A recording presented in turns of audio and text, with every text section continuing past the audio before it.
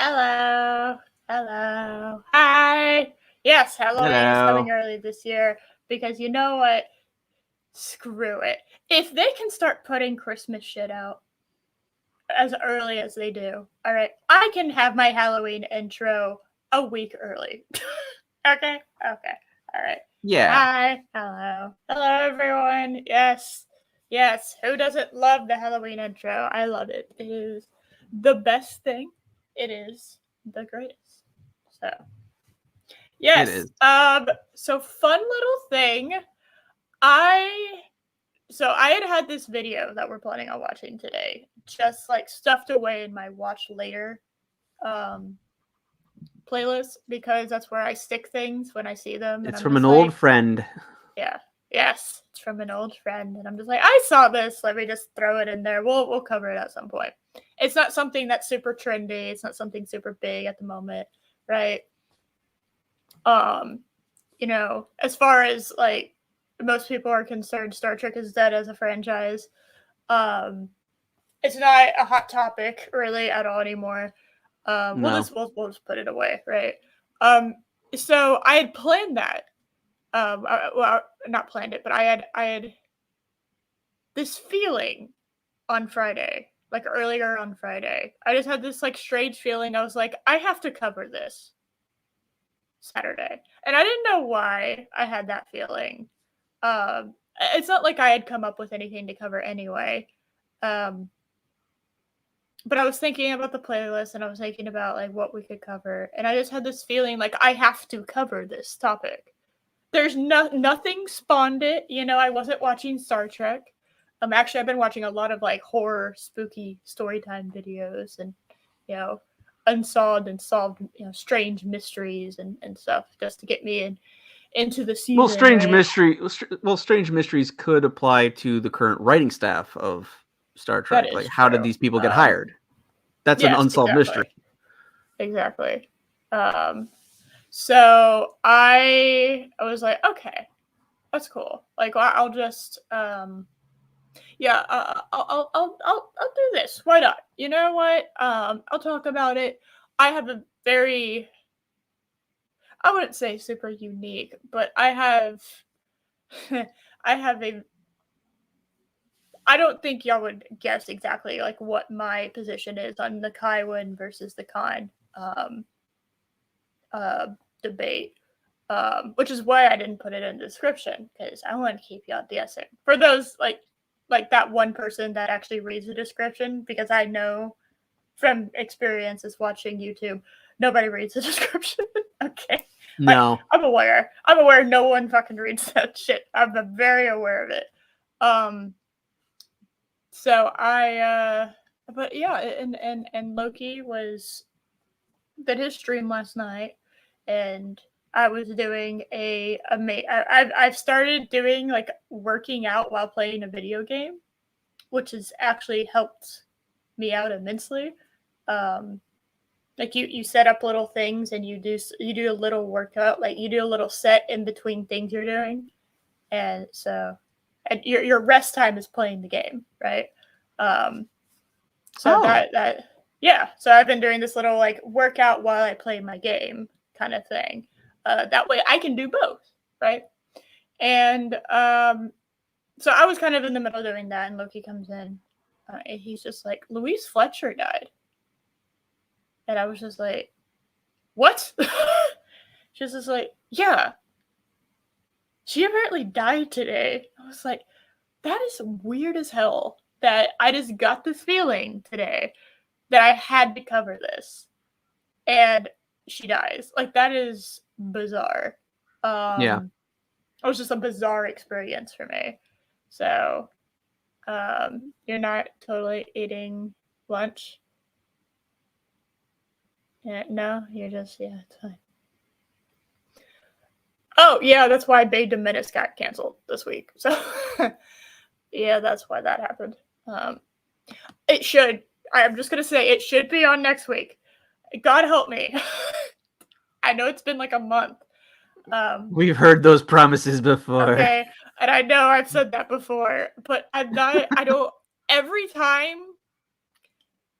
it's like either the day before or the day of is when we find out that we can't do it because of whatever, right? So it's just There's been stuff going on. yes. So there's been stuff, there's been things. Mary is back, just as an FYI. Mary is back. I'm kind of helping her co-host the next couple of weeks on Shenanigans. So we're she's back. No, she's back. I don't know if I could say that she's doing fine. But she's going back to work, so hopefully that should tell you kind of where she is at the moment. Okay. Anyway, I mean, I'm not going to presume to know exactly how she's feeling. You know, there's a lot of shit happening at the moment with her. So, she died yesterday. Yeah, that's what I'm saying. This is crazy that yesterday morning I felt very compelled, like I had to do this video today. Not that I have any evidence other than my word. I know this is a total like source trust me bro moment, but I would hope that I have enough of a relationship with y'all that y'all well, like, at least believe me. I'm not gonna bullshit y'all on that. I've had friends that you know what, I can't call them friends. I've had people that I've known unfortunately, because they definitely weren't friends. I don't know why I called them that have basically used people's deaths to their own narcissistic advantage. So I think that's gross. Like I knew somebody I knew somebody that died way too young, and there was a girl that I knew for a fact because I wasn't as close with her when she died as I was, earlier in her life. We'd kind of, one of those drifting apart things that happens as you grow up with your friends. Sometimes you just apart, you become interested in other things or whatever. It's just how it happens. And I knew for a fact that she hated this one girl, and this one girl was acting like she was her best friend, and they absolutely like loved each other. And I'm just like, girl, like y'all did not like each other, like at all. But sure, she's dead now, so who can say otherwise, right? It's gross. I hate that. I cannot stand that kind of mentality. So yeah. Yeah, they're not. Yeah, I don't know why I called them friends. I didn't even like her. I don't even know why I called her friend. But anyway, so she's going in a positive direction. She's better, I think is the correct word there. But yeah, she'll be on tonight. We're doing shenanigans tonight. So yeah. But yeah, oh, and guys, stick around to the end for the new best segment ever. Cringy ass romance books that we're gonna find on Amazon and make fun of. Okay, and I got a doozy for y'all. All right, after last week, I had to. Is it better than this?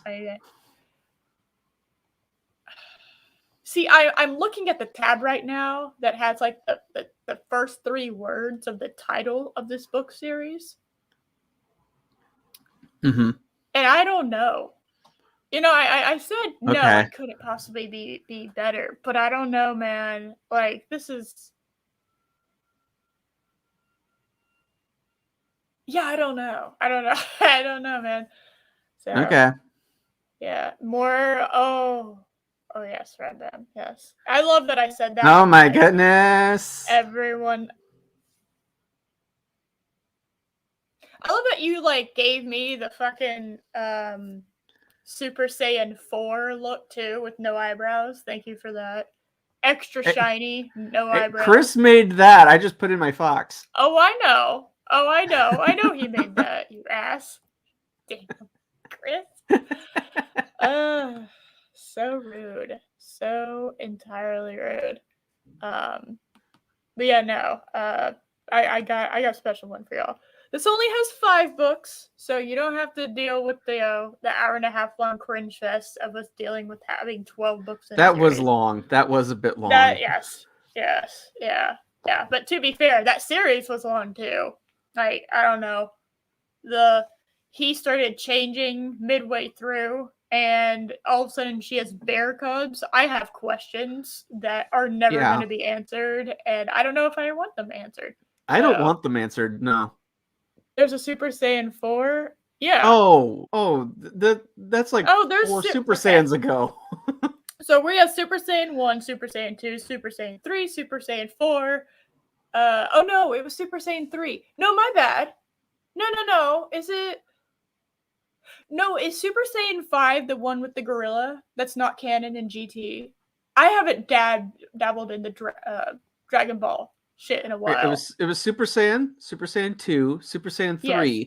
Then Super Saiyan 4. I thought 4 was no eyebrows and long hair. I thought that was the pink one. No. Super Saiyan, that's Super Saiyan God. Yeah, but I thought Super Saiyan God was Super Saiyan 4. Okay, and then it became Super Saiyan God Super Saiyan or something like that. Yes, and that's blue, Super Saiyan Blue, because nobody fucking wanted to say the bullshit. Yeah. Okay. Yeah. Okay, come on, Wiki. But yeah, 3 is the really, really long hair one. Okay, so Super 3 is the word. Okay. All right. Thank you. All right. Yeah, that's no eyebrows, long hair one that they spend like no time exploring because nobody cares about. Oh, that's right, Chris. That's right, Chris. Super Saiyan 4 is the red furry body with the tail. That's right. Yes, that's what I'm saying. Yeah, that's the gorilla one. Yeah. So Super Saiyan canon Super Saiyan 4, quote unquote, is Super Saiyan God, right? That's pink hair. And then blue hair is Super Saiyan Blue because we're not doing it's or blue hair dye, as Frieza would like to say. And then we have Ultra Instinct, Super Saiyan Ultra Instinct. So I think that's the new current one. Yeah. Yes, that's the one where he gets white hair. Because Wiz is the best fucking character. Fight me. That's my dude. Fucking fight me. He's the best. I love him. Team Yamcha. Fuck Yamcha. God damn it. How did you make a cool character like the most pathetic? That's including Gohan. Okay. How did you do that? So I got. Gohan should have been a fantastic character, and he just became so lame. The Saiyaman, the great Saiyaman. That was terrible. What an awful idea. I gave up fighting. Why? To become a librarian. Why? Like, you can do both. I mean, because there was a time when Gohan was the most powerful Saiyan in the entire world. Yes. So yes. What happened? It's all right. Zombie Box Reviews. It's fine that you haven't seen Dragon Ball. I only got into Dragon Ball because I was trying to make friends, and I'm not that great at that sometimes. Being an introvert is just it's hard, you know. So I ended up. It can be, yeah. Well, all these people that was friends with this one guy, that I was, becoming friends with, they were all into a game called Dragon Ball Super, the Dragon Ball Super card game, right? Mm-hmm. And I hadn't watched Dragon Ball, and so I bought it because I was trying to, find bonding things to do, right? I want to bond and have, but I didn't understand like any of it. So I sat down and watched all of Dragon Ball, all of Dragon Ball Z, and all of Dragon Ball Super that had come out to date, including the movies. And then I tried to watch GT, which I stopped when I saw Vegeta with dad jeans and a mustache, and I had to just leave after that. I don't want to talk about that. Vegeta is like my favorite character until Wiz came along. So I would have to say if I had to pick two characters, it would be Vegeta and Wiz. Yeah. And Chris, yes, that was a joke. Yamcha is not my favorite Dragon Ball character. It would be Vegeta. No. I do find it endlessly funny, though, that there is a figure of Yamcha being dead. That is really funny to me. I kind of super love that, because fuck Yamcha. Yamcha, yeah, he came out of retirement, and by then everyone was so god tier that it was basically like a kid trying to join a fucking major league team. Like, you're just like, dude, man. Which, I mean, the man can freaking fly, so shouldn't he be like the best athlete on the planet? Yeah, I don't even. It's funny because he's not even the strongest human anymore. You know, No, it's like he hasn't been the strongest Krillin human way on the outclasses planet. him. Yeah, I was like, he hasn't been the strongest human on the planet. That used to be his claim to fame, but I mean, I think Bulma could kick his ass, honestly. You know, I just Possibly, yeah. what Videl could kick his ass. Goku's wife. Yeah, no, 1000% Videl could fucking kick his ass. No, that's Chi-Chi. Oh, is it? Videl is no. Videl is Gohan's wife. Yeah. Yes. I'm sorry. They honest to God look the same. That's an issue with Toriyama. A lot of like the faces look very similar in all of his designs. Yeah. Honestly, you could probably swap the characters and nobody would have noticed. It's mostly the costumes and the hair that helps you tell them apart. Yeah, everything else looks the same. Yeah, no, Chi-Chi, you're right. I just saw a meme about it. Yeah.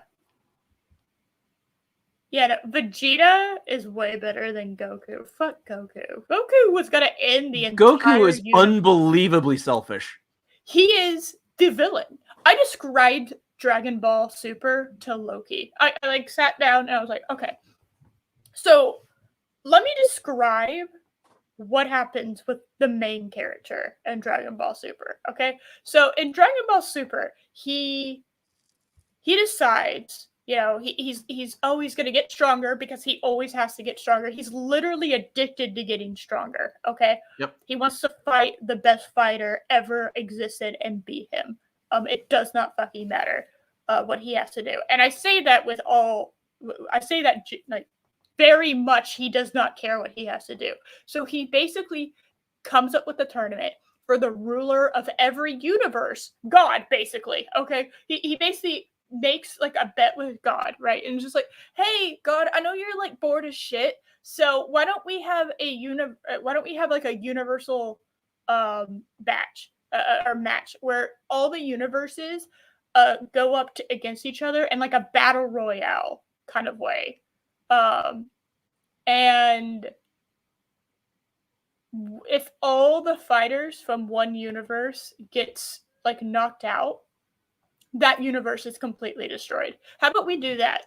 So that literally just so I can fight this one guy that doesn't want to fight me at the moment. This is the only way I'm going to be able to get him to fight me.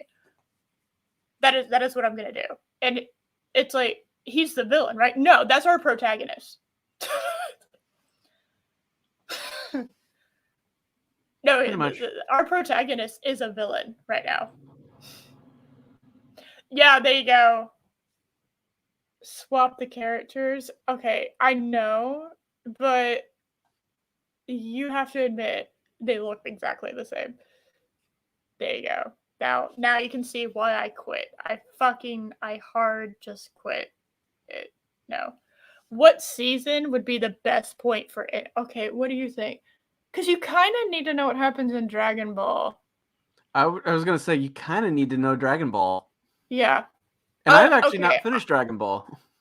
I slogged through Dragon Ball. Dragon Ball is a slog fest, but you have to watch it in order for anything else to make sense, okay? Because then you're not going to and there's slight amount of possible racism. Mr. Popo. I'm looking at you. Yeah. I look at Mr. Popo and I was like, guys. Guys, Yeah. what are we doing here? What are we doing here? Actually, I mean, they Yeah, are pretty progressive. I mean, there's like a dog yeah. as president. Yeah. Yeah. Okay, How come that just gets so ignored about the whole Dragon Ball universe? Like, there's like sentient like cat and dog on Earth for some reason. I don't know. That's like that's never addressed. I literally don't know. He is adorable and he is like top tier as a character, but the character design that's a little shifty, man. That's a little like okay, yeah. Is it? Oh, Is it that? he's an alien. All right, sure, okay. Is it?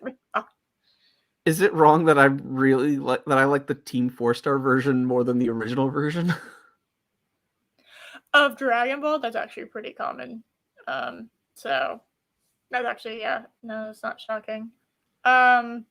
Oh, Ram Bam, you're gonna love this. So because the subbed came out before the English dubbed, and because I was playing the card game, I got the ending spoiled from the card game.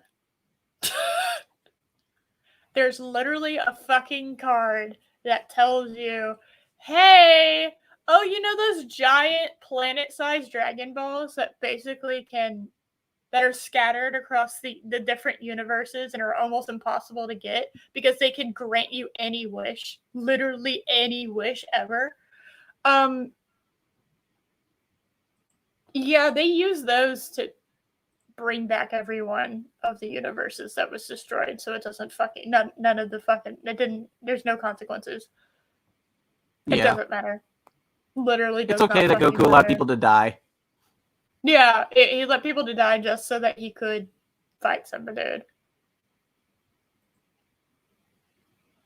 It's fine. Don't worry about it. I guess. Yeah.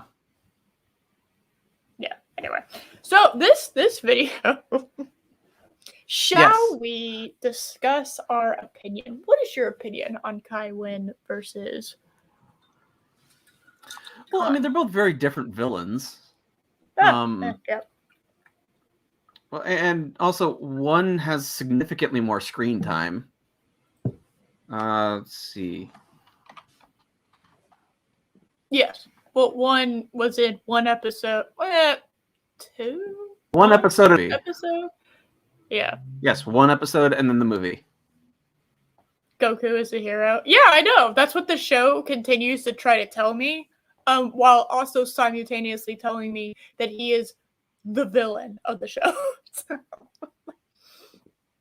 Yes. He will happily destroy entire universes just to fight a dude.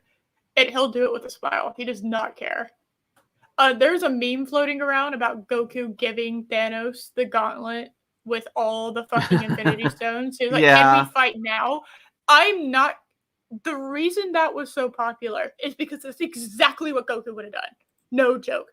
I'm not even fucking with you. He 1000% would have done that as a character. So. Yeah, Goku is supposed to be the hero. I know it's laughable. It's just like, no, he is the villain of the show. Like, every villain of the show has not been anywhere near as bad as Goku in that fucking last season of Dragon Ball Super. Like, on no planet. Okay, yeah. So Kai Winn was in 14 episodes of DS9. No way, only 14? I know, it does seem like more. But yeah, she was only in 14 episodes. Like half the fucking show. Oh my god. What a presence. Yeah. Damn. So, that's Memory Alpha saying she was in 14 episodes. That's insane. That's insane. But either way, like whenever you tell me that's way more screen. That is way more screen time than Khan got. Yes, yeah, but I mean that's again like you telling me, like, hey, by the way, Anthony Hopkins was only in 16 minutes of Silence of the Lambs. You're just like, what? Mm-hmm. Really, 16 minutes? Or Brando's in like I think 15 minutes of The Godfather. Yeah, it's just like these characters. Seriously? remembered for all of time or like in this minimum amount. So yeah, because they were really good at their jobs. Like really, really good. Mm-hmm. So. But yeah, so as far as your question, they're both very different villains. Because ultimately, Kai Winn she's a religious zealot and political, this political force, whereas Khan just believes himself to be superior and wants to prove it. You have your pop figure already? Oh, it was just like literally reflecting, pure white. You couldn't see shit, so it just made sense to. It was bothering me. I was looking at you, and then I'd see it out of the corner of my eye on my camera, and I was like, that's annoying. If I find it annoying, surely someone else does, so I changed it. Anyway, I was listening. I can do that. I mean, that was essentially my point. Okay. So I guess my opinion isn't as different. I know when Loki talked about this last night on his show, Script Doctor said Kai Winn, by far, I think, was the better villain. Their motivations are completely different, though. Yeah, I mean, it's like saying it's like trying to compare, Gollum and Sauron in Lord of the Rings. They're both antagonists, but they have completely different motivations. Yeah, I would actually say they're equal. That's my opinion on this. I think they are equal for what they represent, right? So Kai Winn is literally what I would say if you had to put pretty much every toxic trait that has ever existed in female kind in a person, you would get Kai Winn. So she is driven by bitter jealousy, which is very, in my opinion, toxically feminine jealousy. Yes, she's constantly jealous of Cisco. She's jealous of Kira. She's jealous of anybody that can talk to the fucking prophets. Okay, she hates. Yeah, because she's essentially the pope for the Bajorans. Yeah, that's never spoken to God. Like, wow. Yeah. Like, and put you on fucking ignore, do not call. What?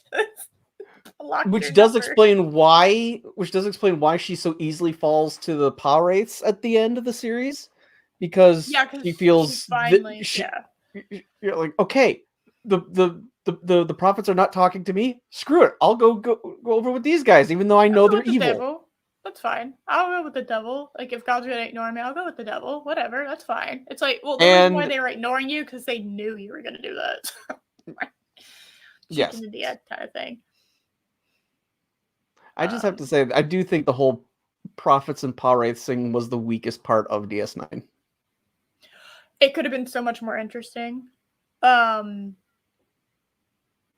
love the Dominion War. I love the Dominion War is great. Actually, because the Dominion War finally gave me what TNG didn't. It gave me a giant war with a near indefeatable enemy. Okay? I wanted that with the Borg in TNG. So bad. Like, but that's the thing, though. But that's the thing. You can't really do a war with the Borg like that because you've shown the Borg overpowered. So it would be hard to face an entire fleet of that. I know. I still from a writing standpoint, it would be a nightmare to try to do that. But that's okay, because the Borg are now part of the fucking Federation. Stop. God, I hate that. We're not talking about it. We're not talking about this bullshit. So in my opinion, so she's driven by this bitter jealousy, and she does everything in her power to not get her hands dirty, right? She does the passive aggressive bullshit that everyone hates that women do. She goes for reputation destruction, which is very much what women do to one another, right? We go for reputation destruction. We will destroy, like, some bitch is going to go around and call you a whore to the entire school before she gets into a fist fight with you. 9 times out of 10 when it comes to women. Okay, that is just how it's going to be. And very manipulative, feigns the innocent, just a little like, I don't know what you're talking about. I'm just this person standing here. And meanwhile has like 12 plans in action to destroy all the people she hates. She does not get her hands dirty. All right. She will be on the other side of the galaxy. Well, doing fuck all.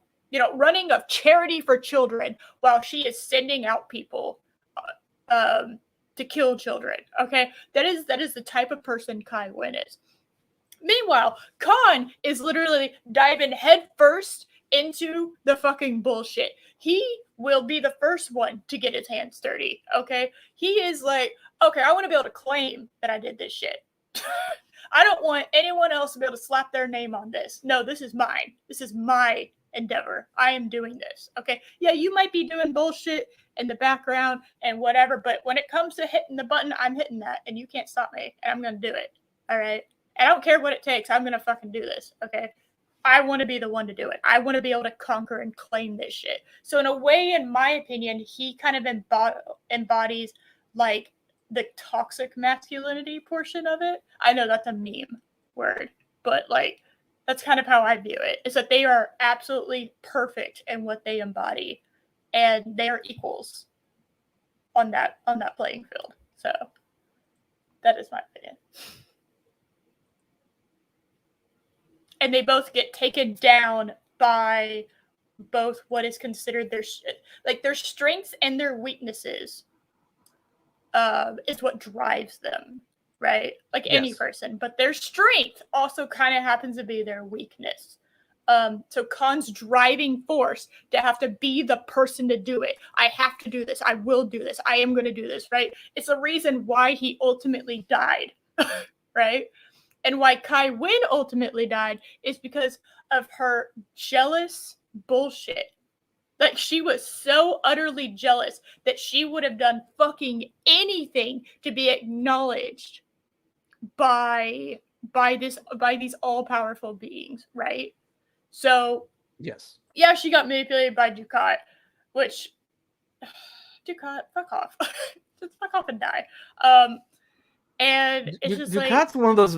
Dukat was one of those villains where they overemphasized how important he should have been. Like, yes, he's a powerful enemy. He's absolutely a villain, but the main threat should have been focused more on the Dominion. Having him turn into like this prophet for the Paw Wraiths was just weird. I felt that was out of place. It could have been.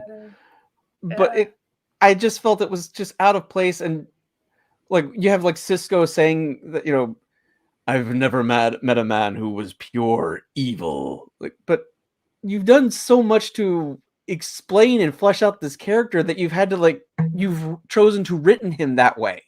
He's not pure evil, bad guy. Don't get me wrong. He's like 95%. But pure evil. He's like 95%. Okay, Cisco just rounded up. He just rounded up. He gave me, what is it, the heebie-jeebies? Like, no, especially the shit with Kira. No. Oh, that got really weird. That got really, really weird. I don't know. Maybe it's just because I'm a chick. That gave me like all kinds of like.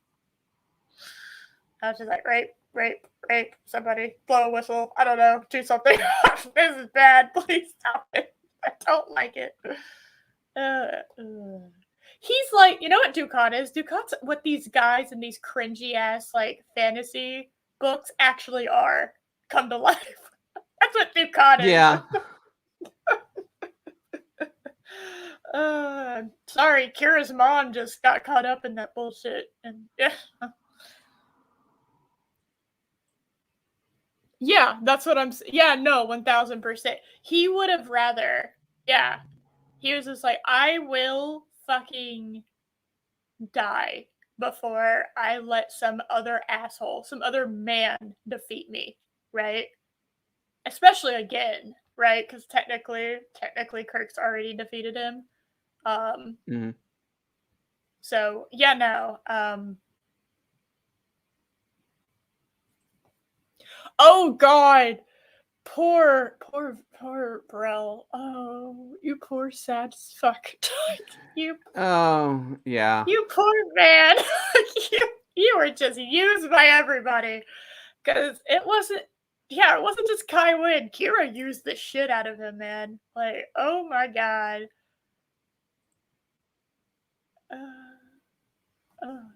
Not just him, man. Kirk specifically.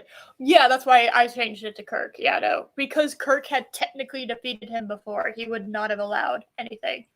He would have taken out the entire universe before saying Kirk was gonna fucking. Yeah, was gonna have defeated him.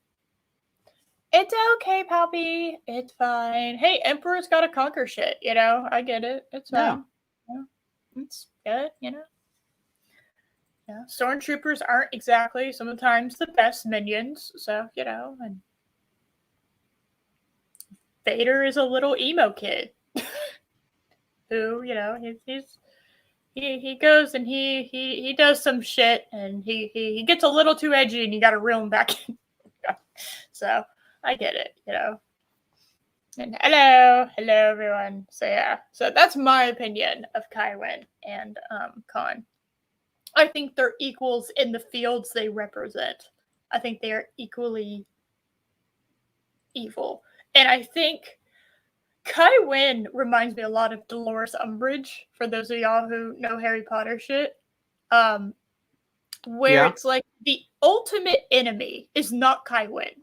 The ultimate enemy is not Dolores Umbridge. But by God, in comparison, I hate her, both of them, so much more than the ultimate enemy that I don't even really care by the end if the Dominion would have, you know, how the Dominion would have lost, right? As long as Kai Winn got the shit she deserved, I was perfectly fine with it, you know? That was kind of my driving force, right? What an evil bitch. God. Because and I know I wasn't alone, but every time I saw her, I was like, no, it's a Kai Winn episode. God damn it. Woman, no. I started. I originally had felt that way about Ducat, but that kind of started. Yeah. Oh yeah, no, she is the Dolores Umbridge of Deep Space Nine, 1000%. I will have order, bitch. Hello, who's Kai Winn? Oh, Kai Winn is the bitch from Deep Space Nine. Goddamn, this woman. What a perfect female villain. There are not many female villains nowadays. Very sad moment, because, you know, you can't make women evil for the most part anymore, because they're innocent, can't do nothing wrong, you know, angels. Right. They're perfect. Okay, god damn it, Poppy. That's funny. That's fucking funny. I'm screenshotting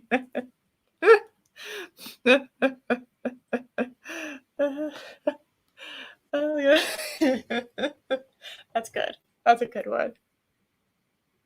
Yeah. Yeah, exactly. No, she she is the fucking worst. She is absolutely the worst. She is the evil person in there that makes you realize that the big bad isn't really that big a deal. I in my opinion, characters like her are something to delight in, you know? Like, I love characters like that I absolutely hate. Because you can't help but hate them. They are written so perfectly. They're not stupid. They're not annoying. They are just there's just something about them that you're just like, God damn it. And they keep winning. See, that's the key for a character like that, is that they have to win a lot. Because that builds up your hatred. Kai Winn does not lose most of the bullshit that she pulls. Hell, she gets to become Kai. Okay? Like, and for the most part, the people love her. For the most part. You know? Kind of in the later seasons, that starts to change a little bit. But for the most part, right? And what's even better is this character has such a deep backstory that you can only really grasp by listening carefully to the words she says, because she kind of reveals everything, but you have to like know shit and like listen to it, right? You have to go in and like, you gotta like be. She does a thing, which is another thing women do. Hi, hello, I do that too occasionally. Where it's like you say something and it's aimed at this and it means all of this, but unless you know that, you don't know that. You see what I mean? Like it could have a completely different takeaway unless you know exactly what she's specifically talking about. She's like, okay, so all you people are gonna hear this and it's gonna sound great and wonderful, but all you people that know all this shit, this is like a threat. That's how, you know. Yeah, by the way, and I also just want to say thank you, Chris Berger. I love this avatar. Thank you. That is a good avatar. That's a solid one. So, all right, people. I think everyone has joined us for the meantime. We're gonna do it. Visit an old friend. Yes, Renegade cut. Yes. So excited. I'm excited. Are y'all excited? I'm pumped. Sure. All right. Well, let's do it.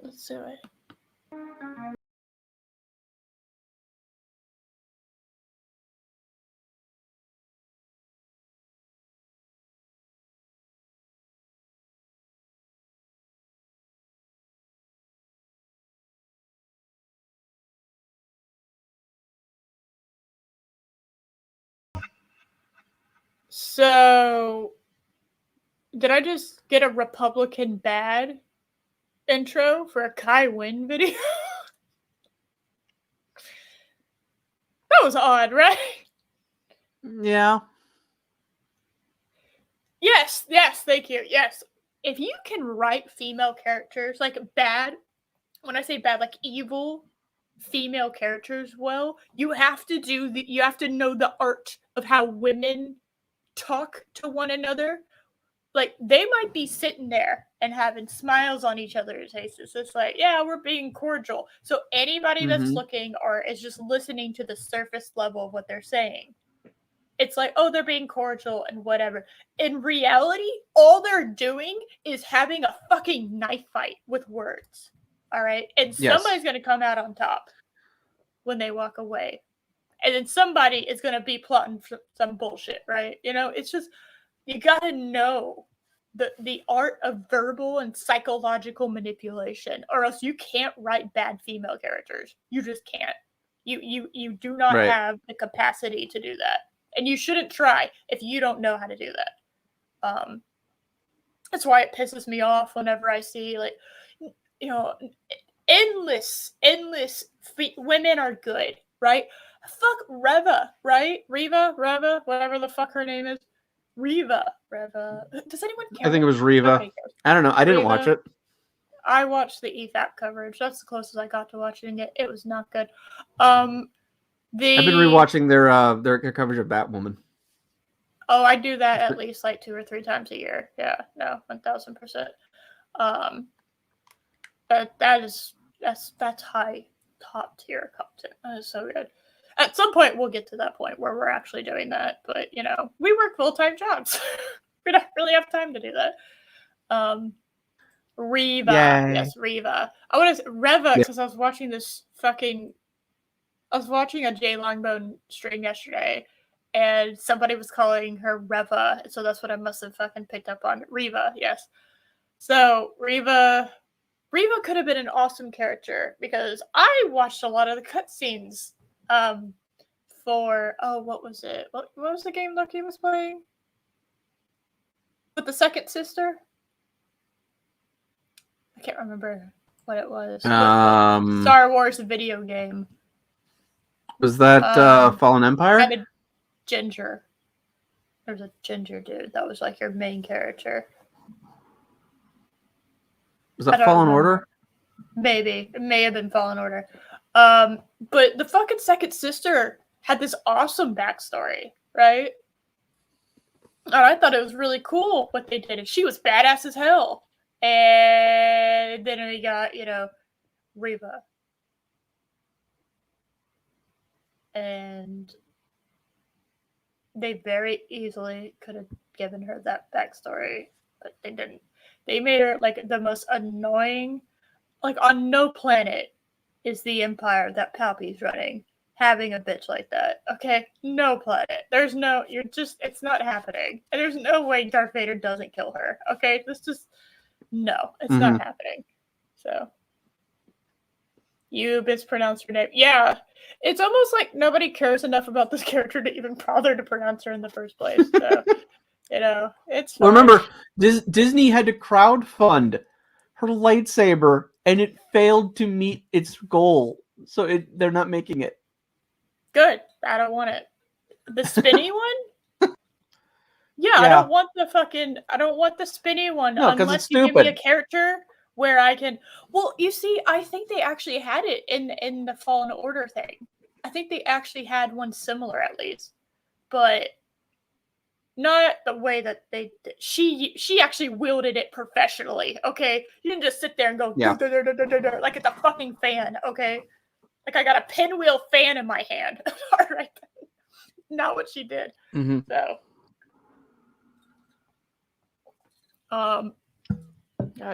my preferred lightsaber. Oh, Palpatine gave him advice, but he failed to listen. I told Vader to kill her. He failed. He's in the doghouse now. Well, technically, he's blown up. Just, is that the doghouse? Doghouse is just in space, in pieces. I'd believe that would be Palpatine's version of a fucking. Or he's just trapped inside his fucking giant egg that he chills in, His giant Easter egg that he chills in. He's just trapped in there. Yeah, his breathing pod. Yeah. He's just, No, it's a giant Easter egg. Don't ruin it for me. I want people to think about that for a second. That's where Star Wars used be. How menacing was Darth Vader in Empire Strikes Back? And most of the time, he's in that breathing chamber egg thing. But think about But think about just the way the shots are. They're not just, a simple shoulder shots. You're seeing, parts of like the closure of the egg in between them, which is visually helping you understand that Vader is separated from his men because of the injuries that he sustained. Well, it's telling you that without saying any. That's how you can do visual storytelling. That's how creative Star Wars was. No, we don't do that. Look at it now. Anyway, Star Trek. Da, da, da, da. Yeah. The Enterprise, Captain Kirk, live long and prosper. The iconography of Star Trek in. Oh, remember when they did racism? Tackled it well. Seriously, let this be your last battlefield. It's probably the best depiction of racism I've ever seen. Literally ever. I don't think I've ever seen it done better. Honestly, it is because it's so simply done too. Where it's just like, y'all are fucking idiots for thinking y'all are different people, and then you're just like, oh, we're not. We're not different. We're all human beings. So. Oh, you're a different shade than me? Yeah, you're not different. I'm sorry. You're just fucking not. Plus, also, one of them is played by Frank Gorshin, who was just a fantastic actor. He was also the Riddler on the 60s Batman show. Oh. Yeah. And I don't know why this became like a staple for a lot of Star Trek. Why are you giving people pants that just show off their junk? Just why? Actually, Why'd that become a staple for Star Trek? You gotta show it off. It's for the so the short skirts, you got the short skirts for the ladies. You got the. I suppose that's true. That equality. Jump roping pants. It's equality. Okay, all right. I'm actually more concerned that these pants show off their stomachs. Okay, like how did you fuck up with the pants so hard and the shirts, so that I can see? Yeah, I've just realized that the oppressed one is kind of chunky. Yeah, he's got a bit of a muffin top up there. He's a chunky boy. Yeah, and it's all right. He's okay for being chunky boy. I think he has a bigger anyway, so he might be winning. Honestly, it's just true. Based on this picture, he looks like he's winning. Okay, so he might have a little bit more right there, but he also has a little bit more. So it's just he might be winning. Popular culture is supported by several well-known characters and phrases. Sometimes phrases not actually said in any series. Hold on. I gotta. Wait, what was his whole sentence there? I mean, this is the issue with Renegade Cut. He just rambles. Yes. Live long and prosper. The iconography of Star Trek in popular culture is supported by several well-known characters and phrases. Sometimes phrases not actually said in any series. Even those who do not watch Star Trek know Mr. Spock is a Vulcan, Klingons are the bad guys, except when they're not. Oof. First of all, bad facial hair. Secondly, man, Klingons evolved. I like how they're explained off. I was like, well, we don't talk about it. Moving on. Well, I mean, personally, it's one of those, we all get that there was a makeup change because they actually had budget for makeup later on. I know. I was fucking and also they didn't know 4K was gonna exist. It's not their fault.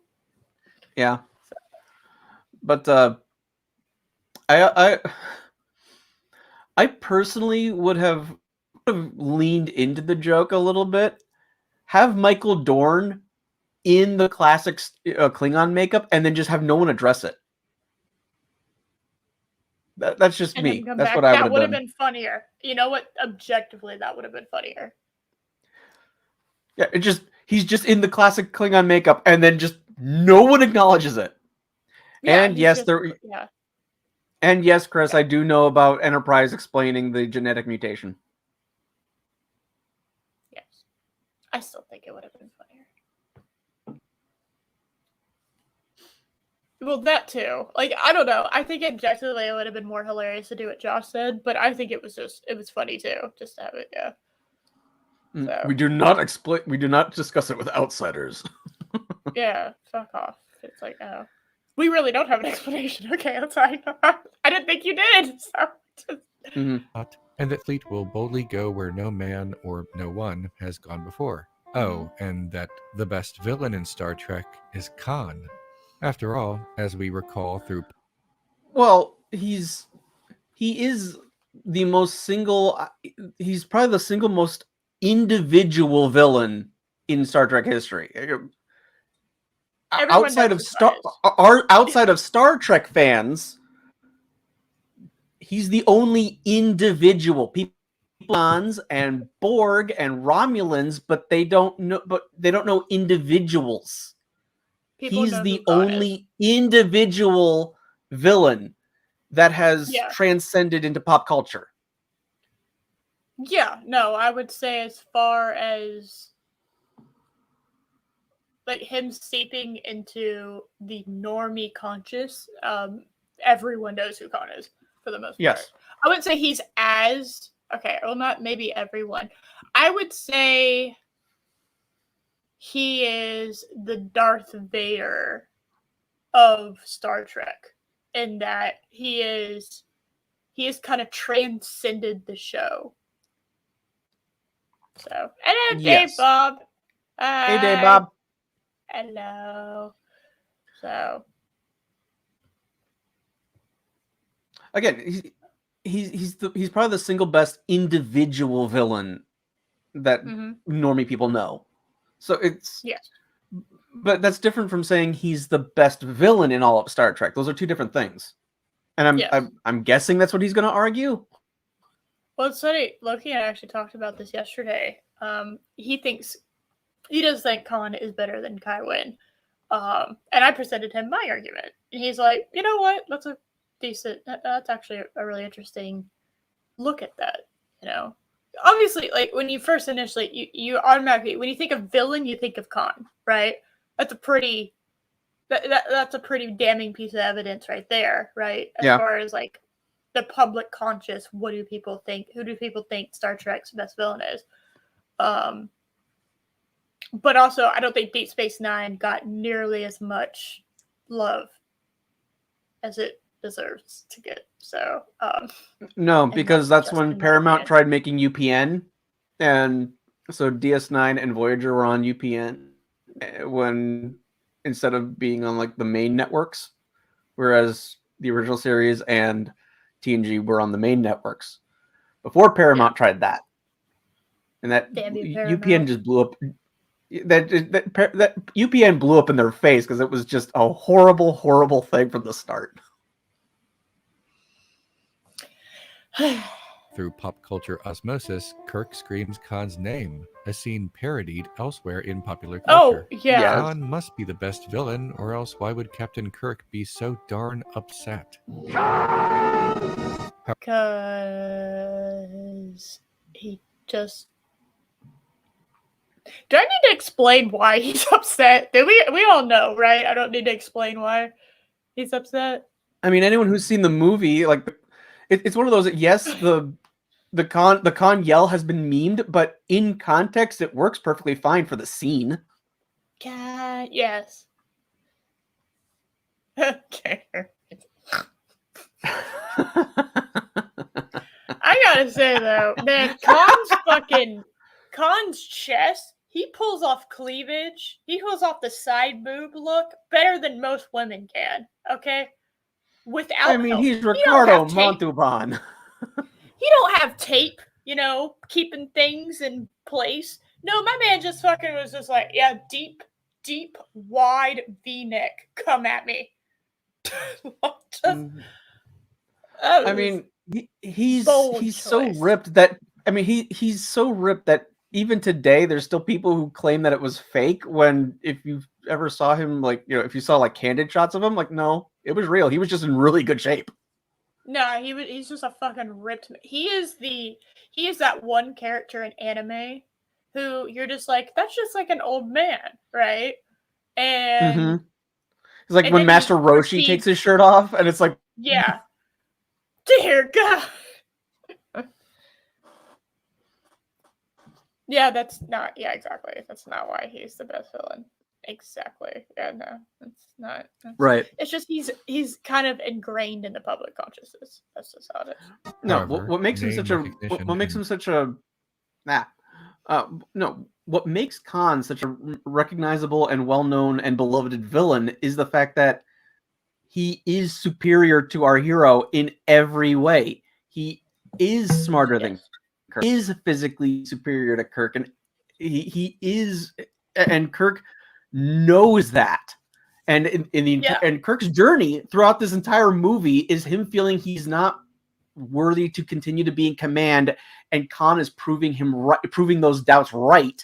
And it takes Kirk's crew and Kirk to figure out his weaknesses. So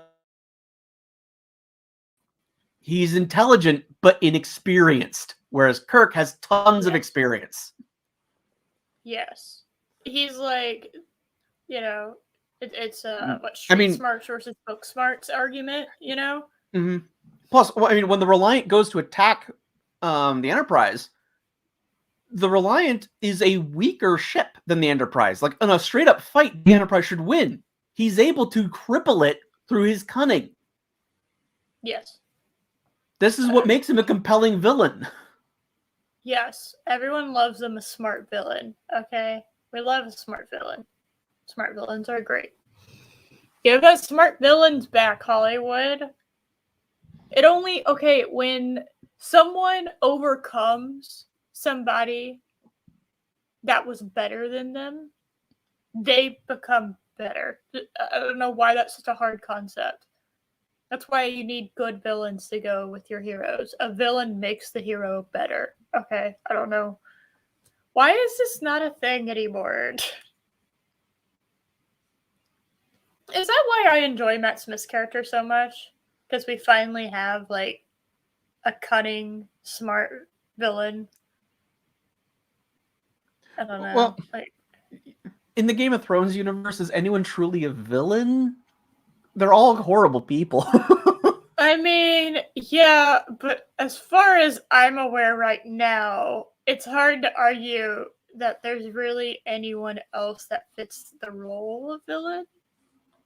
If I had to pick one. True, but you see Otto Hightower's pretty bad.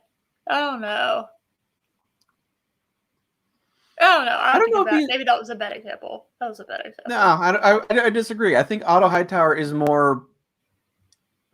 He definitely wants to position himself and his family in better positions, but I think his advice he genuinely does believe is better for the realm.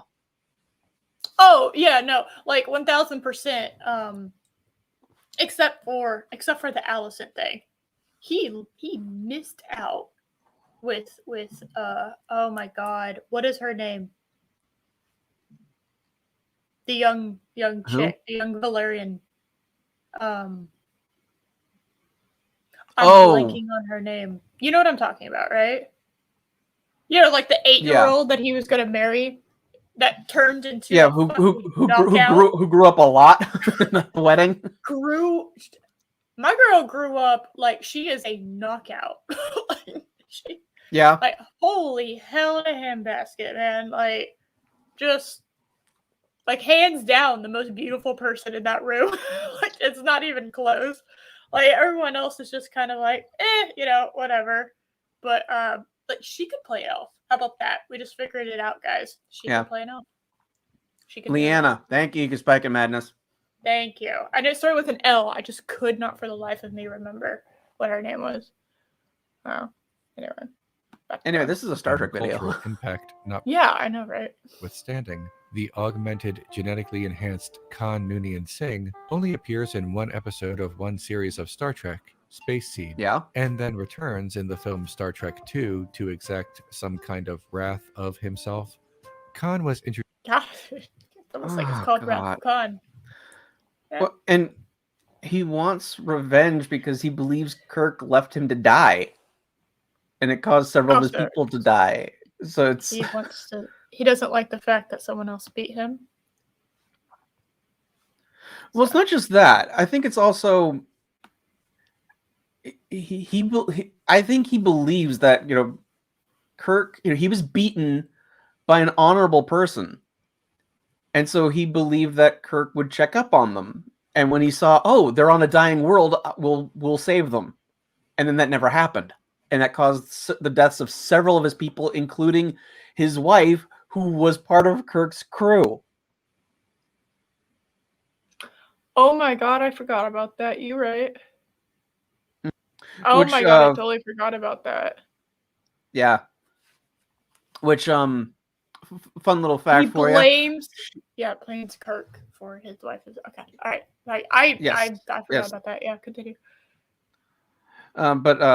So actually, they did actually contact the actress who played her, and she had developed multiple sclerosis by that point, so she could no longer stand for long periods of time. So they decided they'll just write her character off instead of trying to have her be in the movie, since she couldn't do it. Well, actually, that works out better. It absolutely worked out better for the film. The death of her character actually works out way better as far as like for cons. Yeah, I totally forgot that she died. I don't know where my brain. That's kind of like his biggest motivation. Yeah. And yet somehow, even forgetting that, I actually was able to nail his character. You know what? High five me. I did it. Yeah. Yay. I high fived myself.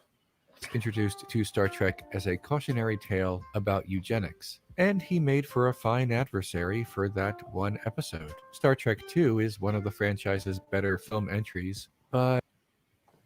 I'm sorry. One of the better film entries? It's easily the best.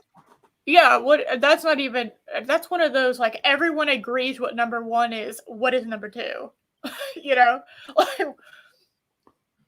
I mean, I've seen people on number 6. But okay, I kind of like all the original ones, but I think 2 is by far the best. It is absolutely the best one put together. Yes. Motion picture, I don't put in the same place I used to ever since I saw the 4K like director's cut, because that's the movie that needed to have come out. Like, I understand, like, it couldn't have come out, but that thing is beautiful. I was just sitting there in theater with my mouth just like open, just wow, this is such a beautiful movie. Yeah, it was. Sorry, go ahead. I was just about to address. Yeah, that's another one of the big issues with the story. How did Starfleet not know about a planet in their space blowing up for some reason? And then when they went to investigate Ceti Alpha 5, Ceti Alpha 6, how did they not realize they were at Ceti Alpha 5 and didn't notice the remnants of a destroyed planet?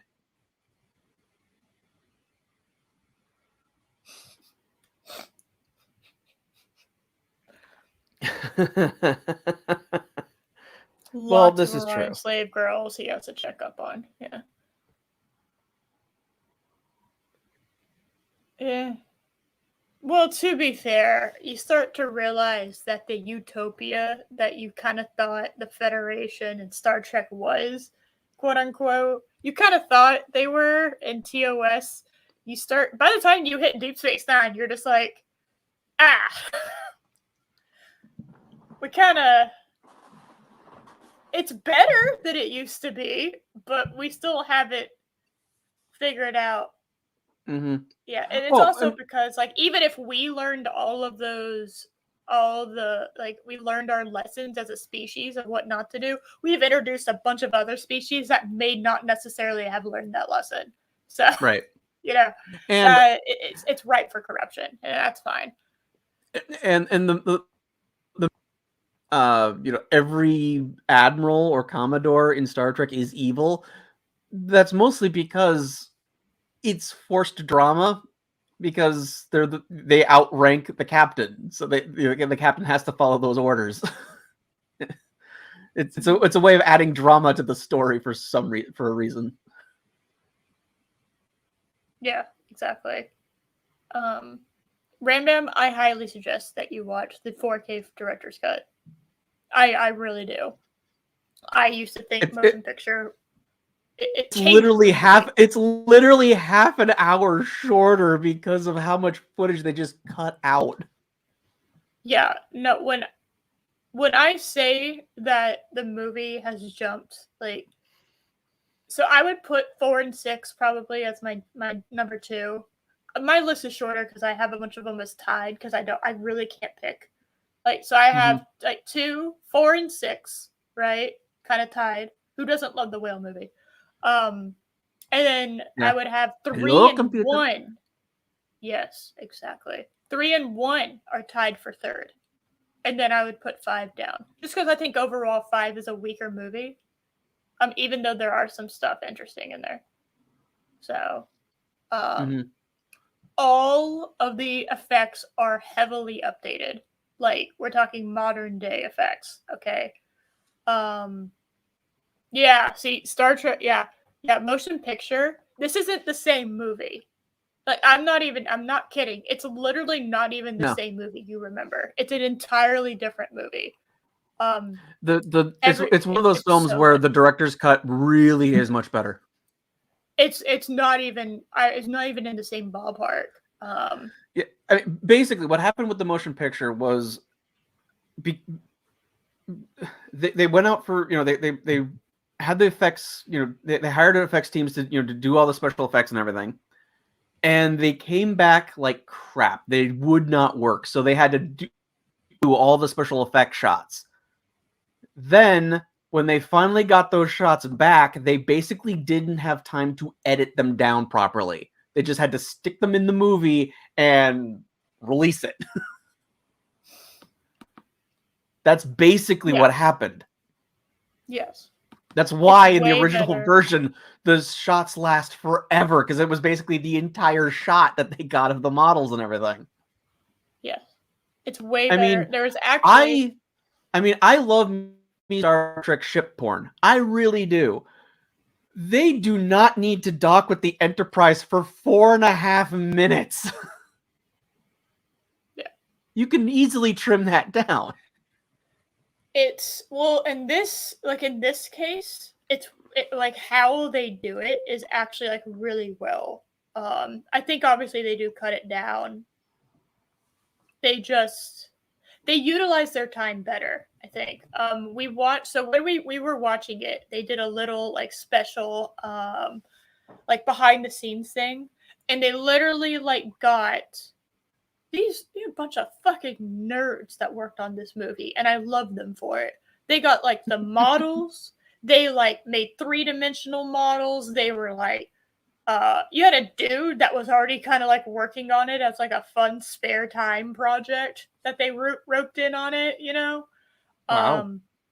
Yeah, like they literally made it so that when you saw the Enterprise, even if you never saw certain angles from it, right, they were going to make sure the entire Enterprise was visible, like they wanted to make sure that everything was perfect.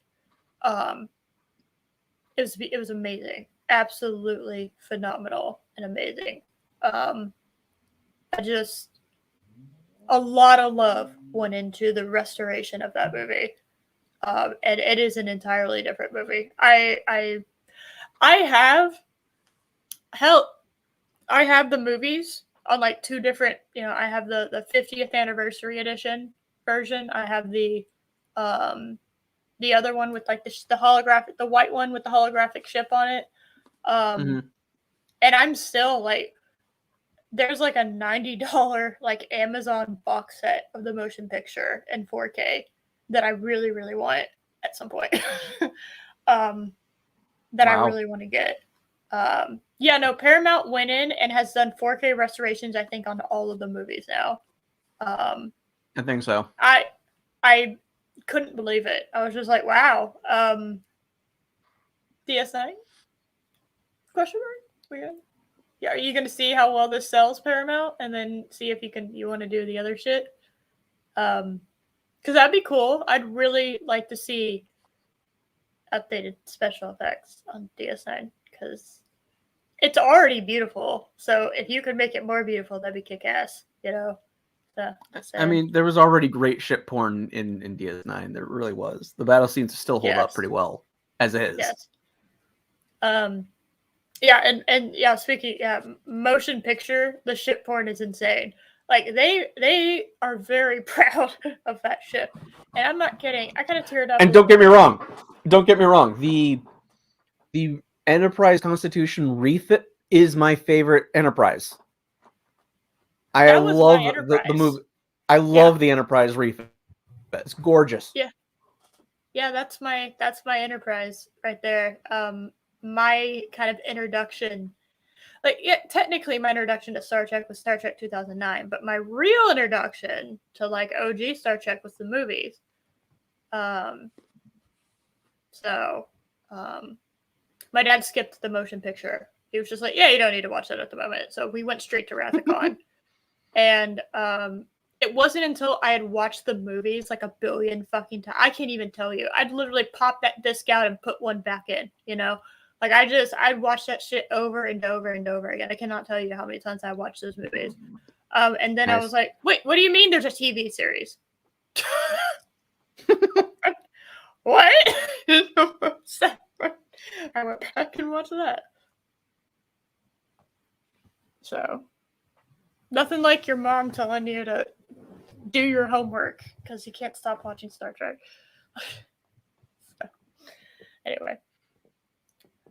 He made for a fine adversary for that one episode. Star Trek II is one of the franchise's better film entries, but Khan himself in the film is more of an instrument of revenge against Captain Kirk, the post-World. Well, yeah.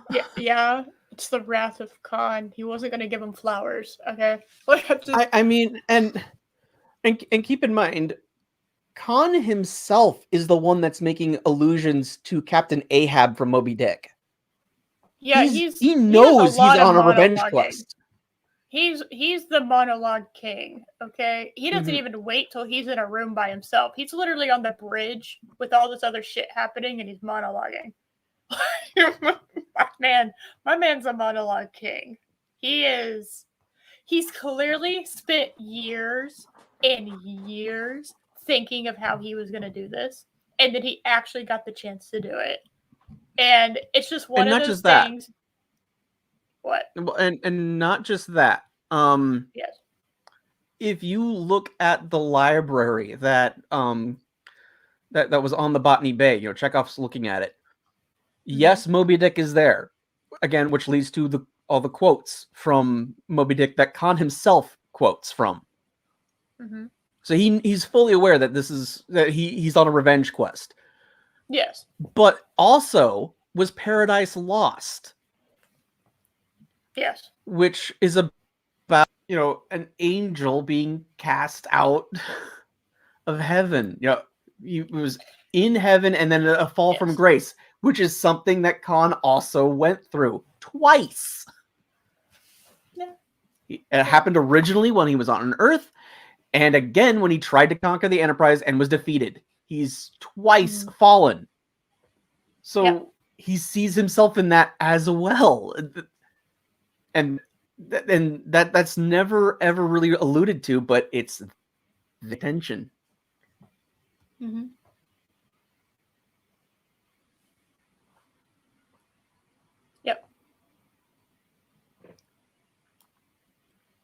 Yep.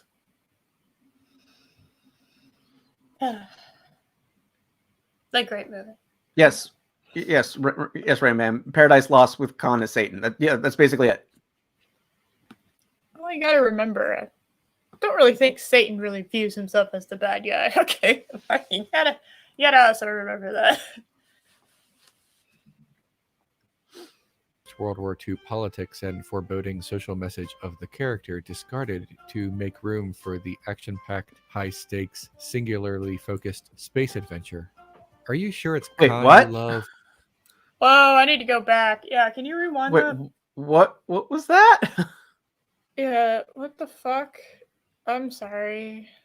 Look, he lost me when he said World War II politics. Yeah. Like, what? I was trying to figure out what the hell we were talking about. And then all of a sudden, that makes Khan himself in the film is more of an instrument of revenge against Captain Kirk. The post-World War II politics and foreboding social message of the character discarded to make room for the action-packed, high-stakes, singularly focused space adventure. Are you sure it's Khan? What? That still didn't make any sense. What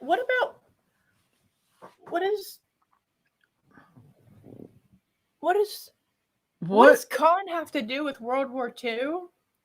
I thought he was saying Kirk is post World War II. Oh. Well, neither one of those makes sense. I mean, the show is post World War II. The movie's post World War II. But I mean, everything that's after. Yeah, that's I'm confused. I'm. This is what's so infuriating about Renegade Cut. It's a 13-minute video that's going to take us like 4 hours to cover. Oh my god.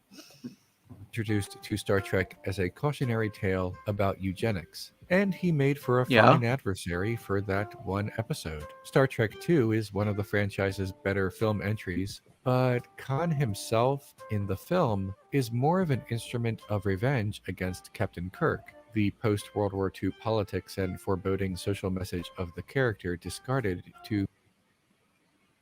Yeah, see, is he talking about Kirk?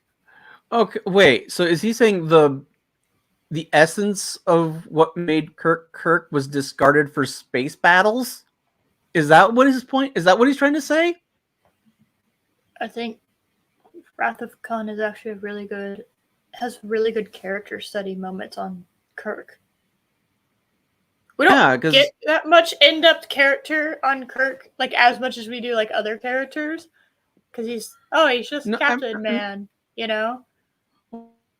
Also Kirk is also dealing with the fact that he's older now. He's not a young man anymore, and he's accepting that everything is telling him he's old, and at the end he says, "I feel young."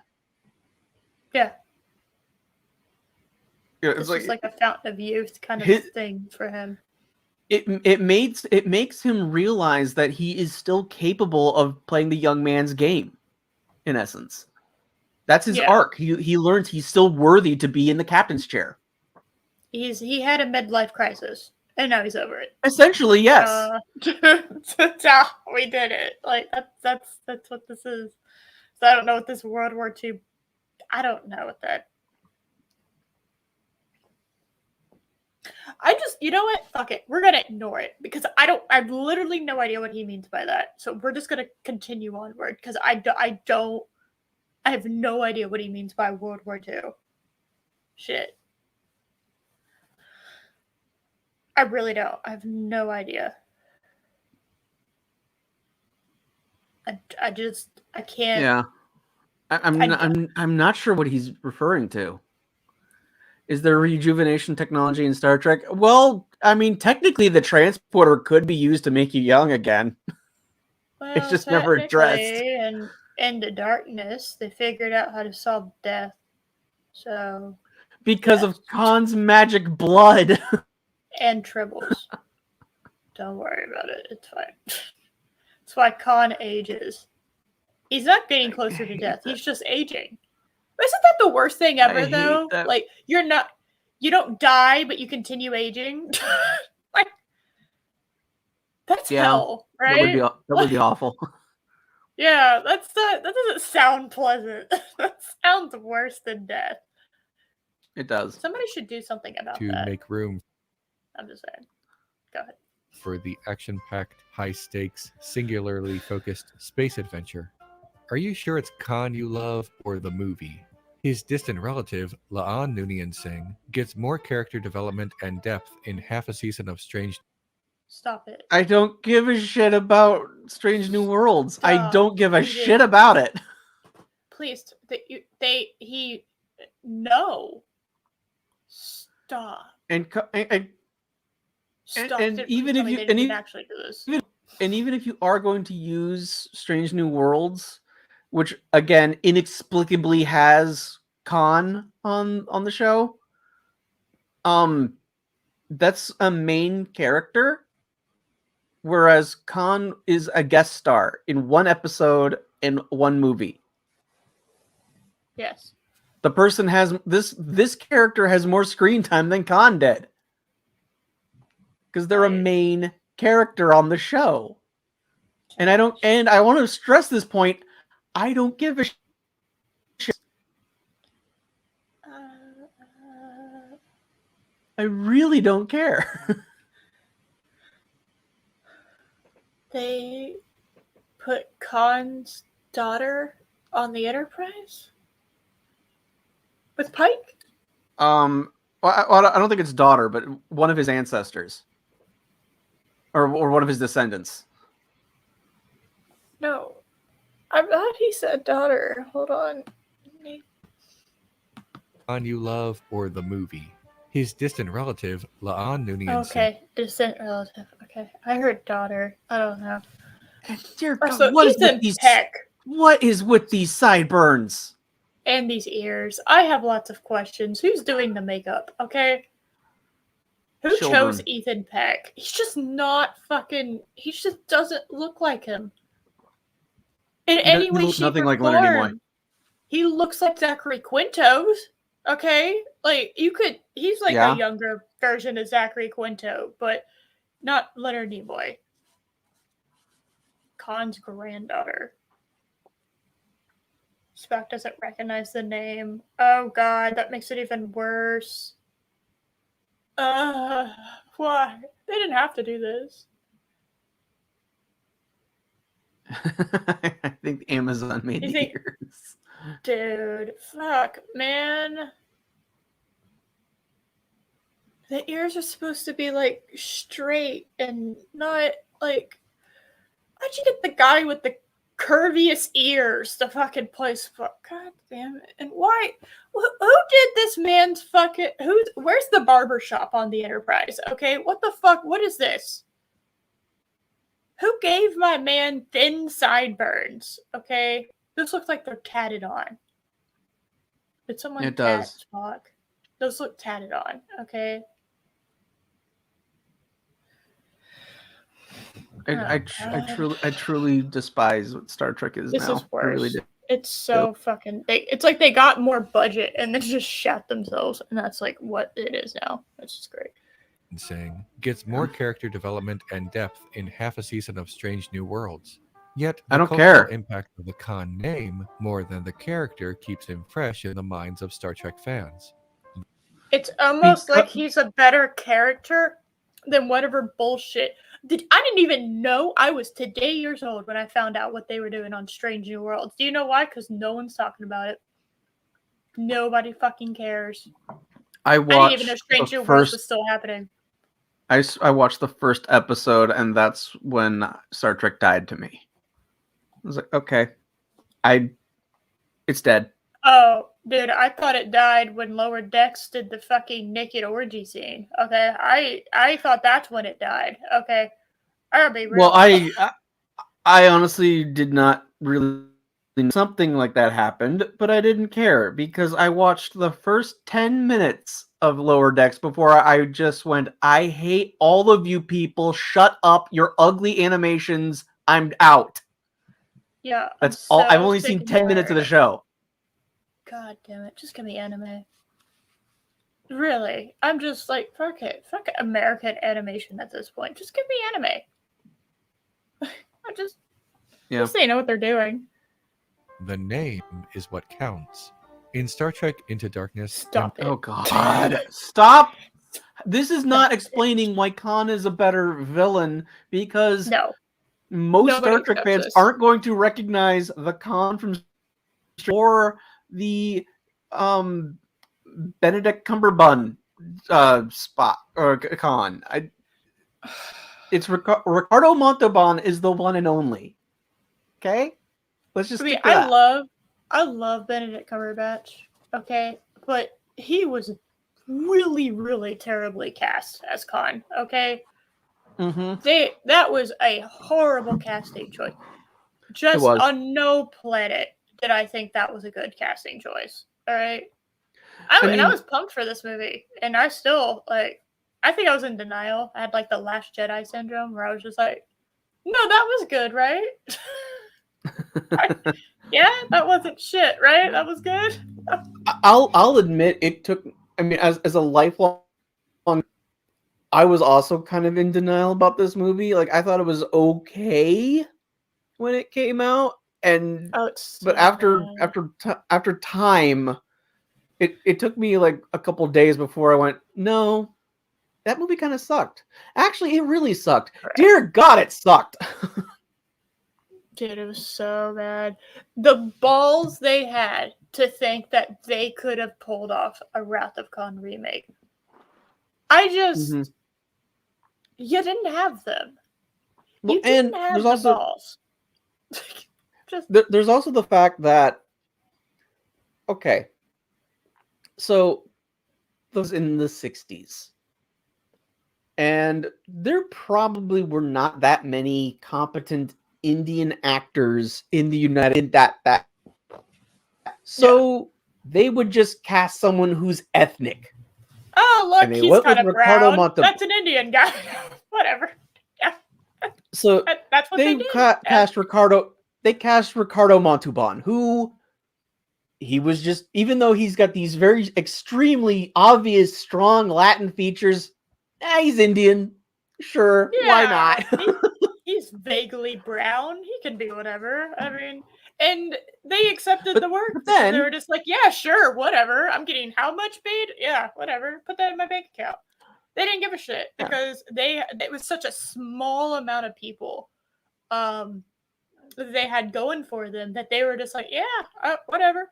I mean, you'll see like one Asian actor play like every type of Asian over the course of his career.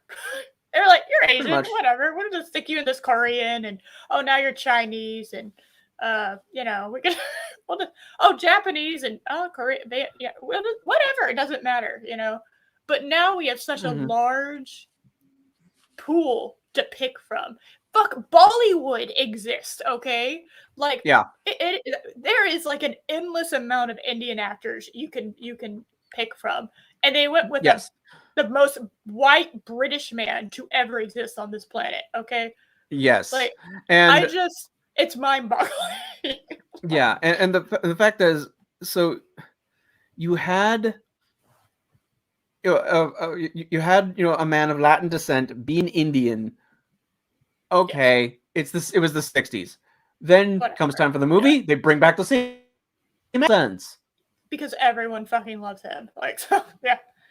But when you do the remake, why are you casting a extremely pale British man to play an Indian?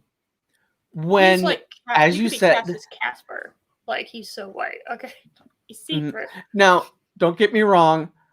I overall do like Benedict Cumberbatch. I think he's a terrific actor. Yes, but he's not Indian. Now, and I'm not joking about this part because J.J. Abrams was, why did you cast a British man to play an Indian character? And he said he didn't want a person of color being the bad guy of his film. He wasn't good enough. Which when you think of the character, this is supposed to be the peak of humanity. He's genetically enhanced. He's smarter and stronger than everyone else. Guess we gotta have him be white. So according to J.J. Abrams, the peak of humanity is a English white man. Yeah, that's what J.J. Abrams thinks. Kind of like, wow, it's kind of an interesting take. It's funny because they could have gotten a guy with a British accent that was an Indian, and it would have worked too. Like because of their relationship between India and Britain. If you don't know what that is about, I would advise you to watch the Pirates of the Caribbean because they actually do a far better job of explaining it than my fucking history teacher did. So, let's see. And then apparently the comics and the tweets that made it even worse. Where it's like, no, we put on like whiteface to blend in. What? Yeah, Starfleet altered his appearance to infiltrate this group or something like that. Like, whatever. Or no, he had his appearance altered to look like an agent from Section 31 because J.J. Abrams has a hard-on for Section 31. And like, Section 31's fascinating, and then you ruin it, by making it like the least fascinating thing. I love the idea that written into, like, what is it? Is it Starfleet or the Federation? I can't remember. The Constitution binding everyone. It's Federation, right? Yes. Right. Starfleet. Think of it this way. Starfleet is essentially the military, right? Yes. The Federation. Yes. Okay. Yes. I just have to make sure, but it's like literally written into the Federation's constitution or whatever you want to call it. Is an intelligence agency. I love that because it still proves, even at the height of our progression towards utopia, we still don't fucking trust people. I love that. I absolutely love that. That is so human. It's insane how human that is. It's it's just like, yeah, we're gonna create this thing, and we're gonna invite people to come to the party, but we're gonna still have a bouncer at the door. So, if anyone gets out of hand at this party, the bouncer's gonna take care of it. Like, I love that. It's so human with all these high ideals of how amazing, and seeing the good in people and all this utopian shit, that at the end of the day, in the core of humanity, we still have just enough of a mistrust for one another that we're going to write in an intelligence agency. I love that. That is so human. It's amazing. 10 out of 10. Heiress of Chow. I love this. I love that I am now Heiress of Chow. Excellent. Team Leia. Fuck yes. You can't do that. You can't kiss their ass, okay? You can't do that. One of JJ's. Oh yeah, well that was actually Josh. Whoopsie doodles.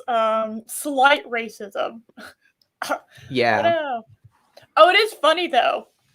When Paramount came out with a box set, actually, when they were updating all the original shit, they came out with a new box set for the three new J.J. Abrams Star Trek movies, in very big letters on the box set. It says the Kelvin timeline.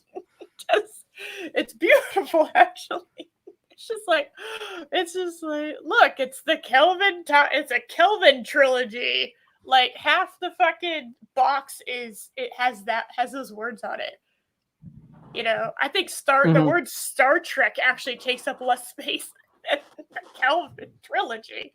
It's like, I love that that even Paramount and all of their bullshit that they're currently doing is still like, yeah, this isn't like these. Buy these if you want these. Like, this is not the same. Here, we'll even highlight it and we'll circle it. We're gonna underline it and just in the biggest letters. Yeah, this is not this. Okay, not the same. I love that. That's so good. That's funny to me. Do I like the Kelvin timeline? I think the original 2009 movie gets a lot more hate than it deserves. But I have a slight soft spot for it. I don't think it's like The Force Awakens, right?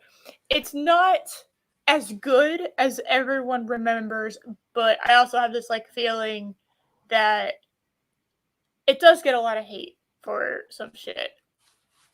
That at the end of the day, what I think 2009 Star Trek was trying to do was, it was a reboot, and it was to get an entirely new generation, my generation, into something that kind of had died out for the most part. I remember first hearing about Star Trek as a thing. I never knew what that was. When I listened to FM radio, right? But when people used to listen to radio channels, when I was like, I think I was cleaning my room or something. 2009, I would have been in middle school. No, I would have been just starting high school in 2009. So, yeah, I was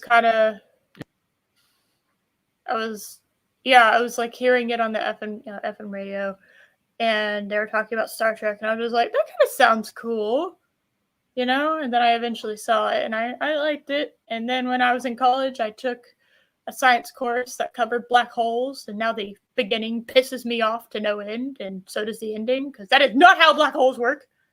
Fuck you.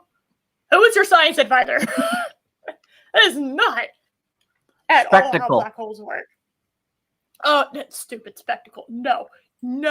Once you cross that fucking event horizon, you ain't coming back.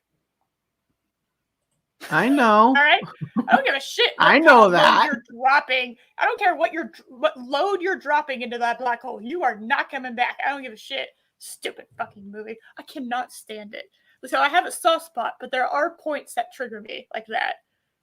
Just because I took a fucking college course that talked about black holes, and somehow I walked out with more knowledge with that than the entire science advisory team on that set did. This is frustrating as shit. But yeah, I have a small soft spot because it got me introduced into Star Trek, which was, in my opinion, the point of the movie. Once you kind of like get past that, it's like, there are certain points like them destroying Vulcan that I hate with a burning passion. Yeah. I do think Carl Urban was perfectly cast as Bones, and anyone can fight me on that. Still no DeForest Kelly, but yeah, he was a good replacement. Yes. If there was anybody that was gonna replace him, that was the guy that you were gonna get to replace him. That was a perfect casting. Probably the best casting in the entire movie, in my opinion. So I don't even know if there's a contest. Yeah. Yeah. Because I mean, I hate Kirk as like this frat boy. Like, no. It's okay. So the only way that kind of works is the loss of his father and giving him a really shitty stepdad. That's the only way that works. But that shouldn't have happened. So that's like kind of one of those like, yeah, the only way this works is because you've made these things happen that should not have happened, because it's silly. It's and silly the fact that and of course you have the problem of because they have the cut scenes that did not happen, so therefore I'm not gonna you don't get credit for things you don't have in your movie, right? Correct. Well, so unless there's a director's cut that involves that, and that's considered the official cut. But until that happens, it doesn't matter what deleted scenes there are. So if there either way, you don't, if it's not in the movie, you don't get credit for things that aren't in the movie. Yeah. So that first one, you have the bad guy waiting in space for 25 years doing absolutely nothing. I can't believe it. Don't get me started. I have a soft spot, but that doesn't mean that I'm not going to rant about it. Josh, you're making me rev up. I'm literally revving. Like, I feel like my anger engine is revving because of how much, and we've literally talked about this on a stream, how wasted of a character Nero is. Like, I have laid out entire plots that work better. Literally fixing the entire, not just this movie, but the trilogy. Okay, literally fixing the entire trilogy. Do you have something that fixes him drilling into the bay as opposed to on dry land? So when he launches the probe, it would just hit the water and then just all the way down to the Earth's core. It's spectacle, Josh. Don't think about it. They couldn't even get black holes right on a science fiction movie. Okay, black holes is one of those things that everyone kind of loves because they're so fascinating, right? There's no one out there that doesn't enjoy like learning a little bit about black holes because they're fascinating and horrifying. They are absolutely an unstoppable force that if one opened up anywhere near us, we are so fucked, and there's nothing we can do about it. Absolutely nothing. So it's a fascination with that, and I cannot for the life of me. It's so I can't do it. It is. I have a soft spot for what it did for me and introduced me into this fandom, but at the same time, I like to roll up my newspaper and smack it on the nose. I just say, no, bad, that's not good. I would say my biggest issue. I didn't really have many issues with 09 at the time. Star Trek 09 at the time. I thought it was okay. It's just that movie where Star Trek is now. And I think that's the biggest problem. Yes, exactly. Exactly. When Benedict Cumberbatch reveals that his name is Khan, the camera gets in real tight for a tilted close-up, as if saying... And this very... Oh my god, perfect. This is...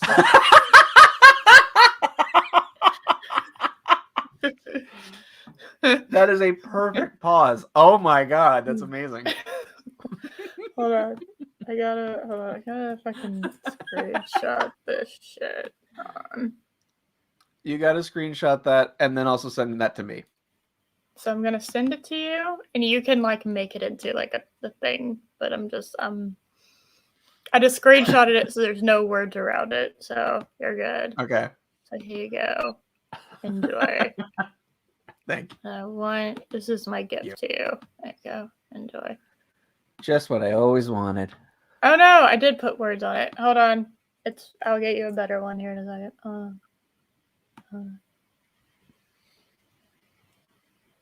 There we go. Oh, we did it. Okay.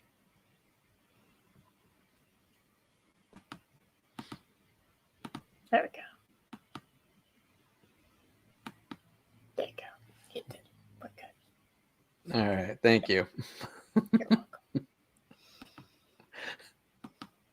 God. Wow. Once somebody starts showing everyone how blue something is, you can't unsee it, by the way. Oh, no. Abrams and Zack Snyder suffer from I want blue everywhere. There's a time and place for heavy colored lighting. And they don't pick the parts to where it should be all the time. Okay? It makes me mad. Color correct your shit. All right? Hey, Clobby. Oh my god, I knew we were talking about this shit. Hey, Clobby. Yes, the real con. You know what? I'm screenshotting it with this. I'm gonna gaslight your ass. I'm gonna gaslight your ass. I'm screenshotting you saying that with Benedict Cumberbatch standing there. I'm doing it. You can't stop me. I'm tweeting that out.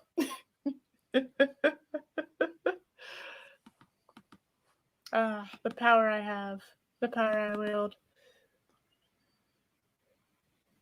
Truly an agent of chaos. Yes. I am an agent of chaos. Alright. We're gonna do it. Alright. We're gonna hit play. Saying he is Khan is enough to shock the world. In Star Trek Picard... It did not shock the world. It actually made everyone mad because everyone was saying they were Khan, and then they gaslit us to say, no, it wasn't. Everyone was mad. I remember that. So, no. Yeah. And again, he's referencing, Star Trek Picard, Star Trek Strange New Worlds. I don't care. How is this proving your point that Kai Winn's a better villain? Strange New Worlds has nothing to do with this. Picard, a character holding a document with the name Khan on it was enough to be considered a huge reveal. The name made an impact more... Who was that was just walking around?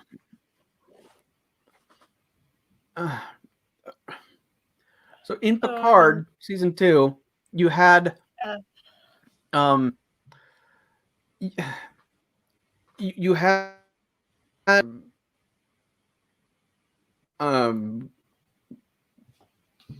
Noonien Singh, whatever his name was, I forget. That was one of Data's ancestors, and he decided I need to start working on genetics. So he has Project Khan at 2024, even though that is several years after Khan should have left Earth. Yeah, I thought he left he left in 96. Yeah, I think he left in 96 or something like that. Was it before or after the big nuclear war? I thought it was before. The eugenics war was World War III. Okay, so it's during. Okay, all right. I should know more about that part of history. I just haven't read up on it. What does Nurse Ratched have to do with anything? Don't speak ill of her, girl, man. Come on. All right.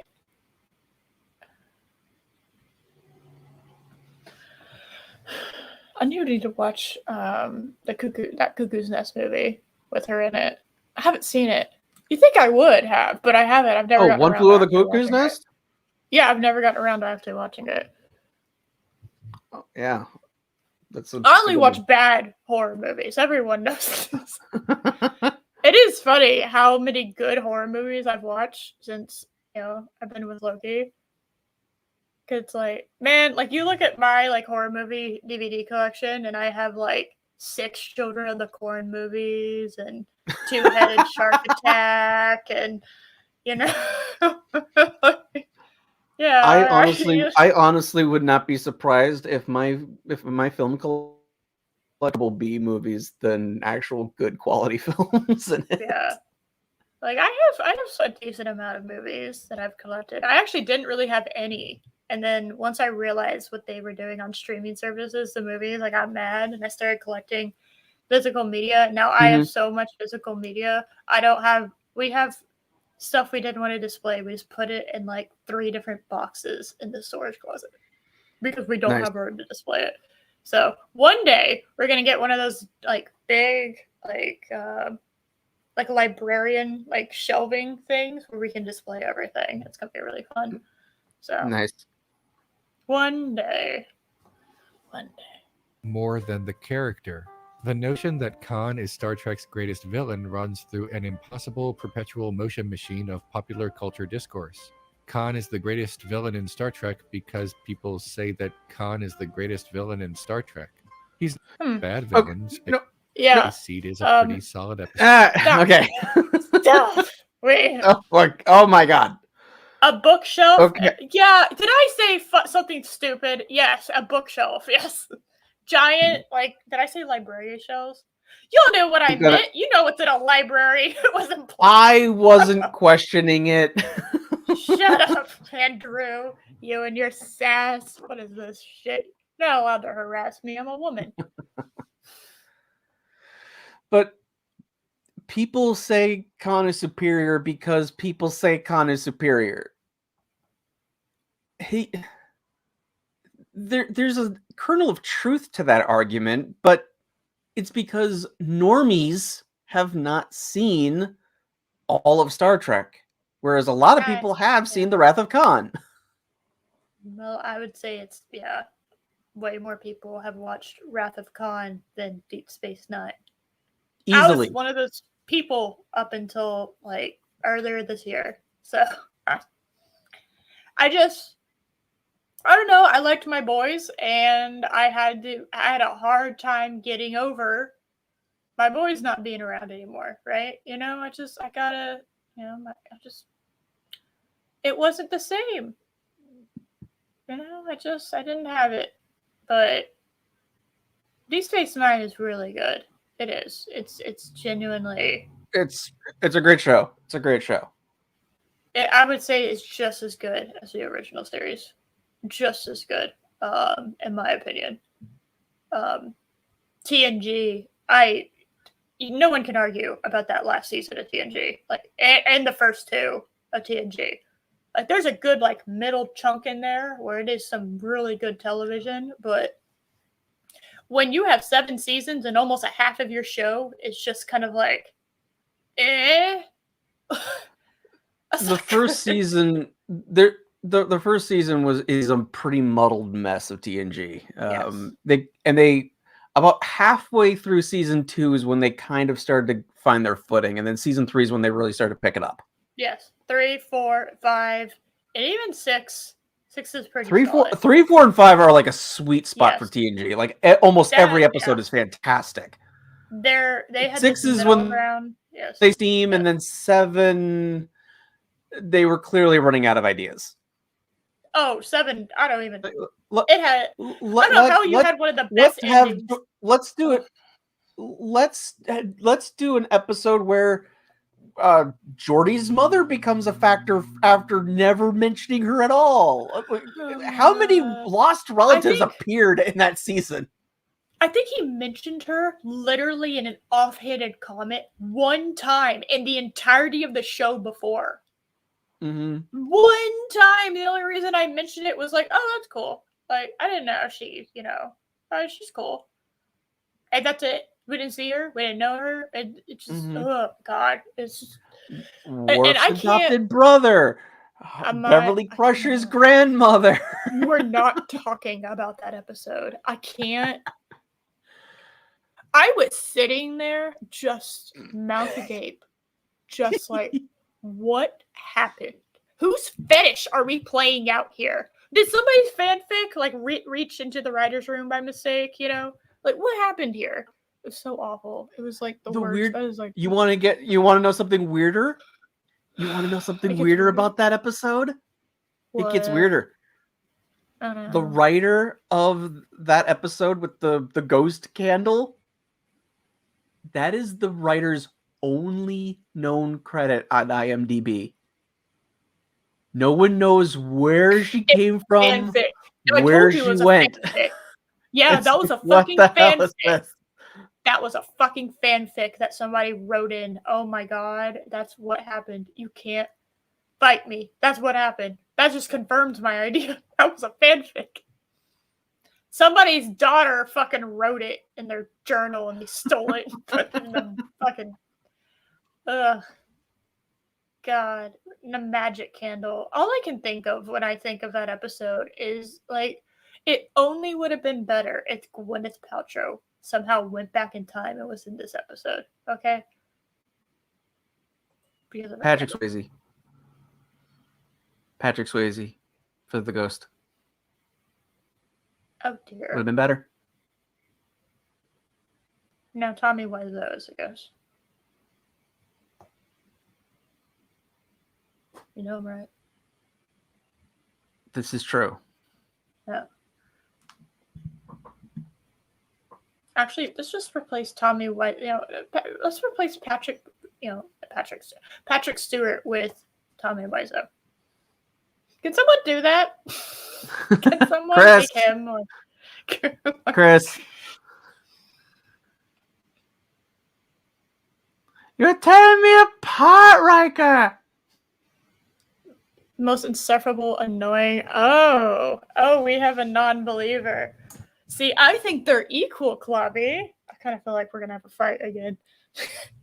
I think Khan and Kai Winn are equal in their villainry, just for different reasons. But again, they're two separate... But my thing is, they're both separate villains. Yeah. With they're not even two like entirely different motivations. Yeah, no, she's literally the embodiment of toxic femininity, and I hate her and love her for it. I do. Because, goddamn, Liz Fletcher absolutely nailed that role. That was just perfection. All right. Episode, actually, but I can think of 10 better Star Trek villains off the top of my head, and most of them are from Deep Space Nine. Interesting. This is mostly due to DS9's larger cast of recurring supporting characters and serialized storytelling compared to, say, The Next Generation. Gul Dukat is a far more layered and fascinating monster, and his I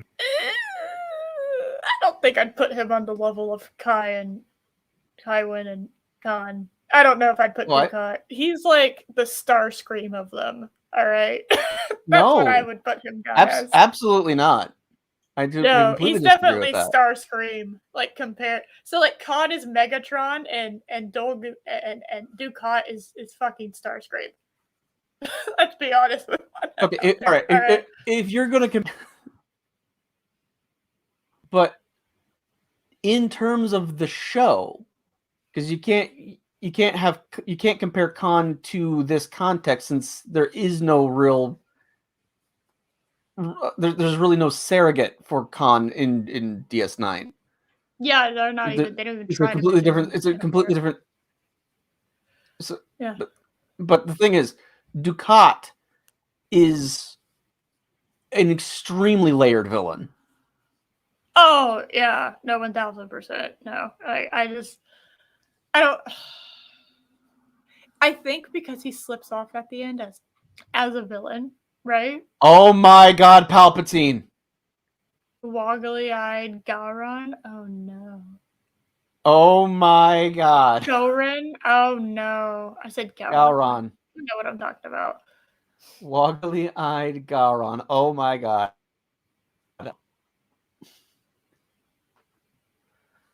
Interesting.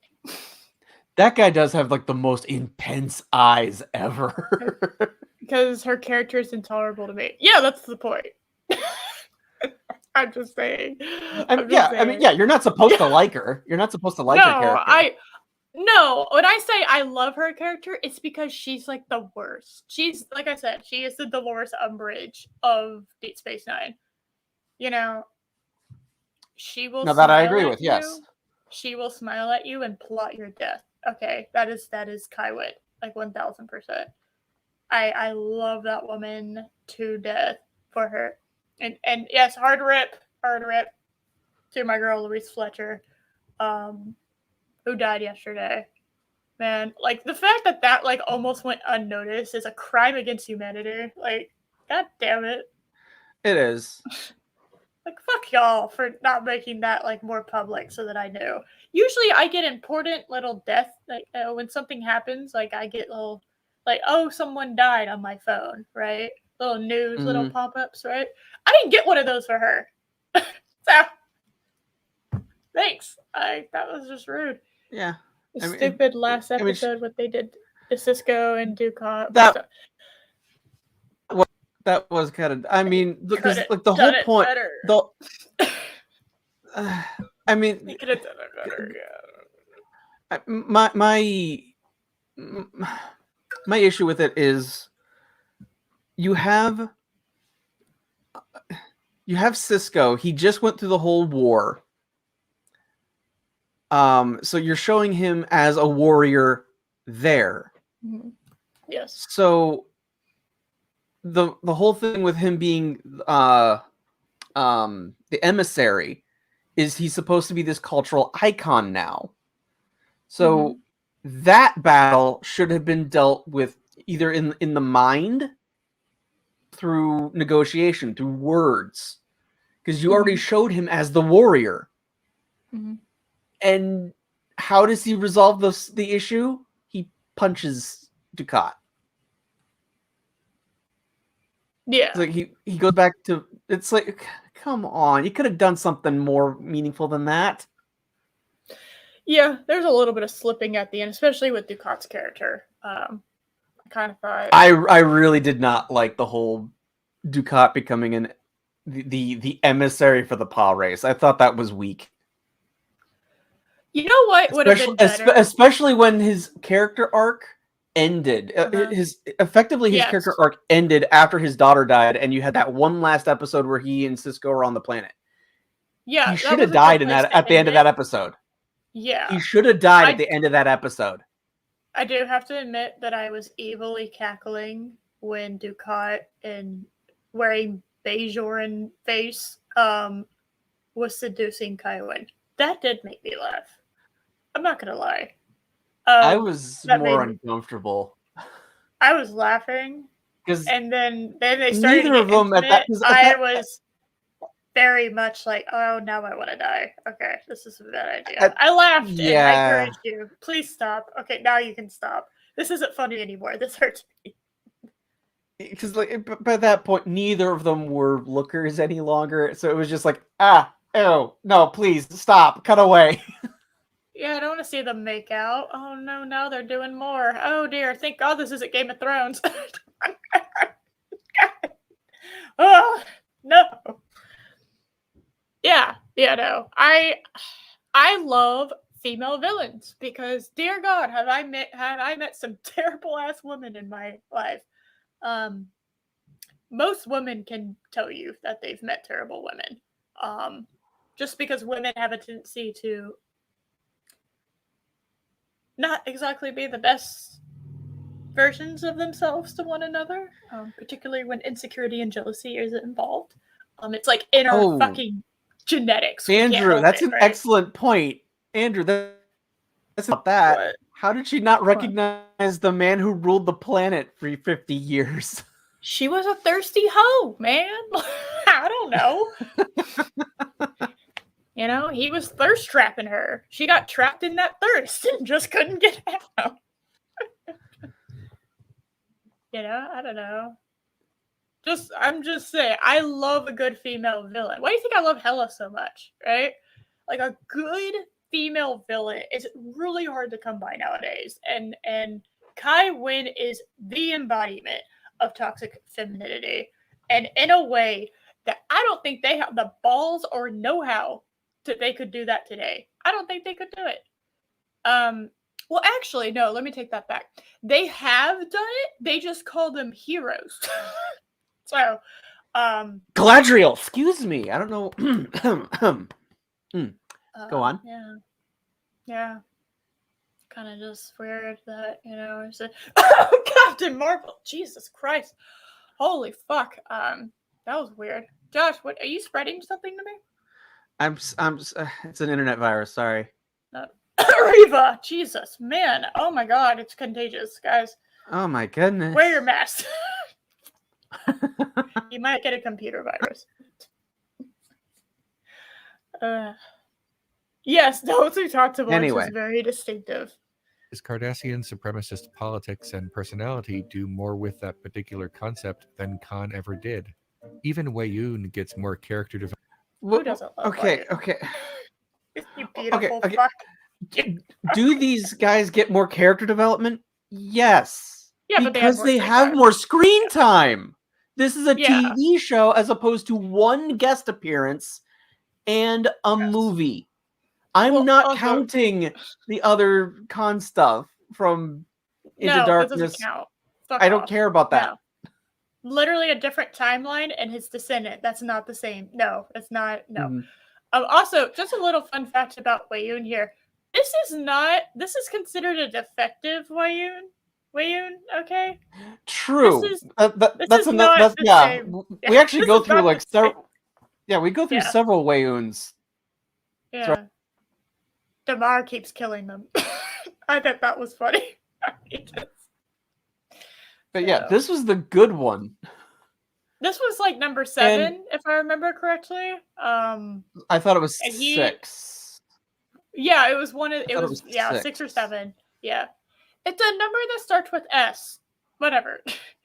But yeah, he was any character development that happened with him doesn't matter because they already produced another one and they cut him off. Like he doesn't pass his bullshit on. So you know, it's not like a Cylon, right? That's not how this works. Mm-hmm. So Wei Yun, you can't even really consider it character development with this one because he's a genetic dead end as far as the clones go. So yeah. So we have like these are all characters that have gotten a lot more character development than Khan, and he's just a basket of clones. There is one Star Trek antagonist. He's just a basket of clones. That is really like underselling that character and not helping your argument of saying he's a better character than Khan. That's just because while each of the Wei Yuns are very similar in a lot of respects, they keep getting these failures. Yeah. Which does make me question why the founders keep using the Vorta, especially this particular Vorta, outside of it's Jeffrey Combs and he's just a fantastic performer. I don't know. I think I'd keep him around for Jeffrey Combs, honestly. The fact that there's an episode, the fact that there's an episode of DS9 where you have Wei Yun and Brunt in the same episode, and it's hard to tell it's the same guy, is impressive to me. I had no idea. Loki had to point it out to me. He was like, "That's the same actor." I was like, "No, fuck off! You're lying to me. Stop it."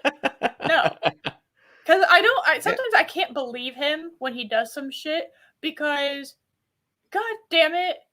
He likes to act all sad. Like I like to I'll turn and look at him when something's about to happen and I'm just like trying to read, prepping myself, seeing if I can get a read on him.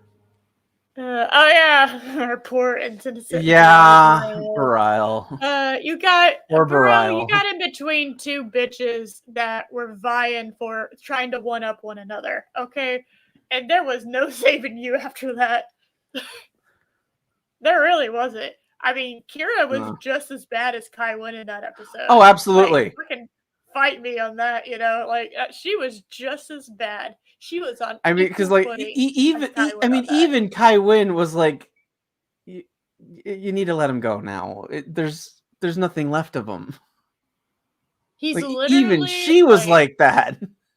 Yeah. Yeah, when Kai Winn is like, okay, now you have crossed the line into the evil territory. You have done fucked up. If Kai Winn is telling you that you've crossed the line, you have fucked up. The entire time, everyone was telling Kira, you cannot have your cake and eat it too. You cannot keep him. He is either going to die or this thing is not going to happen. You know what's funny? You know what the funniest part of all that is that Bareil's death literally meant nothing because the Dominion happened. Yep. Bareil's death was an absolute complete waste of a Bajoran life. It was complete waste of life because that happening actually, what he did had literally no effect on what ended up happening because the Dominion was still going to come. It was still going to try to kick everyone's ass. It was still going to be the way it was, you know? So it didn't matter. It literally didn't matter. So yeah, it's worse. And I put it like that, it kind of made it worse, didn't it? Yeah. You're rooting for... Oh, no, yeah. Me too. Me too. Me too. That also kind of made me mad at the end. I was not happy with how Kira and Odo's relationship ended at the end. I was like, so surely he fixed everything and then went back to her, right? No, he did. That was just the end. Okay. You finally got the Pooting that you have lusted for and wanted and loved all these years, and then you let it go. Really? Really? Who did this? I never cared for their relationship, to be honest. I thought it was out of place. I was rooting for it. I really loved it, actually. I thought it was adorable. I'm a sucker for introverts. Awkwardly trying to find love. I'm just a sucker for it. What can I say? A little bit of projection on my part. That's fair. Yeah. I'm a sucker for that kind of thing, you know. I loved it. They were obviously star-crossed lovers from the get-go, but like I was in denial about it. I do have to say, them coming together was actually like low-key one of the better relationships coming together moments in Star Trek. So just I don't know, it was very perfect for them. Like I thought that was very perfect for them. Same thing with Jadzia and Worf. So dude, there you go. Yeah.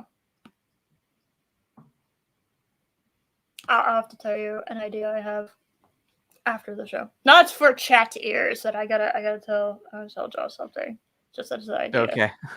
Yeah. If I remember it. Protagonist never seems to get her due with a portion of Star Trek fans. Because no one knows a character of subterfuge, conspiratorial maneuvering, ambitious, insincere motivations mixed with sincere faith. Winn Adami, the Kai of Bajor. A search through... Okay. Hold on. What the fuck is this? What is this website? This website looks like it's going to give my computer AIDS. Like, what is this website? What the hell is that? And I love Ezri Dax in a way, but I can see why everyone finds her annoying. Because, man, you just can't replace Jadzia. I didn't find... See, that's the issue. It's not so much that I have an issue with Ezri Dax. It's just you have Jadzia. Jadzia is such an amazing character. that I that was actually another time that I walked out. I was like, no, they didn't just fucking.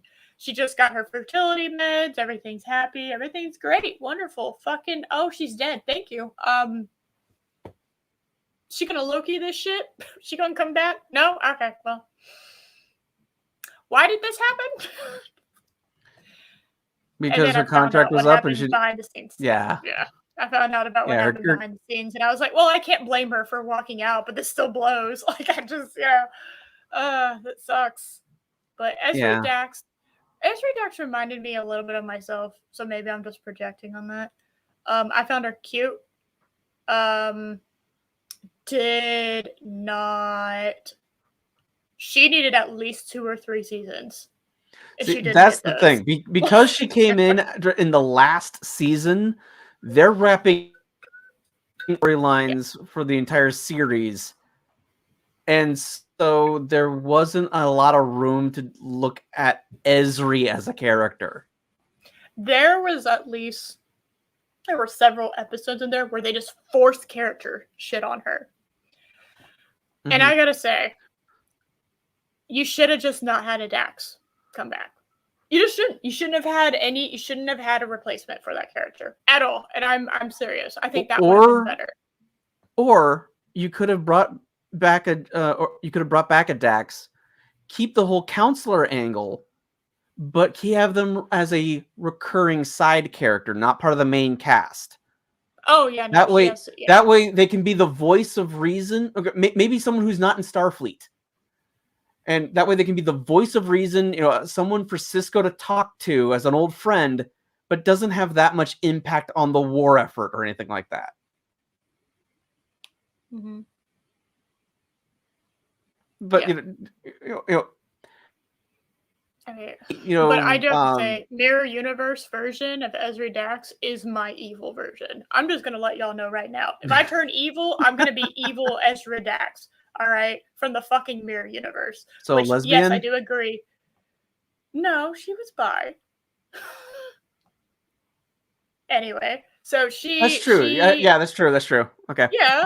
There was she likes a little bit of both. She dips her in 2 different sauces, and that's fine. All right. I do have to say, DS9 went into the Mirror Universe way too many times. Yeah, there's at least 2-3 episodes I would cut. I just slice that shit out. We don't need this. It's like, we don't need to go to the Mirror Universe every season. You could just as an FYI, nothing that happened in there actually mattered. So it really didn't. But I do have to say, Evil Kira was amazing. I liked Evil Kira. Evil Kira was great. So. Evil Garrick was pathetic. I hated it because he's such an interesting character in our universe that he's just downright weird and pathetic. It's like, how do you get better than Garrick in our universe? Even Andrew Robertson said he hated doing the Mirror Universe episodes because his character was just not the character. It was super lame. I also just don't like the whole going back to the Mirror Universe, because the end of Mirror Mirror on TOS ended on a bit of a hopeful note when they left. It didn't matter. I thought maybe you could go back once, maybe twice, right? So there's you go back once towards the beginning, right? And then you can do it once at the end, but you don't need to go every season. So I totally, absolutely agree with that. You hated the DS9 Mirror Universe. It could have worked in a smaller dosage, I think. I think it could have worked in a way, way smaller dosage. But there are portions of the Mirror Universe I liked. Namely, Evil Kira. Evil Kira was great. I kind of super loved Evil Kira on that note. But I'm going to hit play. True Trek fandom usually reveals that fans see her as one of the worst characters or most annoying or most hated in the series. Some fans acknowledge that being a villain... I would say that her being one of the most hated is well deserved, though. Like, there's just something instinctive, I think, in most people to hate this character. You can't help but hate her. She is, like, there for you to hate. And I think part of the reason why people hate her so much is characters like this, in order to do them correctly, and I think I talked about this a little bit at the beginning, you gotta have them win.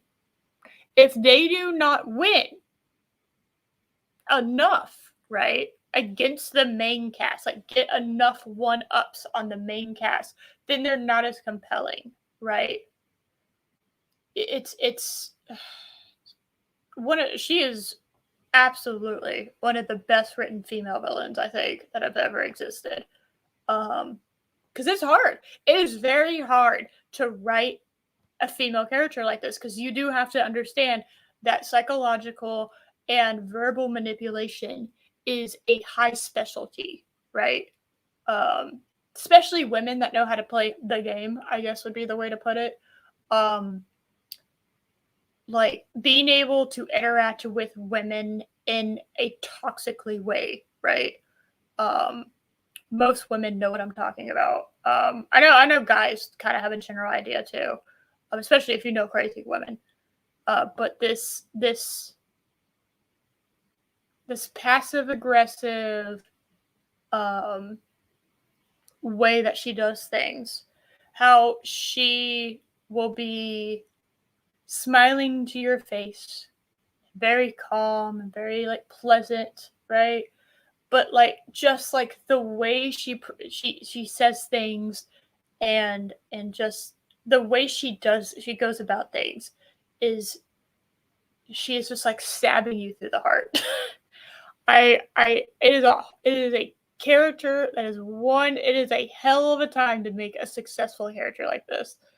I just okay, thought I think that's funny. That is funny. Stop it. I don't want to talk about what happened with Wesley in fucking TNG. I don't want to talk about it. I do not have enough words for how stupid what they did to his character. His character just needed to go. And then it went and came back, and yeah, it's so I think I saw this phrasing before as like a way to describe what it sounds like in a physical sense, what it sounds like for people that talk to you like that. It's poisoned honey is the best way I've seen describe it. It is poisoned honey. So they say it's so sweet but so nice, but it is poison, venomous. It is a female craft that, or a feminine craft that not only do guys really not understand, but they have a hard time catching it, and that's fine. And a lot of women have a hard time catching it. You have to like be exposed to that bullshit, which I was kind of sort of exposed to a lot of it over the course of my life. It is, God, man, it's such an underrated way to do a villain. And I wish there was more of it, because it is a very, I don't want to say common, because most women are not like evil, okay? Most women are not. I've had a unfortunate amount of women in my life be very bad representations of my gender, I would say. Just to me and other people. I have met not exactly the cream of the crop when it comes to women. But I just think it's an underrated way to do a villain, particularly a female villain. And I really wish there were more. There's only 2 examples I can really think of, which again is Dolores Umbridge and Kai Winn. But when done correctly, it is magnificent. because you hate her. And most of the time, you're going to hate her more than you hate the big bad that's happening. You will. It is like an instinctive rage that it makes you feel. You can't help but hate this person. You just can't. You're like you just, it's in your soul to like despise this person. And you want them to receive their comeuppance. That's all about what this character is. And one of the keys is you got to get her to win. You got to get her to win at least 50% of the time when it comes to the main characters. So she is even more compelling. Because it shows that her magic, quote unquote, works. It shows that it is that this thing that comes on is more, and and how she gets her comeuppance, it has to be executed perfectly. You got to execute it perfectly. So in Kai Winn's case, how she dies is perfect for her character. Is it though? By far. Really? You don't think it's perfect with how she dies? I think it's perfect. I know you want a violent death for someone like this, but there's that. Yes, yeah, but it's, for me, it's more, I did not really care so much because they've shown her this as this master manipulator. Yes. And then she gets easily manipulated by, like, she never suspects anything until like the very end. I think she was yeah, towards the end. Yes, I agree with you. It was more towards the end, but I think she has gone, like, again, remember, this is like the Pope who's never had God acknowledge them, right? Yes. Except in this case, like, God's a little bit more hand-on, right? And like all these other people, even a fucking human who's not even Bajoran in any way, shape, or form that she's aware of, gets this title, right? And she is so desperate for some kind of contact like that, right? That I think she fucked up because that was kind of her weakness. That her weakness was this like intense jealousy that we have seen, this bitter jealousy that has. She's absolutely a jealous character. Show. And I think she despises. Finally thought she was gonna get some, right? She was gonna finally get it. I mean, do you see the look on her face when she thought the prophets were talking to her? She was just like, she just had like this like moment. It didn't really matter that it was a bad one, right? But she finally had this moment, and it's just, I don't know. There was just something about her dying kind of on what she considered her most glorious moment, right? Like, she was on the edge of her. And I think the scene would have been better without Dukat involved at all in it, right? Yes. I think that whole sequence. So if you take Dukat out of it, it's a perfect ending for her character. And that's kind of what I'm doing, is I'm isolating her character in this, right? But I still think that's fair. Her death. We're not thinking about Dukat, right? Even though kind of technically her death is a result of Dukat, right? But it's like, so she finally thinks she's accepted by the Paul Wraith. Finally, because the prophets aren't going to have anything to do with me. Well, I'll go to the Paul Wraith, who have apparently accepted me. But the entire time, right? She was the sacrifice. So it was like she was so excited about it that I think she let her guard down. And all these other bitches with her guards up, she didn't realize that she was being manipulated. And the same moves that she was doing to other people, the same chess moves, the same like psychological and verbal manipulation was used on her. And she didn't catch it until literally her deathbed. She literally didn't catch it until she was basically dead. It was like she caught it and then died, like literally, like within seconds of one another. And it's just the way she died, I think, was a perfect wrap up to her character. Because guess what, bitch? Not even the Paul race want you. Not even the prophets wanted you. Not even the Paul race wanted you. You are unwanted by either side. That is how little you matter. And all this bullshit you've been building up to and all this shit that you have been doing was for literally nothing, because at the end of the day, you were just a pawn in someone else's game. You were not the queen piece. You were just the pawn. And it's just, she just fades into obscurity. Who the hell cares? She thought she was the fucking protagonist in her story, and she was like side character number 3 as far as the rest of the universe was concerned. You know, I don't know. I think that's kind of amazing to end her character and that way. That's just me though. I said paw race, but I'm saying it's paw race. Oh my goodness. Oh wow. She opened her legs. That is a way of letting your guard down. Just, you know.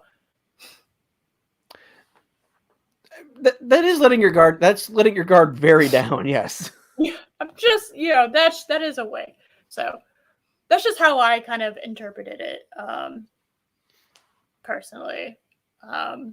Maybe that's not what they were going for. Maybe I need to rewatch it. And I will admit, I had not considered that from that angle before, but it's also been a little while since I last watched DS9. Oh, it's okay. I might even change my opinion on it when I rewatch it eventually. So that's just like my first take on it. And it has been a while since I've watched it. So yeah. You watched it. You watched it sooner than I have last. It's been probably about 2 years. Oh yeah.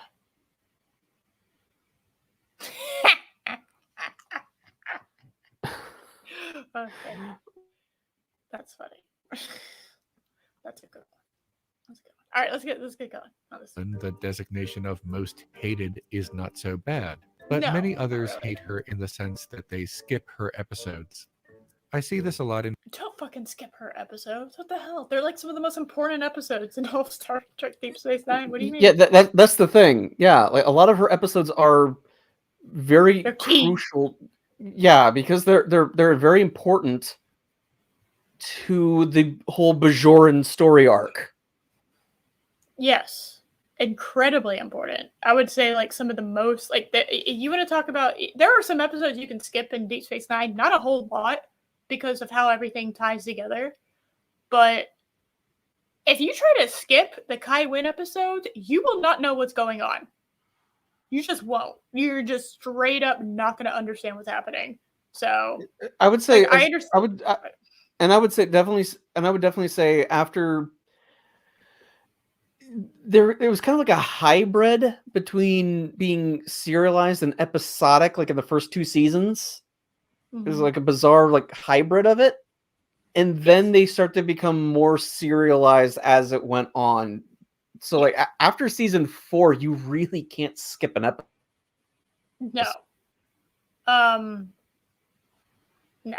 Well, there's a couple. Although the baseball episode. It is silly. It's definitely filler. That has anime vibes all over it. It's not a hot tub or a hot springs episode. It's a baseball episode, you know. Or how about hypocritical Vulcan ever, just walking around. Or Cisco having horrible management of his baseball team, even though he should know baseball better than anyone else. Yeah, that was really sad. Actually, that just kind of proves you can love the game, play the game, and still not know how to coach it. I have seen people who, it's like, oh, you were really good at this sport, and, you know, you love it to death, but by God, you can't coach worth shit. No. You don't know that. So I thought that, honestly, that's what I thought of when I saw that. The stupid Molly episode was awful. Okay, the Molly going to a different. Oh, the one where she comes back, where she goes, they get replaced by the older version. It's like, yeah, she should have died.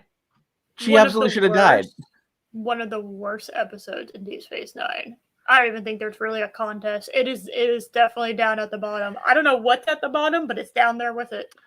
That is one of the worst. How about or exchange operation for a wacky scheme? When what? Sorry, you cut out.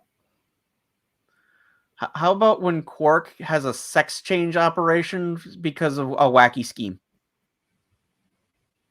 Well, see, at least that was entertaining. There's nothing entertaining about the Molly episode. Mildly. It's at least get some mild entertainment. You know, I could be working while I'm doing it, but there is mild entertainment factor. Okay. I gotta say, as far as like Ferengi women go, he was stealing the show. Okay, I don't know I don't know what a normal Ferengi woman's supposed to look like, but my dude, you might just want to consider that, put that scheme as like a permanent, one of your permanent things to go to like get money out of. Because, yeah. And then you also have the episode where Worf is dealing with like the terrorists at the vacation planet. And they're like, look at all these people. Look at all these people who are having fun. Yeah. On the vacation planet. Yeah, the vacation sex planet with beaches and a fucking resort. Yeah, they're gonna have fun, Worf. If you don't want to have fun, Worf, then you can go stay on the fucking ship. How about that? How about you don't go have fun? Really, Worf in a warrior culture isn't going to go have fun and have sex with the woman he loves on a romantic giveaway. Really? Like, are you really? Yeah. I'm sorry. Every warrior people that I have ever read in the history of this whole planet wouldn't be doing what you're doing. Okay, literally none of them would have. Well, there's also the fact that Worf makes it very clear he didn't want to go here in the first place. So Jetsia brought him on a vacation that he didn't want to go on and then is angry at him that he's not having fun. Oh yeah, you're right. She did drag him. Okay, but why didn't they just go on separate vacations then? I don't know. That was stupid. Everything about that was stupid. That was terrible. That episode's pretty dumb, yeah. In the second season? I don't remember about that. I would have to look. I'd have to look it up and see what your list of bad ones were. I don't. When I think of DS9, I think of the Dominion War. So pretty much everything before Dominion shit starts happening, I kind of fade in and out of. Like there's gonna be some like memories of it, and he's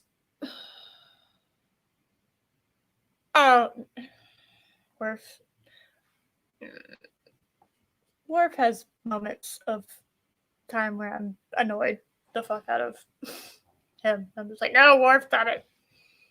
All right, a lot in Trek fan circles. DS9 is good, but skip the Bajor episodes and the Ferengi episodes. Then you're not watching DS9? The Ferengi, I guess. And I will admit, the Ferengi episodes, they're hit or miss. Sometimes they work, sometimes they don't. Yes, they are definitely like the filler episodes for a lot of the time. But at least there's like an They ordered 26 episodes, so we've got to film 26 episodes. I don't know what to do. Do something with the Ferengi. Yes. And to be fair, Ferengi was before DS9 a very underexplored race that they could explore, and they kind of had the means. Well, that's because they kind of broke them in TNG. You know, they were supposed to be. They were supposed to be the breakout villains for TNG, and then they realized this isn't working. Create the Borg. No. Yeah, the Borg. No. The Borg were the replacement for the Ferengi. Well, they made the Ferengi really stupid, and nobody wants to watch a stupid villain. They just don't. Nobody wants a stupid villain. All right. Yeah. That's just like, okay, great. Oh. Yeah. This is true, Palpatine. Anyone who's... What did Palpy say? Orph is not a merry man. That is true. He is not a merry man. That is a fact. Not as bad as TNG season 1. You know what? Maybe. Yeah. I'd have to go back and watch it, but yeah, I don't know. Season 1's better. Season 1 of TNG is really rough. There's only about 2 or 3 episodes, I'd say, that's you're like, okay, you had an idea here. You didn't execute it well, but I can see what you were doing. I can see what you're going for. Most of them are like, why is this here? Yes, exactly. Yeah. Oh no, I'm trying to get stupid thing. Who skipped the magnificent Ferengi hates Star Trek. This is my hill. This is where I die. Over the course of 2 days, I marathoned all... You're gonna die on the Ferengi Hill? Well, there are worse places to die on. You're gonna die on the you're gonna die on the magnificent Ferengi Hill. It's a filler episode. I wouldn't. It does not impact the story, the overall story at all. You can skip it and not miss anything. I will say, if you were gonna die on a hill, though, there are worse ones to die on. But the one I would have died on is, why the hell are you skipping the Bajoran episodes? People not liking the Bajoran race. That I could understand. They are confused. A lot of them come off as smug. A lot of them come off as smug and preachy. They're like, look, we talk to our gods on the daily. It's like, okay. We've been oppressed. I can understand being annoyed by that. Like, oh my god, we've been oppressed like forever, and you're not now. And yet you nominated this bitch. Okay, sure. Like, you know.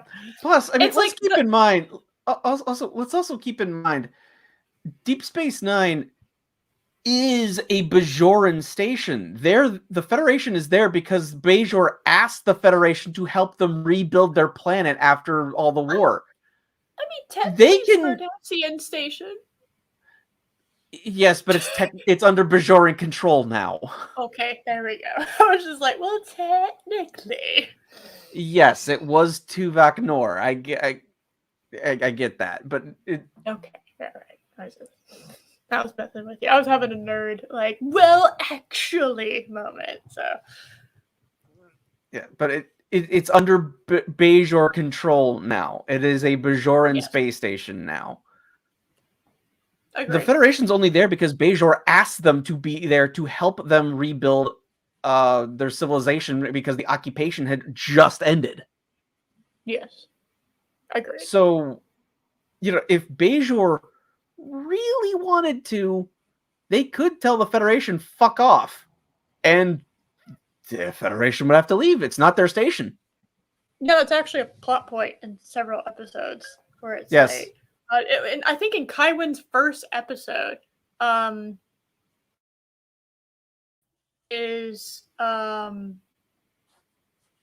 he goes out there, she's teaching evolution, and Kai Winn don't like it. That's not what her name is at that point, but Kai Winn don't like it, and Kai Winn's kind of just like, well, I mean, we can ask you to fuck off, just as an FYI. So, just saying. Just remember that. Because she gets all the Bajoran people to rally around her for the most part, so. Mm-hmm. Anyway. And all 14 Winn episodes. And my findings are as follows. Kai Winn is easily one of the best villains in all of Star Trek. I agree. Perhaps second only to Dukat. My most heartfelt apologies to... No, actually, that's an interesting question. Dukat or Kai Winn? I would say Kai Winn, honestly. But, It's easily Dukat. Really? You think she's better more as a villain? He absolutely is. So he's far more layered. Yeah, I don't know, but I don't know if that makes a better villain. That's the thing. You know what? We're gonna put a pin in that, and we're gonna revisit that. Well, all right. I'll simply say this. For all the horror things that we say, Dukat did, which he absolutely did some terrible, terrible things. Mm-hmm. He also gave up his post, gave up his family for his one exile. The smartest move would have been to kill her. And he didn't. Yeah. There's still a glimmer of good in Dukat, and I find that fascinating. That is true. Kind of just makes you wonder, why the hell did he do that? Like everything else about his character makes you go, he shouldn't have done that, and yet he did, and you're just like, why the hell did he do that? Like, does he actually love her? Is he capable of that? Because if he is, then god damn, we have some other things we need to talk about. I don't know. I'm gonna put a pin in that right now.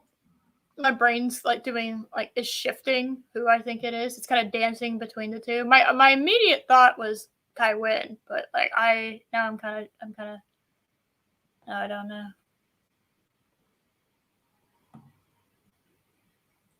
I'm gonna have to put a pin in that mentally, and I'm gonna have to revisit that at some point. That is a far more interesting question than Khan versus Kai Winn, honestly. I'm gonna have to talk that out and have to think about it. These two Q more concept than Q isn't a villain in my opinion. Q is more he's more like an imp. He's a mischievous trickster. He's the Loki of the Star Trek universe. Okay, in essence. I mean, he absolutely can be an antagonist, and he does serve as an antagonist in several of his episodes, but he's not purely evil. I mean, the back and forth between him and Picard are great. Mm-hmm. And in the episode Tapestry, where he sends Picard into the whole what if scenario, It's a Wonderful Life, where he didn't lose his heart, it shows Picard who he is, what made him, his biggest regret is also what made him who he is. Yeah. Terrific episode. And Picard even said, I owe him a debt of gratitude. A villain doesn't do that. No. Nope.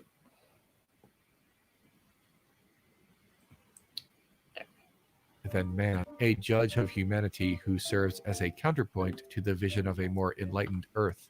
With the exception of Deja Q, where Q becomes human, Q episodes are not really about Q. They're just a test of humanity. Anyway, Kai Winn. Let's talk about her. Yeah, I mean, thank you. Yeah, and that's a fair assessment.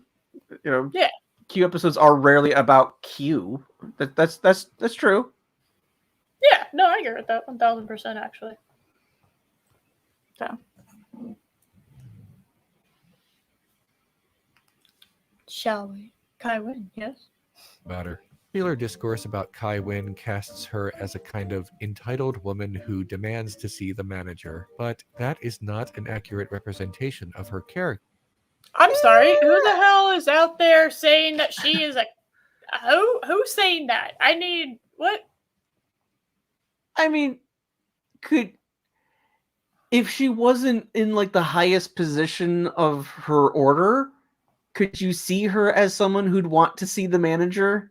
I could. Well, okay. If we're going by literally just her first episode, yeah, I would agree with that. But we have a lot more to deal with. We have a lot more character bullshit, that she is way beyond a Karen. I don't know. Oh, no. She's way beyond just a Karen. So I don't know. Yeah. I mean, if you saw the first episode, and yeah, I mean that's fine. But the whole series, no, I wouldn't call her that. So. Character her power levels. Kai Winn does not ask to see the manager. Kai Winn is the manager. She's ambitious. She wants power. She gets power, and she. What is this music? Okay, I have to say though, that might be my favorite part of the whole video. I love the music, just the random ass but man, I don't know. I think that you could have used something even funnier, but that was funny. I will say that was kind of funny. That was actually. Is that the first time we've laughed? Josh, did we just laugh at a Renegade cut edit? Oh my goodness. It might be. Wow. Guys, we did it. We did it. Well, no, he did it. Oh, he did it. We did it, and he did it. She will destroy you, but emotionally. Part of the disdain. And psychologically, and your reputation, and have a smile while doing it, and coming out looking like the hero. Yeah, she will utterly annihilate you. she founded cancel culture before it was a thing. Yeah, she's gonna do it with this smile on her face. She's gonna be like, "Huh, yeah, I'm gonna absolutely annihilate you, and there's nothing you can do about it." She's gonna smile. She's gonna, she'll just, it is, and she a vicious bitch, and God, she is glorious for it. She really is. Disdain for the character seems to be how she talks. Much of what Winn says throughout all 7 seasons of DS9 is insincere, in one way or another. Winn's speech patterns usually fit into one of 3 categories. What is this gradient? Condescension, passive aggression, and only occasionally direct aggression. Yeah. Welcome to toxic femininity. May I help you? This is what it's like sometimes to talk to women. It's kind of annoying as fuck. So I don't like that. Yeah, this is great. Absolutely. Somebody knew a bitch or two in their life, and they based it on her. I guarantee you. I guarantee it. Here's an example of her upper-level condescension game. I feel your anger toward me, and I forgive you for it. It's so good. Chef's kiss. I love that. This isn't explaining though how she's a better villain than Calm though. No, I'm just enjoying this moment. It's like we're already almost halfway through the video, and he's not really explained this part. You are right, and you know what? But I like being reminded of how much of a bitch this one was. Surrounded by children, just basically fuck you. I love that. The subtext here is that Winn is better than the person to whom she is speaking. But there's enough plausible deniability for Winn to claim that she was being humble or sympathetic. No, you just don't ruin it by explaining it. You explained it. Wow. I feel your anger for me and I forgive you for it indicates that the other interlocutor in this argument must be at fault. It's like saying, I'll pray for you, or bless your heart, if you live in the Midwest. Although simple condescension with plausible deniability brings Winn to the dance, passive aggression is where Winn claims the homecoming crown. Yes. In this scene, Major Kira and Vedic Bareil, who are becoming acquainted but have not yet become romantically involved, are confronted by Winn. After pretending that she doesn't remember Kira's name, which is just a classic power move, she says, "After working so hard, you deserve a little recreation." Okay, so I do. I hate and love this character. I do.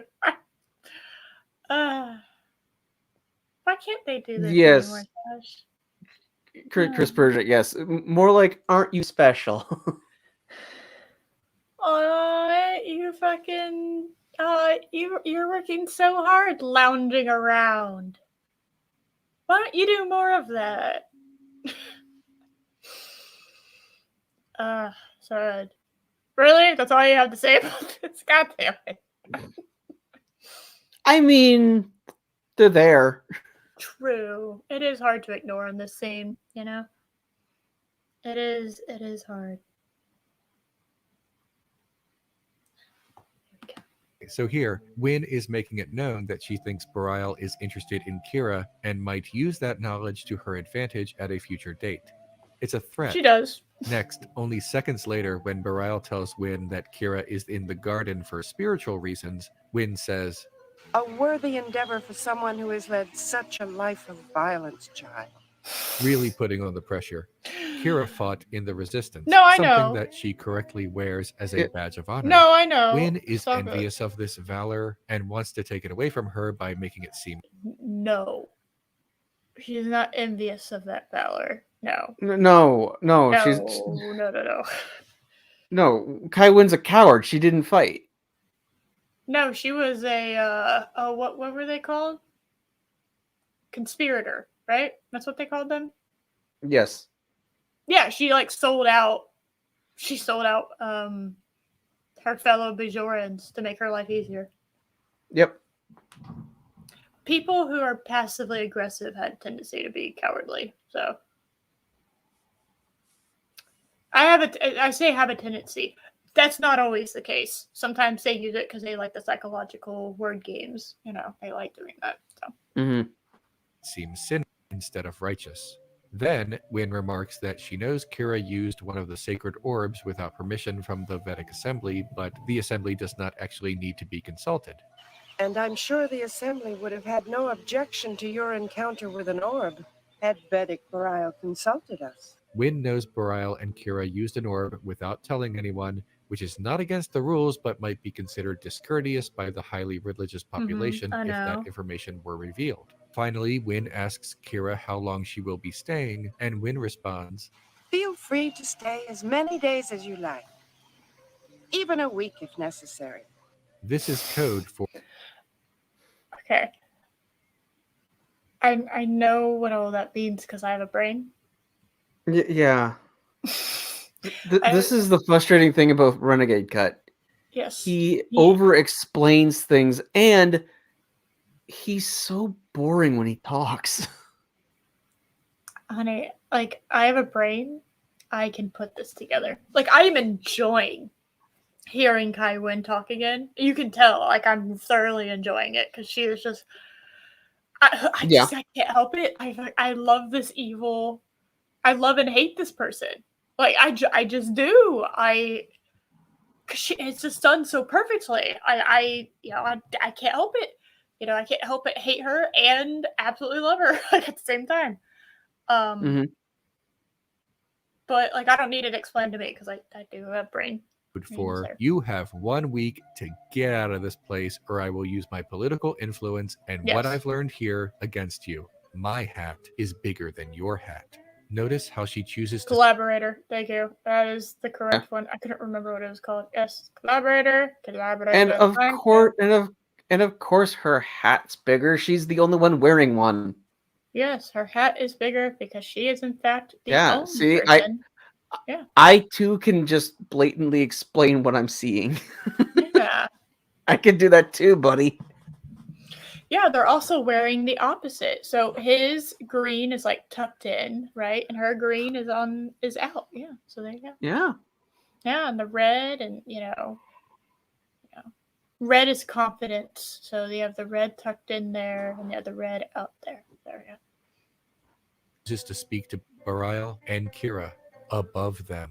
Yeah. What an absolute boss. Yeah. Each devastating, passive-aggressive threat happens within seconds of each other, and all in the span of about half a minute. Winn maximizes her passive aggression and fits a lifetime worth of threats into one brief conversation. No wasted motion. Yeah. She's like the Serena Williams of making you feel bad. Last but not... Okay, that was both correct and not correct at the same time. First of all, do not compare Serena Williams and Kai Winn. No. And didn't Serena Williams lose recently? I thought she lost a little while ago. she threw a temper tantrum and made it very embarrassing. She said it was sexism and racism or something. It was like, no, maybe you're just not as good as you once were because somebody that looked up to you finally, you look at that, right? So you look at that match versus when the guy that looked up to Michael Phelps beat him in a race, and you see that interaction. It's entirely different. I mean, you have the correct way, and then you have the incorrect way. And the incorrect way would be the one where the person that won the match starts crying because you're being such a bitch. That's the incorrect way of doing that. All right. No matter how good you are, somebody will always surpass you. And if you can't grasp that, then you have no business being in a competitive sport. How about that? You will never, ever, always be the best. You're just not. But not least, Winn engages in direct aggression from time to time. And Doctor, I won't forget what you've said here, but if you're wise, you will never speak to me with such disrespect again. This is rare because Winn prefers to keep her feelings and... Usually she does this when she's alone with the person, by the way. Mm-hmm. And hold on. Motivation. What? Hold on. Chris just sent me something. It's beautiful. Guys, that's amazing. That's amazing. That is amazing.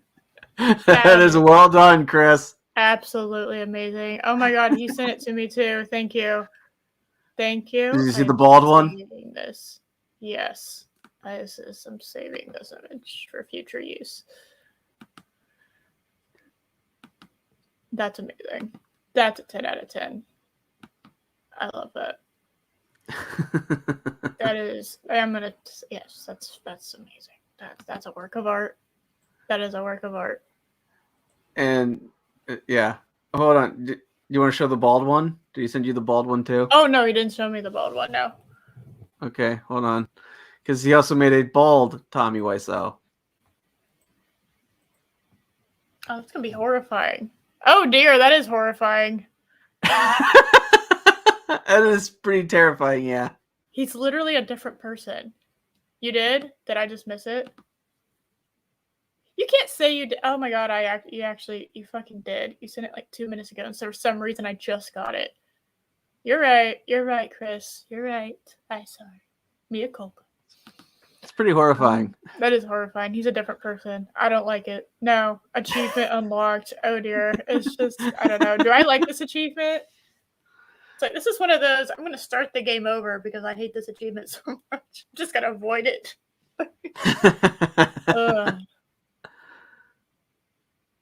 Personally, I like the other one better. I do. Because bald Tommy Wiseau doesn't even look like Tommy Wiseau anymore. No, he doesn't. He really doesn't. No. All right, we're gonna get. Oh, hi, Riker. Oh my God. Oh, hi, Worf. How's your sex life? No, we're not talking about no. Not to mention her D&D alignment, and that's what makes her unique. Winn is a villain, but she's also the spiritual leader of Bajor. Yeah. Captain Sisko cares about the Bajoran people, so they have to spend a lot of time. Well, yeah, he's the emissary. Yeah, that's how that works. She hates that, by the way, by the burning passion. Yes. She cannot describe how much she absolutely fucking hates Sisko. And I think when I rewatch it and understand how much she hates Sisko, because I don't think I really gave her that much attention when she first came in. It takes you a few episodes to understand what kind of person this is, because she is so good at it. And we as human beings are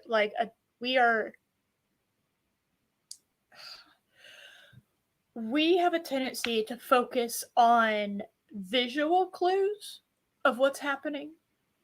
So the way a person acts, the smile, the way they look, the way they come off, more than like what they say. we don't listen well as a species. We're kind of really shit at listening to things and really, really listening to things. Optics have a tendency to convince people more than what is actually said.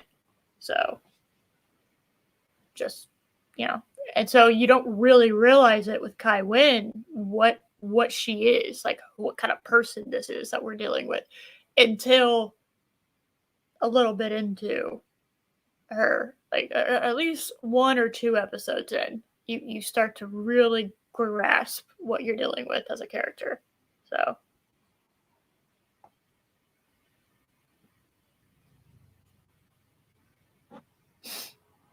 Huh? Listening? Huh? What? Yeah, exactly. Time working together, whether they want to or not. Sometimes Sisko's interests and Winn's interests even align. Winn is a villain, but she also offers to officiate Captain Sisko's wedding. The relationship is complicated. Winn is envious of Sisko. Because that would have given her... No, that was a political move. That was a political move, because she was losing, like, favor with people, and being the person that married the emissary would have heightened her political power. That wasn't because she likes him. There are not enough words to describe how much she hates Sisko. she like hates him so much. I don't know how she hasn't just exploded into a ball of rage. So. Because he was chosen to be the emissary of the prophets. No, I know. And that leaves her in his shadow, but she's never plotting to steal his baseball or whatever. That would have been a great episode, actually. Sisko's baseball goes missing, and it turns out Kai Winn was just being super petty, with the exception of Winn. I could see her. I could see her, like, just, like, picking up the baseball and just, like, moving it to, like, an inconvenient location, you know? I could see that, but I wouldn't make an episode about that. And that's just, like, in my brain, like, I could see that happening, but the actual Kai Winn would never do something like that. That's too childish. She doesn't roll like that. Beautiful. Well done. Well done. Or well done, Josh. Of Winn's first appearance, which involves a criminal conspiracy, she's usually working alongside the Starfleet officers and Bajoran militia, until her interests come into conflict with theirs. What makes Winn such a great character is that she's complicated. Her choice of words might make her insincere, and her ambition might make her arrogant, but there is some sincerity and humility within her. No. In the second season, when Winn is still a No. You fell for the trap. No. No. No.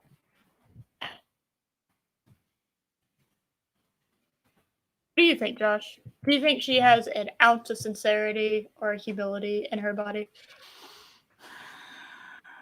No. Look, he just hit 2K sub. No fucking way, he did. Yes, he did. He just sent it on. What? Why didn't he message me? I don't know. He might know that you're on the show. Over here telling me you love me and shit, not telling me you hit 2K subs. How dare you? That's so rude. Priorities. What is this nonsense? Okay, it's morning. Oh my goodness. I must screenshot. And I'm gonna do a little screenshot. La la la. This is what y'all don't pay to come here for. Hold on. I'm gonna do a thing real quick. Hold on. We're almost done, and then we can get to the real thing. Why y'all been waiting so long? Congratulations. I know how to spell words. Congratulations. There we go. Okay. Done. I need confetti. Everything's better with confetti. Everyone knows this. This is an objective statement.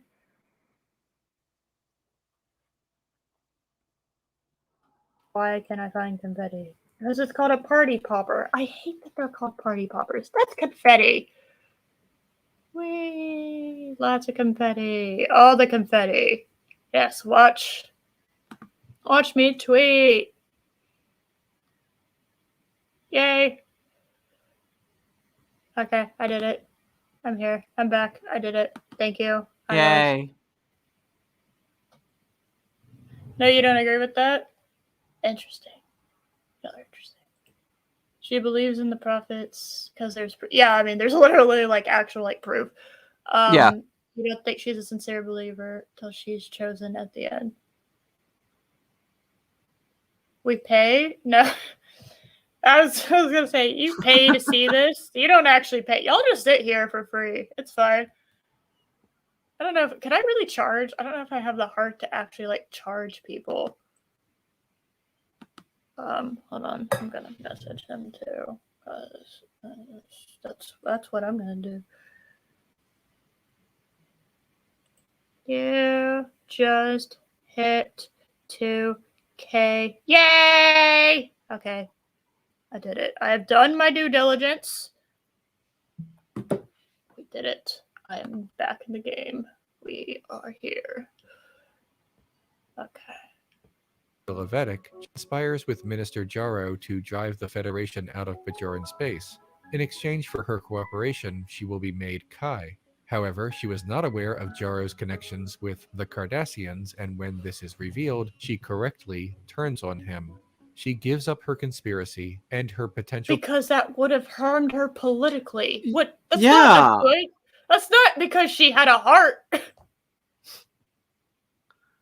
No, that was just the strategic move. Yeah, that was just the right move. I don't know. Okay, I was gonna make a joke that he's literally ribbed for her pleasure. There we go. Well, I'm just saying, like, you know, they do all the makeup and shit. Do they do all the whole thing, you know? Does he have a Bajoran penis now? Like, while he's, you know, or... I don't know what the rules are, okay? Because no one's actually, like, had sex with someone while they were, you know, looking like a different race, okay? As far as I was aware, that hasn't happened. So, you gotta ask questions. You gotta ask those questions. You don't need answers to them. You need to ask them. Potential position as Kai because she's not that kind of traitor. Her ambition was not larger than her patriotism and her love of her people. Even in seasons... No, her patriotism is because she's the one in political power. Yeah. Wait, what? She used him until he was no longer useful, and then fucking turned her back on him. Because that was the more useful thing to do for her career. I don't understand. Why is this such a hard concept to like get around? Yeah. Sometimes it's just cosmetic. You know, anyway. But I mean, we also see in the real world multiple times until they do something bad, and then the organization or the person in charge who had been using them throws them under the bus. They're more than happy to get rid of someone who helped them get to their power because now they're compromising it. We see it all the time. Yeah. What's hard to understand about that? Yeah, that she wasn't being a good person. All right. The whole point was she looked like a good person. You're falling for it. You're literally falling for her bullshit. Like, that wasn't because she was a good person. Yeah. She looked like a better person by not being with him. And none of this is still explaining how this makes her a better villain than Khan. Yeah, no, none of this. We literally have 3 minutes left. We have not figured out what it is. I think you and I have had a better discussion on who is better than this entire video has.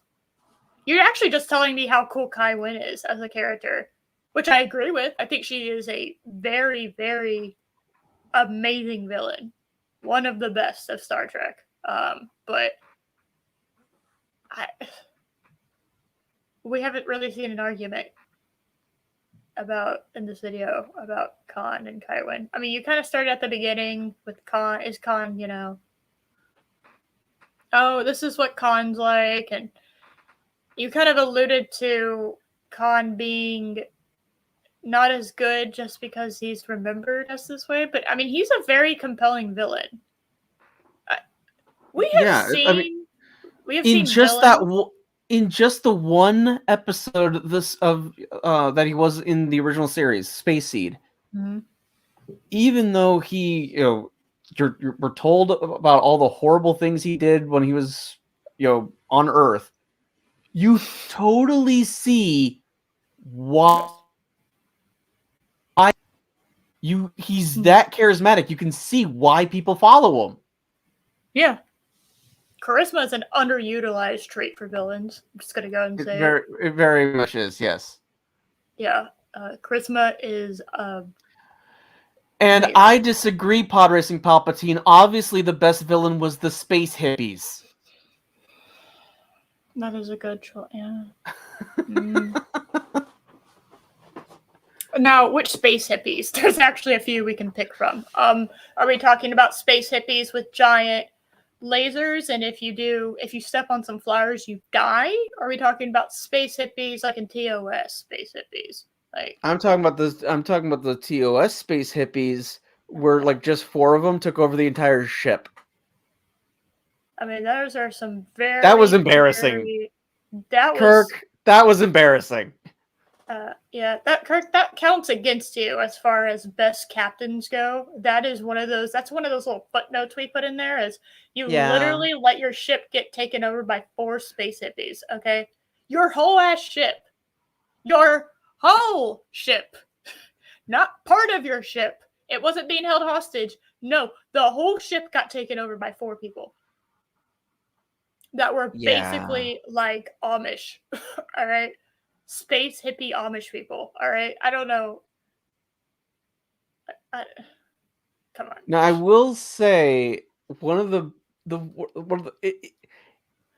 this just shows just how overall better TV was back in the day. Even in that terrible space hippie episode, the whole time these people are trying to leave technology behind. They just want to go to a world where there's no technology, just live in Eden, basically, right? That's their whole goal. And yet, when they land on the planet and everything's poisonous to them, they run back to this technology that they had tried to abandon in order to protect themselves from the acid grass and everything. That's actually kind of clever. Yeah, no, it's hypocrisy that you just don't acknowledge as hypocrisy. Don't you love that? Mm-hmm.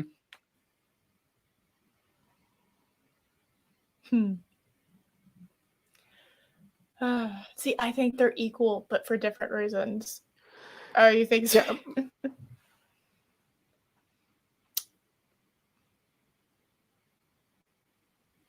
It's fine. Don't worry about it. Yeah. In 7, she tells Gul Dukat, I don't forgive war criminals. Winn went through a lot. Except when they have that dick. Sorry, it was right there. I had to.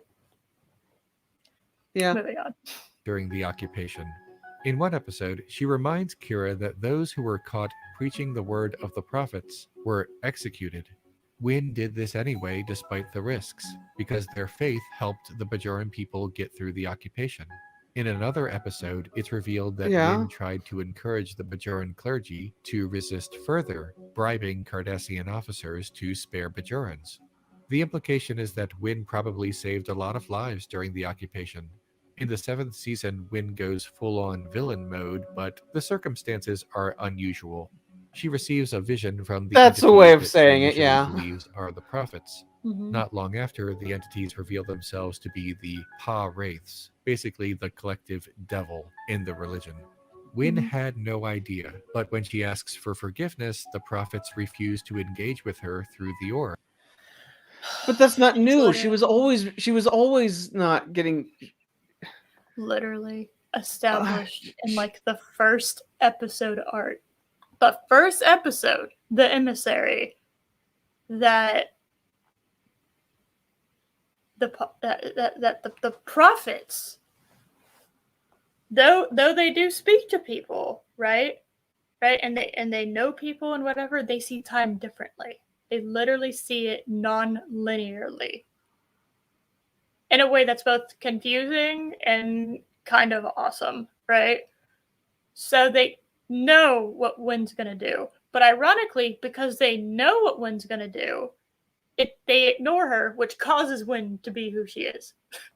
So yeah, they literally caused their own possible. They could have easily caused their own demise with Wynn because of it's a chicken and the egg thing. Literally, like, it's a paradox.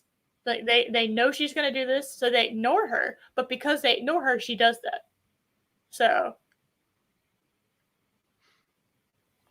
I don't know. I think that's kind of fascinating in and of itself. They see all of time at once. Yes, exactly. Yes. How did she bribe the Kardashians? Well, you might want to ask the Gold Duke. Oh my. I'm just saying. Okay. If it really was bad, he wouldn't have come back for her. Just putting that out there in the universe. For all of you to die on.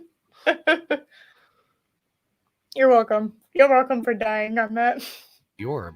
That's pretty cold, actually, but okay. Winn goes to Kira for guidance, but when the former resistance fighter tells the Kai that she should step down and show humility, Winn just can't bring herself to do it. Winn ain't gonna fucking give up power. Again, that's the point. Yeah. She ain't gonna do it. She don't care what happens. She's not gonna give up power. She literally died trying to gather more power.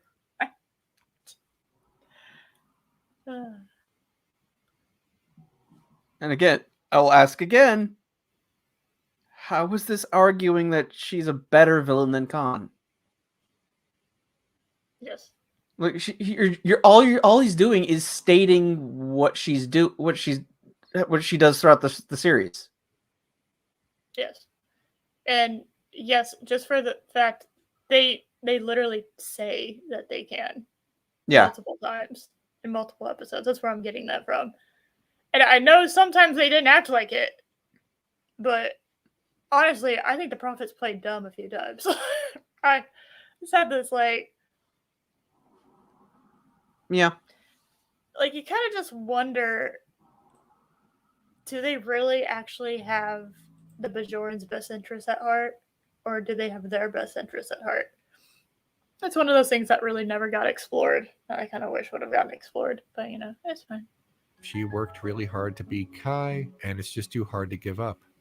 She fails the test. No, she likes the power. What do you... Power is addicting to the best of people, let alone someone like this. Initially, Min is manipulated and entrapped into serving the Pa-wraiths, but she does eventually just go along with the plan because what else does she have now? What do you do when you have never intentionally done anything to offend your gods, but through the trickery of others, you forever... Okay, hold on. I don't know. She said a lot of shit I would think would have offended the prophets, but that's just me. Yeah, and like she knows full well that she's a very manipulative person, and yet she has too much pride to be able to publicly acknowledge that she's never had a vision from the Pa-wraiths or from the prophets. So unlimited power. Oh my goodness. Can we get a crossover between Kai Winn and Palpy? I think Palpy would just electrocute her ass. Never mind. That wouldn't have worked out. Yeah, it wouldn't last long. Yeah, I don't think that would have lasted long.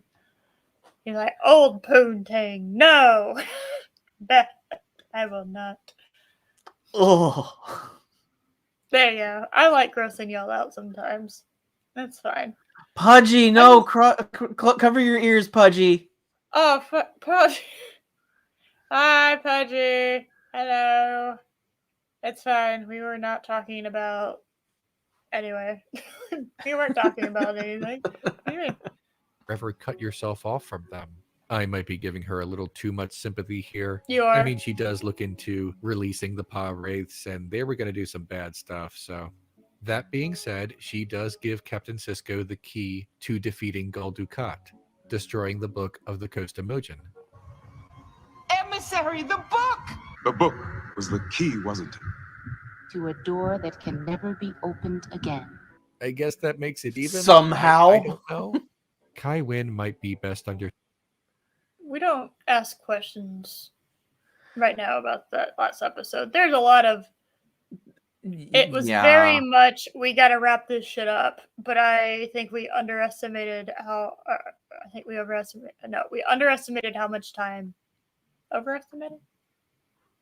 Whatever. They didn't have enough time. Okay. To do it properly. And it kind of just went... Understood as a tragic character who suffered too much trauma living... No, she is not a tragic character. Fuck off. Nope. You've lost me. Renegade Cut, we were going there for a second. I was actually agreeing with you. You know, we were having a good time here. And then you decided to say Kai Winn is a fucking sympathetic character. No. That's a no. That's a big no. That's a massive, giant no. No. Pod racing Palpatine. Winn just needed to get to eternity first. Oh my god. She beat him. She got to eternity first. That's actually crazy. Better wrap up. Okay, yeah, but there's I can name very few things, and in order to name them, I would actually have to think about it. I'd have to think about things that were on par with Game of Thrones season 8. I would have to. Oh my goodness. Yes, it's fine. It's fine. Don't worry about it. No, she's not a sympathetic character, in any capacity. No, she has tricked you if you think that she's a sympathetic character. Yeah, which is kind of sad. And even if you've gone through something, horrible and traumatic, which again I will freely acknowledge, all Bajorans did. Every Bajoran has trauma from the occupation. Yes, but that does not mean you are free of the horrible things that you've done. You are still guilty for that. No, it's like when Mary and I had our debate about Wanda being a villain or not, and it's just which she totally is. Wanda is not. It's not even close. Wanda is definitely the villain. I don't. And Multiverse of Madness only proved me correct. My God, that was awful. That they only helped my case, so I guess thanks for that, Marvel. Thank you. Thanks for ruining this character further. I don't know. To win an internet argument, I guess. Thanks. I'm so glad I got to see Mr. Fantastic literally ripped apart in order to have an internet debate proved in my favor. So thank you. Yeah, you're welcome. I guess. Yeah. I gotta be honest with you. If we start putting down people as they had a traumatic backstory, whatever that is, right? Yeah. Insert here. There's a lot of people we gotta let out of jail. Yeah. A lot of them are serial killers. And a lot of them are gonna be rapists and child molesters and murderers. Because let me tell you something, 99% of people who end up in jail doing some really fucked up shit did not have a happy life. There's a reason why they became that way. Yes. Isn't it 90? Isn't it 98% of child molesters? Some shit like that. It's a huge correlation. It's an insane amount. I don't think it's 98%.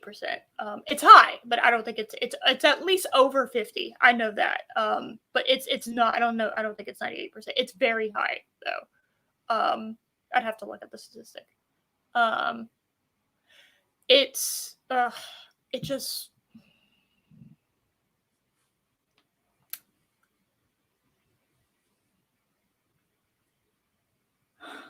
you cannot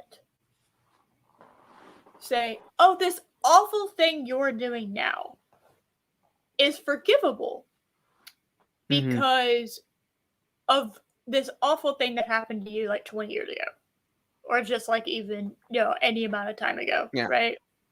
Okay, there's a difference between there's a huge difference between an audience understanding the motivations of the villain, and in some cases you may even feel a bit of sympathy for the villain, but that does not excuse the evil that they're doing. Yes. Well, yeah, it's like, okay, now we can understand how you became this way, how you've, gotten to this point. And that's great that we can understand, right? Because you need to understand people. That's something vital to humanity continuing to exist on this planet, is us understanding one another, and not dehumanizing each other. You need to understand one another. But understanding does not mean condoning. That's not the same thing at all. And hell yeah, I'm gonna lock this bitch up. Just like I'd lock up Wanda. I don't give a shit that you had a traumatic childhood. And Kai Winn, I don't give a shit that you had a traumatic thing, because what you're doing right now is not excusable. You cannot excuse that through that bullshit. You just can't. All right? There are very, very, very, very few circumstances where something happened in the past and then something's happening now, and then we don't have we're not gonna argue or have a problem. Insanity, right? Someone was insane during whatever they were going through, and they lost touch with reality, which is, by the way, it's insanely hard to prove in a court of law. Bye, Pudgy. Bye-bye. King Dolphin TV. Oh my goodness. Nice. Oh, you got 2 hugs. Yeah, it's like, yeah, oh my goodness, I got double hug. That's amazing. I love double hug. Exactly. There's a lot of people. Like, if you look up and read, because I find serial killers fascinating. So I have read quite a few books on them. And most serial killers have 2 things. A bad home life, and they got hit on the head. Those are like 2 pretty consistent things with serial killers. Not always, but generally speaking, those are pretty consistent. Besides, okay, that is funny. And this logic also can easily be applied to Khan. He is one of only 72 people. He's trying to protect, his race, his tribe, in essence, and will do whatever is necessary. Then he was abandoned on this planet. It goes from being a place that can sustain life to being a hellscape, and Starfleet didn't do anything to help them out. So they have to fight their way off the planet and escape.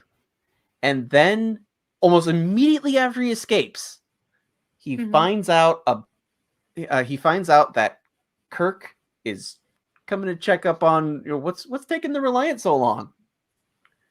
The person he blames for the loss of several of his people, including his wife. That's a pretty tragic story. Exactly. The same logic applies here, buddy. Yep. Living through the ambition. She speaks of it often. Her ambition comes from insecurity, vulnerability, a desire to protect herself, qualities that are exacerbated by trauma. Perfect death. I'm just saying. Perfect death. Dr. Bashir correctly calls her a coward, but her cowardice comes from somewhere. This does not make her actions justified, but they make her actions more understandable. Okay, understandable, not sympathetic. I get it. Like, I have read Hannibal Rising, okay? I understand why Hannibal Lecter is the way he is. I ain't condoning his shit. No. I ain't not signing off on that nonsense. Nope, that is messed up what happened to you. But, I mean... Yeah, no, actually. I mean, I can tell you the story of a young German painter who went through war and hated seeing his and then hated seeing his country absolutely devastated after the war, and so he makes it his personal mission to make things better for his nation. Yeah, and then he got rejected by the art school, which was even worse because he was trying to bring happiness to everyone, and and then he went and became what everyone knows as Adolf Hitler. So it's almost like villain. You can frame anything as a tragedy. Yeah, it doesn't mean they're sympathetic. A sympathetic villain, I think, needs to be rephrased. I think we need to call them empathetic villains. Yeah, instead of sympathetic villains, because like Mr. Freeze, he's a tragic villain. Yes, and tragic villain would be another way to put it. Okay, there can be so much tragedy, but man, like, I cannot condone you killing people because you had some hard shit happen in your life. I can't do that. All right, well, innocent people. Punisher is an interesting twist on that because he kills bad people because he had hard shit happen to him in his life. Mm-hmm. So yeah. Although I just don't think I could condone just the mass killing of human beings, but there's that pesky thing always getting in the way. It's better when they're bad people, but More interesting.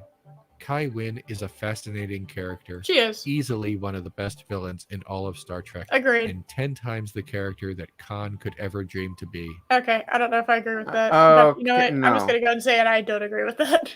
I think they're equal for different reasons. So. And again, they have completely different viewpoints. They're objective. It's hard to compare and contrast villains because they have different motivations for what they're doing. Yeah, like on an objective scale, it is much harder to rate villains, right? On a subjective scale, I put Kai Winn towards the top of Star Trek. That's just me, though. It's towards the top, not the top. So, and I also haven't watched all of Star Trek yet. I still got Voyager. I got to slog through Voyager, and then I got to get to Enterprise. Eventually, I will get through Voyager. But man, I don't know. Stupid fucking coffee episode. I can't. I don't. There are good episodes of Voyager. I will say that. I know. Although there is the episode where the Voyager was almost destroyed because Neelix made cheese. That's a thing that happened. No, it almost got destroyed too because fucking Janeway wanted coffee. Yeah. Woman, you are like rationing out for your life, okay? You don't need coffee. Don't worry about it. Stop. Don't worry about it. It's fine. It's fine. Don't worry about it. Potato? Oh my god. That's a lot of Voyager. It's a me. It's oh my god. It's a person of my people. Potato. Oh. When you get to Voyager, make sure you have vodka with you. A true potato. Potato advocating for vodka drinking. That's interesting. I mean, you can make alcohol from potatoes. There's coffee in that nebula. Fuck, stupid woman.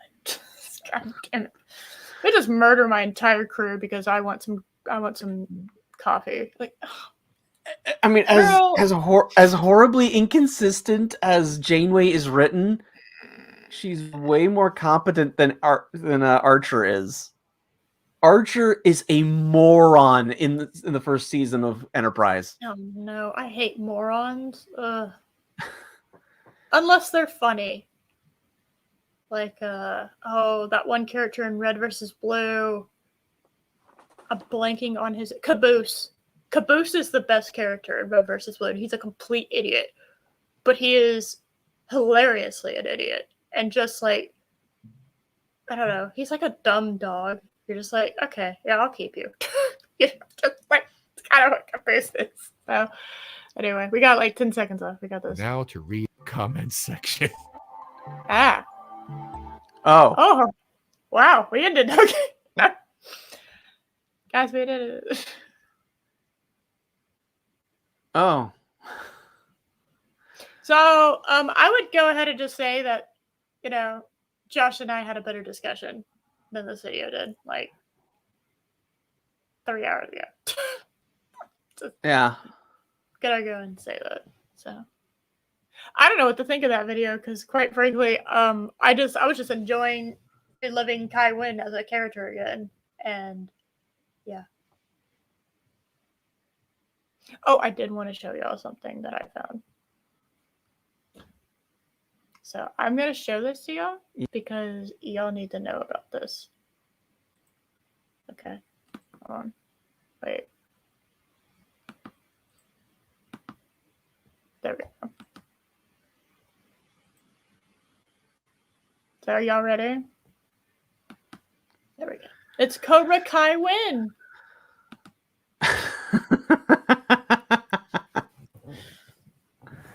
Wow.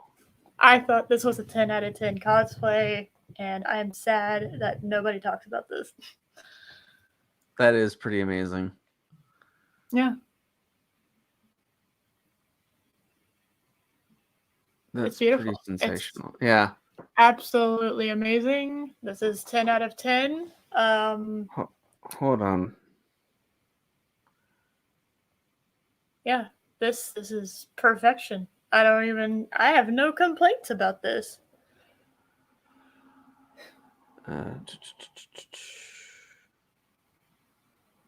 Sad trombone. It's all right. Look at her legacy. Look what has encouraged this great work of art of cosplay. Okay. Oh my god. Oh my god.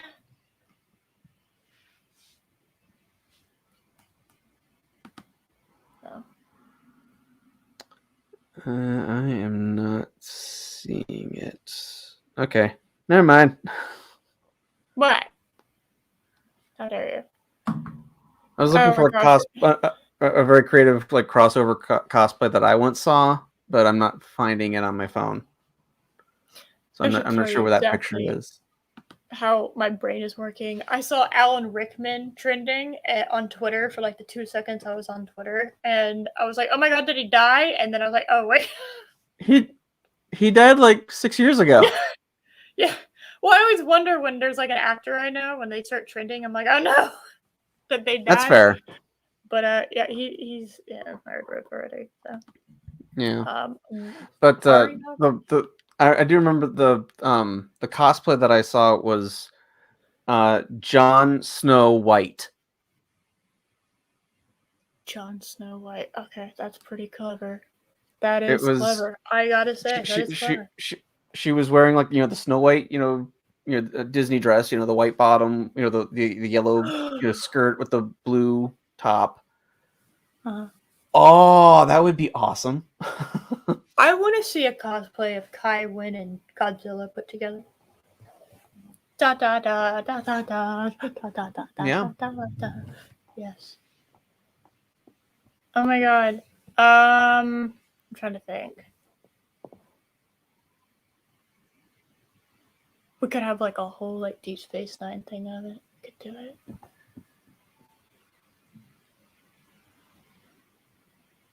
Oh, I just figured it out. So you could have Ghidorah, and it could be like the 3 heads of like the people she always found like kind of annoying. One would be Cisco, one would be Kira, and the other one would be Bilal. And Bilal would be the one that always gets its head ripped off. Because there's always one head and on King Ghidorah that gets ripped off. I don't make the rules. They just always do that for some reason. Okay. So. Okay. No, why not? Okay. I'm just speaking to a lot of people who don't know Godzilla. So me. Now, here we are ready to indulge ourselves in the big and what y'all have definitely been looking for and not really worried about.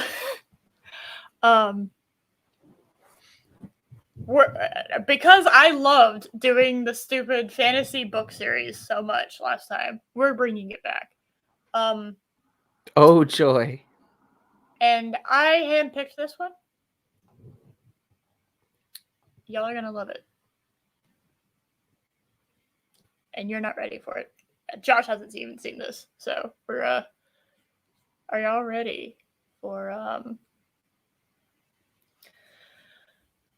I'm going to show you the summary, right? The 5-book series summary of the whole thing, because there is a title associated with this book series that they don't really have like on the covers. So, and that's what made me pick this one. I didn't get quite past I didn't get past the title of the book series as far as the reason why I picked this one. So, are y'all ready? All right.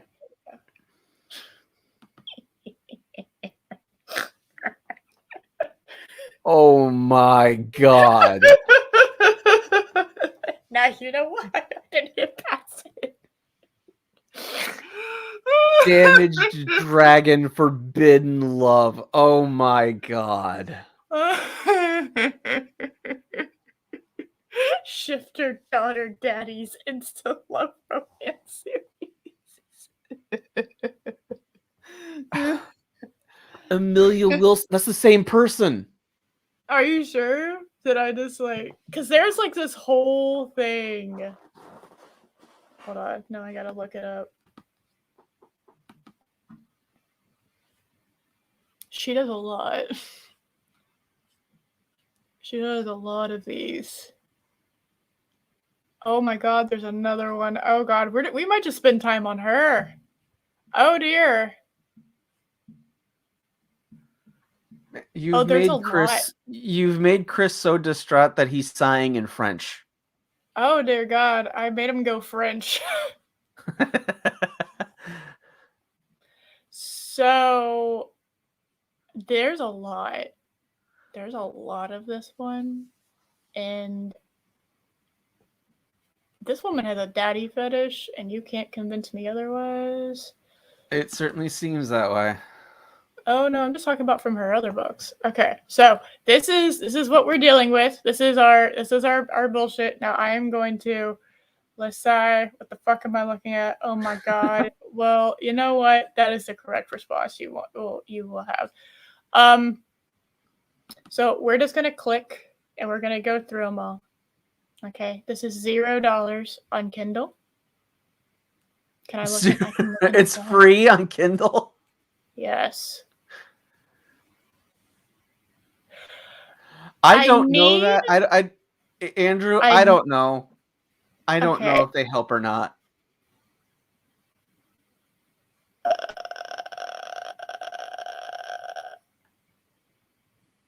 Never mind. You sound I can't disturbed. do that. Okay. Okay. Well, it says that I can't record it for legal reasons, so I'm not going to show y'all the inside of the book. And let me just read it off, the first sentence of this book to you. And there we go. Never in my life had I harbored the desire to become a breeder. Oh my god. So that is the first word. Those were the first words of the entire book series. Yeah, they don't want you like recording it. Whatever. Okay, that's fine. I don't have to do that. I can just read that out loud. So y'all can look at this on Amazon. So here we go. We're gonna do it. Hi, Adega. Hey, Adega heard I was talking about books and apparently got summoned. This was not the time to get summoned, my friend. To become a what? Yeah, hold on. Let me see. Can I actually just because I really don't want to get sued, so. Surely you can read the description off of Amazon. No, I'm talking about this is literally in the book. This is literally like you can take a pic. Yeah. So here you go. I'm just gonna screenshot that. And I'm gonna open it. And that's gonna be on my fucking desktop and hard drive forever. Excellent. FBI, do not be worried. I'm fine. Okay, so I'm gonna stop screen, share.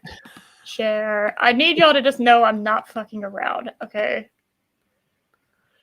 Potato Revan, this book needs Jesus. There you go.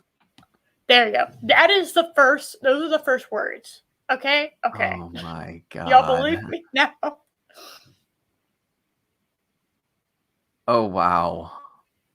There you go. Okay. So now y'all can believe me and just embrace the fact that yes, I did just show that to you. All right. So here we go. What would you do to gain love everlasting?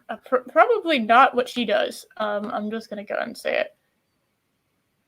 No, yeah. This is a 5-book series, Potato. Okay.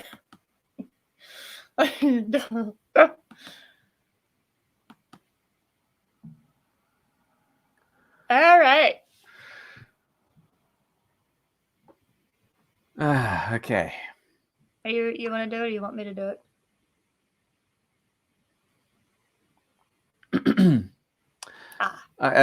I do.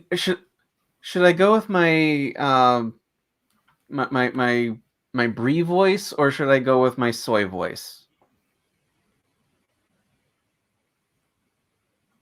Whichever.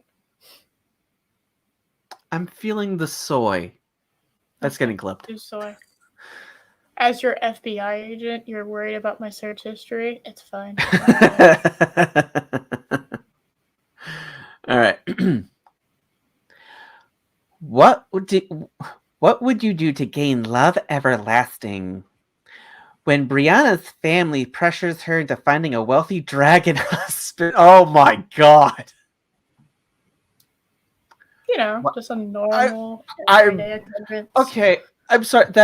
That kind of broke my brain for a second there. Yeah, because I haven't been in this crazy woman's mind in a week now. Okay. So there's a whole subgenre of shifter, like shapeshifter shit. And I have struck gold here. And I don't think we need to leave this particular category for a while. Because honestly, lucky us. There's an endless amount of it. Hold on. I have to make a change here. Okay, there we go. That's better. That is better. Okay. I feel like I'm now in the proper headspace to do this. Do it. All right.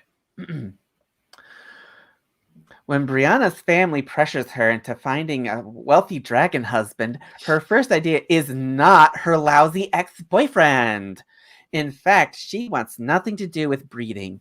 Oh my god. Man, that's just okay. She just wants to pine after her reception desk where she works. But what she doesn't anticipate is how strong her desire becomes. She loses herself to the sweet, protective doctor, the man who would do practically anything to keep her safe.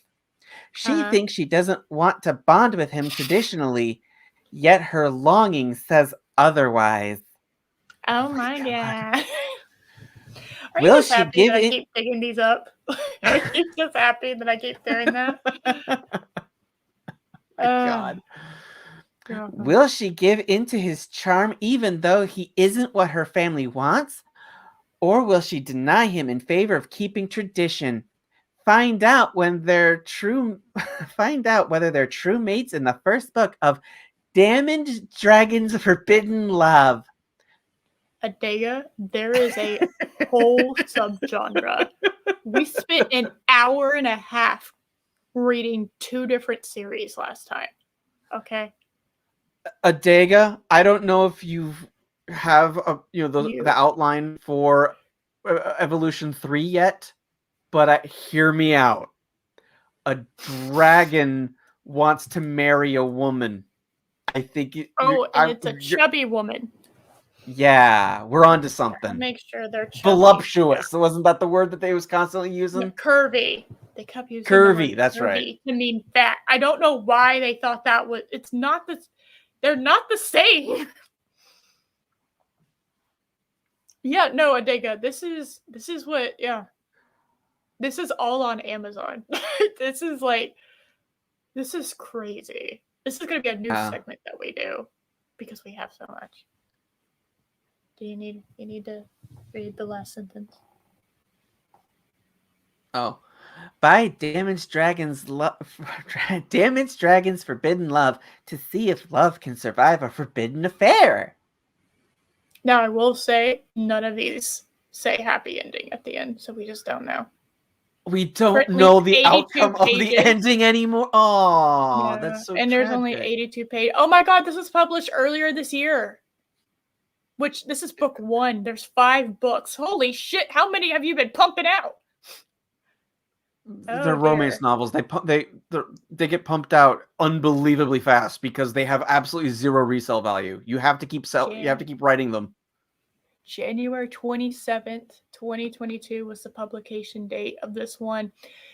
February 10th, 13th. This took less than 2 weeks to write. This next book that I'm going to show y'all. No, they probably wrote the entire series and then just pumped them all out. Mine's funnier. Let me have my. That is funnier. That is funnier. Okay. I'm going to look inside real quick. Fuck my life, Dr. Fleming was coming my way. Oh, dear God. Okay. Aggressive, flirty remarks. Oh, aggravating, flirtatious remarks. Paired with his persistence to get into my bed. I'm not reading anymore. I'm just going to fucking move on. I was reading the inside of the second book. Yep, that just traumatized me. And the fact that I decided to say that out loud on Scream also made me a little traumatized. All right, anyway, so this is the next one.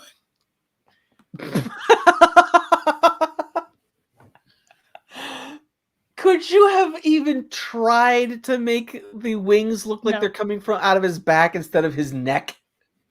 No.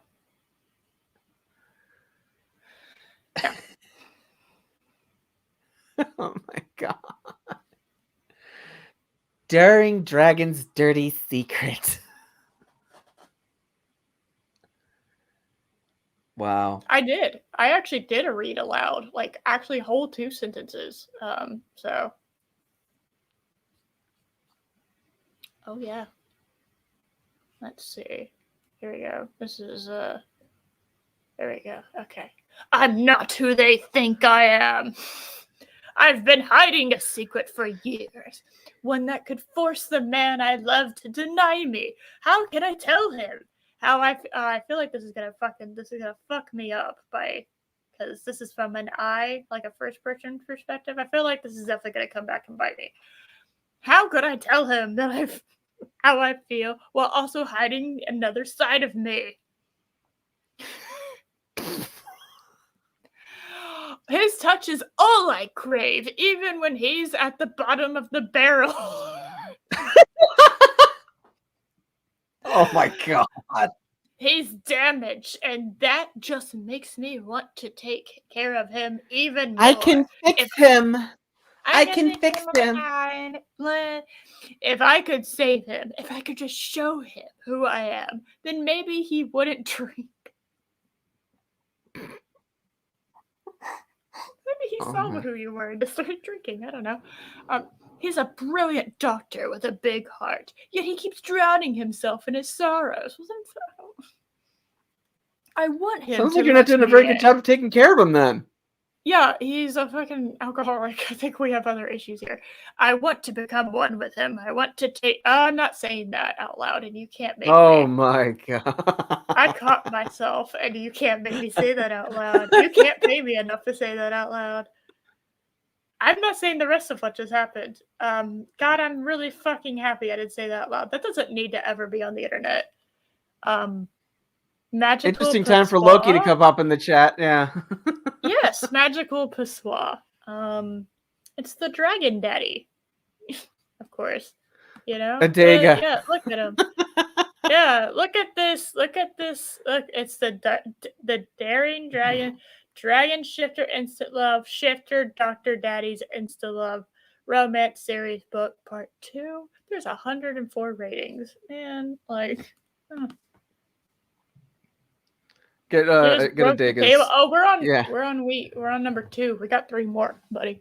We got 3. Yeah, 3 more. 3 more. Okay, they don't get better, by the way. I'm just going to inform you right now.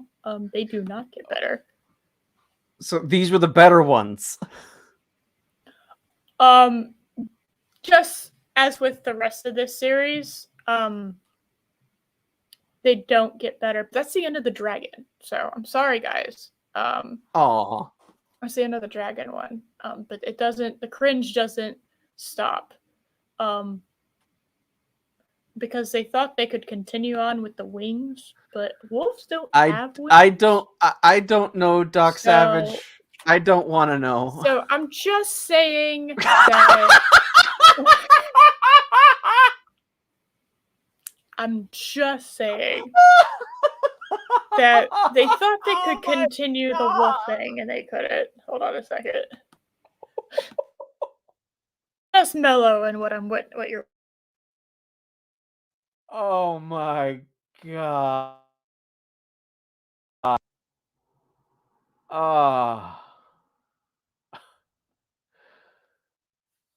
Okay.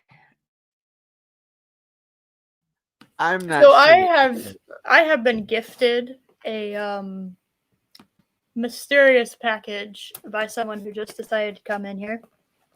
And I have had a request to open it live. I don't know who it possibly could have been. But I have had a request to open this live. So give me 1 second. We have an unboxing. Oh my. So no, this is a good thing. This is I didn't get one of those books. Oh my god. I got my boy. I got my boy. Hold on, so just gotta take it off here. This is my boy. This is Tigra, my boy. Nice. He is way better. He is way better than Lionel. Eat a dick. Okay? This is my boy. Alright? Tigra is better, objectively. Hells yes. I love this. I mean, Lionel is like 10. No, he's a grown man now. His body changed. It's fine. I am so excited. This is the best thing. Hells yes. Tigra is my boy. This is my boy. Okay? And I will say, especially like in the reboot, Tigra should have rolled, and Lino does not prove me otherwise on that front. So, hells yes.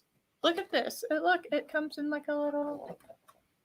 Now I have I have the Thundercat song stuck in my head. Thundercats are Thunderloose. Thundercats are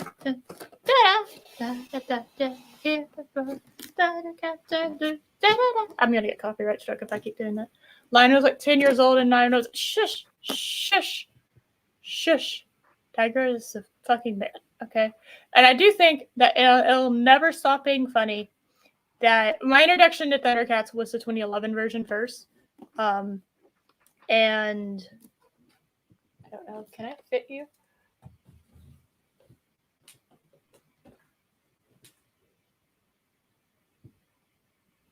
Not really. Okay, it will work. We will work on that because I dare not mess with that.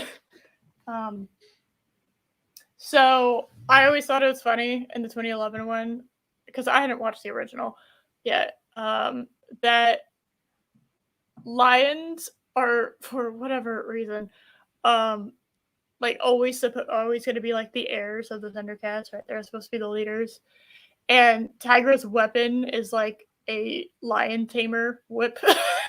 that made me laugh. I thought that was funny. That is funny. So it's not as funny in the original because they don't have a brother relationship like they do in the 2011 version. But I thought that was funny, the 2011 version. Also, of course, Chitara was going to choose Tigra. I don't even know why Lion-O thought he had a chance. I really don't. I don't know why he was all butthurt about that. Anyway, back to this nonsense. But yes, no, I love this. This was great. Thank you, mysterious person who got this for me. Thank you. It's my boy. Yay. Tigra is the man. Just saying. Okay. Yes. Hells now yes. back to this gloriousness. Yes. Back to this. It means puffed rice. That's pretty funny. I didn't know that. Oh, now I want crab puffs. What are you doing to me, Palpatine? Okay, it's the evil chef side of him. This is true. Yes. This glorious. Like, look, they wanted so bad to do the wolf thing. Oh my god. That's so funny. Undercover wolves' greatest loss. Yeah, and it's just. Oh. Right. Are you ready? Yeah, I gotta read more. Yeah. Yeah, hold on. We gotta read it all. Yeah, what the fuck? Yeah, get it all on there. Yeah, we gotta get the whole thing. There we go. We did it. Okay. Give it all to me. Stop. No. Dad. Spray ball. All right. All right. Oh dear God, I'm reading it. Oh no. I must hide. Wait. My parents. No. Oh. Josh, stop yourself. I read the first. I just read the first sentence. The end. I know. Stop yourself before you get to the end, or you will have something recorded forever that you don't want online. Okay. I'm giving you that warning because I see it. Okay. Do yourself a favor. I see it. Continue. Please continue. I didn't want you to get too into the character. Okay. So. My parents gave me away to the alpha of the pack. Oh my god. Just like a fucking present. Just put a bow on her head. I just can't take these seriously at all. No, there's nothing to take seriously. That's all child trafficking, but that's fine, I guess. Yeah. It's fine. Don't worry about it.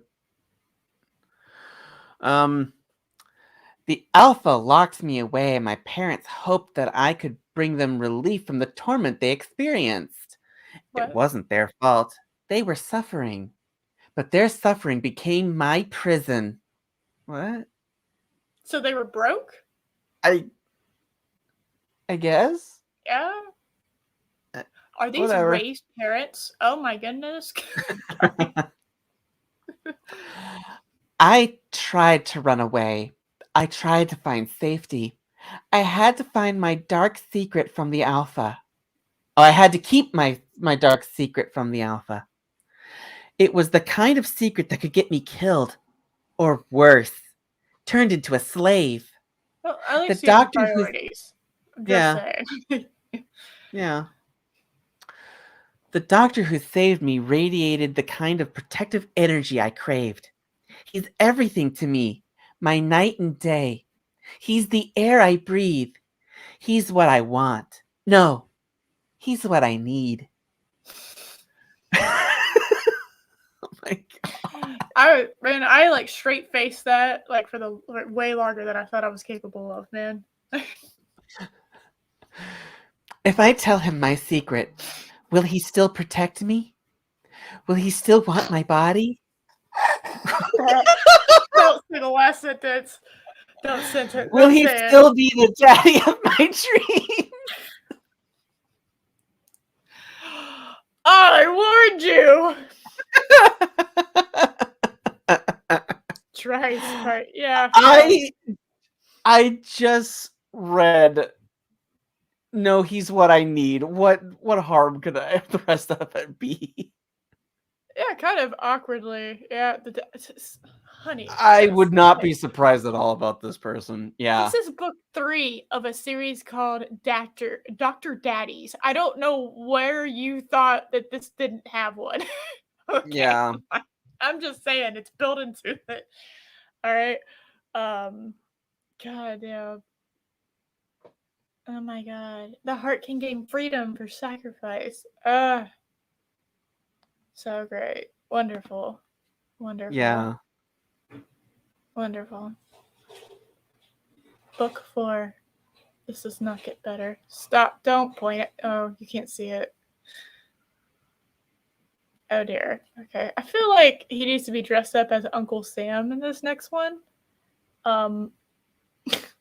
We want you. Oh my god. Tortured Panther's one night mate.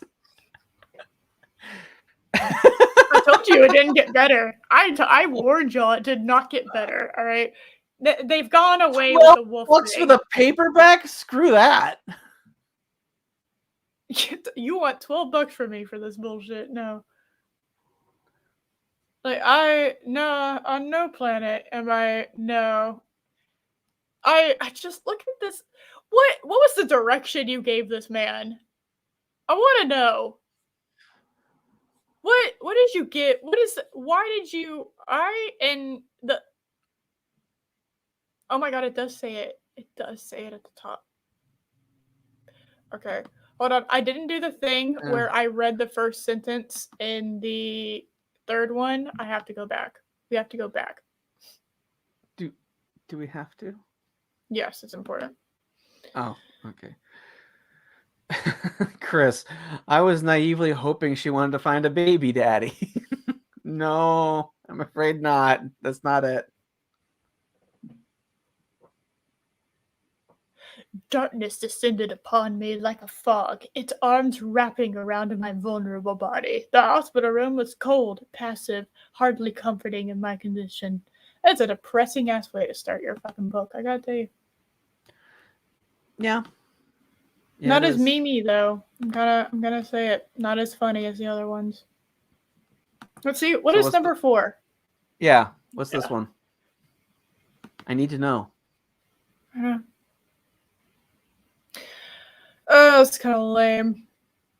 How strange it felt to no longer be on the run. Oh. It's kind of lame.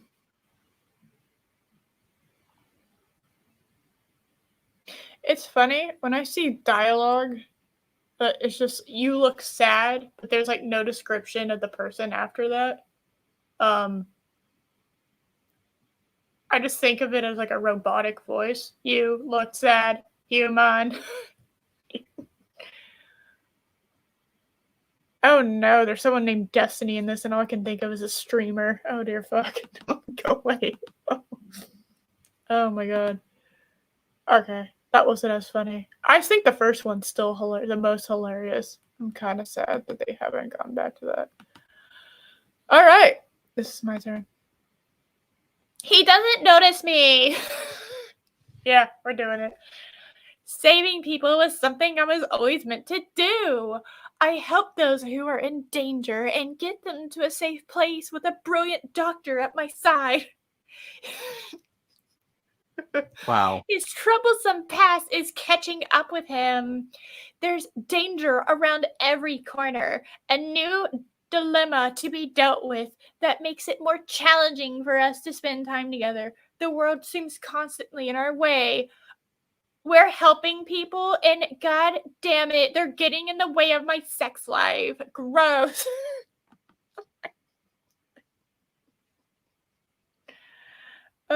These are all different people. I should have specified this. This is all from different people's points of view.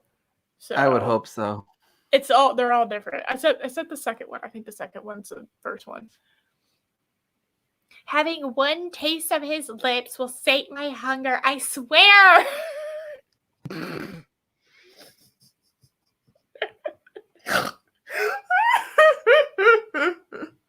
That was a snort. Can you blame me after that? No. Loving his body that works so hard for others is my calling. I'll be satisfied then as long as he doesn't make me want more. I love that I just make her sound annoyed like the whole time. But what if I do want more? What if I want him to save? What if I want to save him just like he saves everyone else? Will he let me? But will he let me take care of him?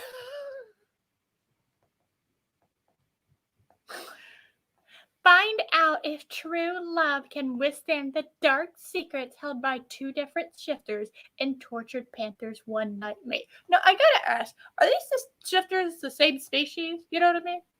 So is she also a panther? Because, like, if she ain't, then I got questions. What is your baby gonna look like? Like, so if, like, a lion and a tiger, like, got together, would it be a liger baby? But, like, what if a dragon and a rhino got together? Like, what happens then? You know? I don't know. I'm just asking questions. Wouldn't that be a trippy-ass way to make the dinosaurs exist?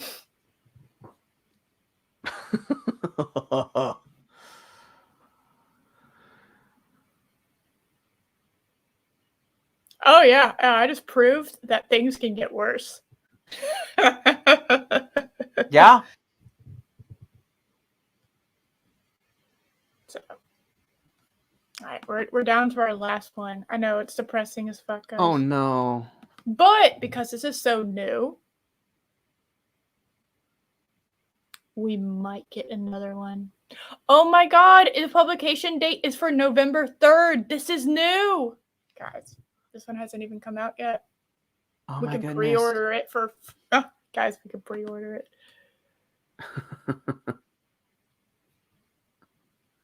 Oh my goodness. Hold on, let me... Oh my goodness, I think... For $4!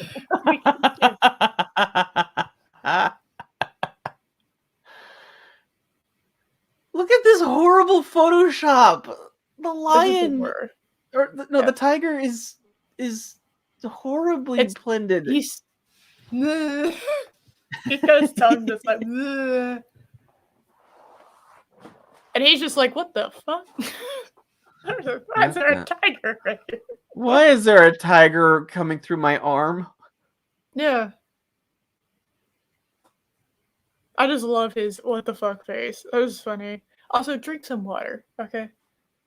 Drink some damn water, my dude. Okay, you need to drink some water. I'm just saying. All right, so guys, we can pre-order this for $4. I know y'all are so excited. Yep, it's gonna be available on November 3rd. So, oh my god, guys, coming. It's exciting stuff. Okay. Yes. Oh god. There you go. There you go. There you go. Yes. By the way, this is called Demanding Tiger Daddy. I wanted everyone to be aware of that. Demanding Tiger Baby. No, Daddy. God. It's worse. It's worse than that. Yes. Okay. He's not good for me. I know he's not good for me. I've been warned by my best friend that his intentions are malicious, that he's far too possessive and controlling. But what if that's something I like? Oh, then you like abusive relationships. Well done. Yeah, that's not healthy. Yeah, you're into that. That's odd. You got some problems. What if Probably some daddy issues that you really thoroughly need to sort out. I can't imagine this person having daddy issues. I don't know what would give you that impression. Yeah. What if that's something I want? The mysterious doctor doesn't reveal his secrets to me. Probably because he's your doctor and he doesn't care. You're just his patient. Yeah, I don't want to know my doctor's bullshit. Okay, I don't need to know that. I really don't need to know that. If you're getting ready for surgery, do you want your doctor to come in like, man, I've had such a horrible day? Like, what? Yeah, I really don't want to know what their fetishes are. Like, nah, thank you, sir. I just need my appendix out. But I don't need a list of what porn sites you use and what you're into. Okay, I don't need to know that. Thank you so much for that information. But actually, hard pass. Yeah. All right. His secrets to me. Instead, he lures me into the darkness where he takes me over, using his hands to mark what's rightfully his. So I belong to him. Relationship. Yeah. Okay. All right. We have confirmation. Yeah. All right. Cool. I just wanted clarification. Yeah. Yep. I belong to him in every way. Wow, okay. Yeah, nice. I belong to him in every way. I can't deny that. Yet I also can't deny how hard it is to accept the danger that comes with him. He's running from his past. He's trying to outlive the peril he has encountered. The more he tries to hide that from me, the more I want to help. I told him that I'm his little girl. Oh my God. I wasn't prepared for that because I was actually trying to figure out what the hell I was listening to before that even happened. I told him that I'm his little girl, and I mean it. Little girls can be just as fierce as their daddies.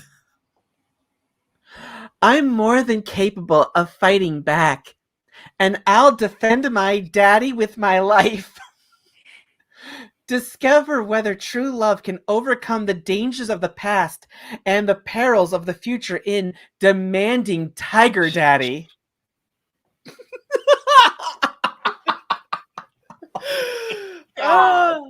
That's all we got, guys. Hi, Dave Bob. A hell of a time for you to come back, Dave. Oh dear God. I cannot believe I stumbled upon this like rabbit hole by pure accident. It's gold. I mean, they're all like this. They're just different versions of the same thing. This is wild. Oh, that's the point. Get it? Because wild animals. Yeah. Oh yeah.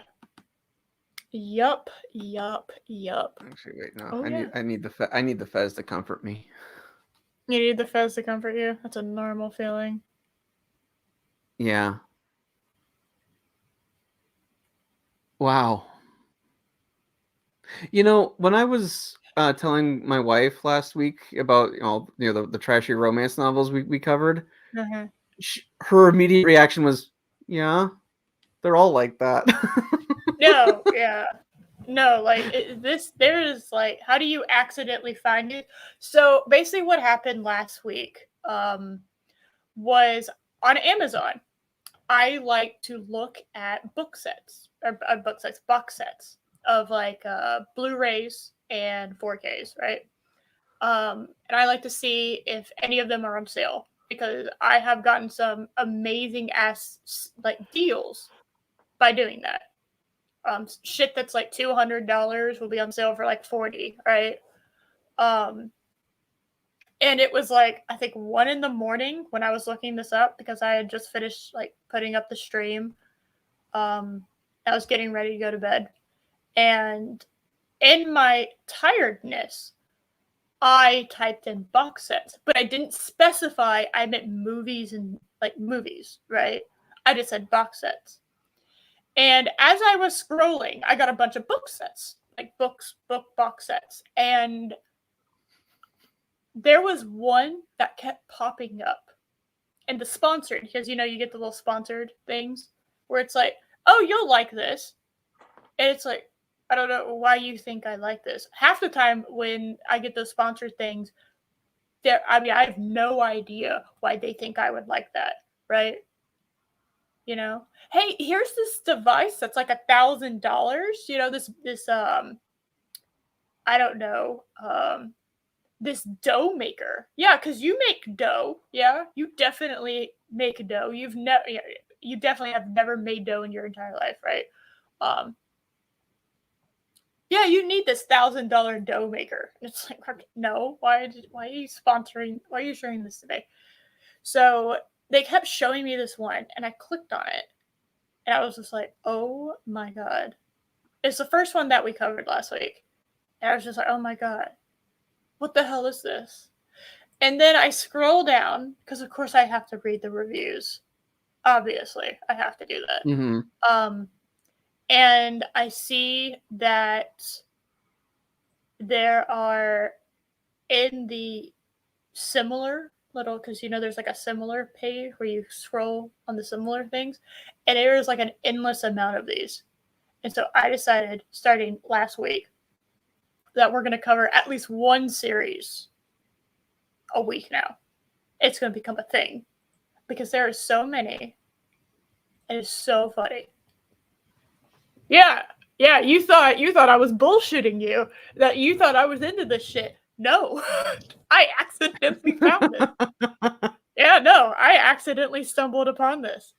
Yeah, it was crazy, absolutely crazy that I stumbled upon this bullshit.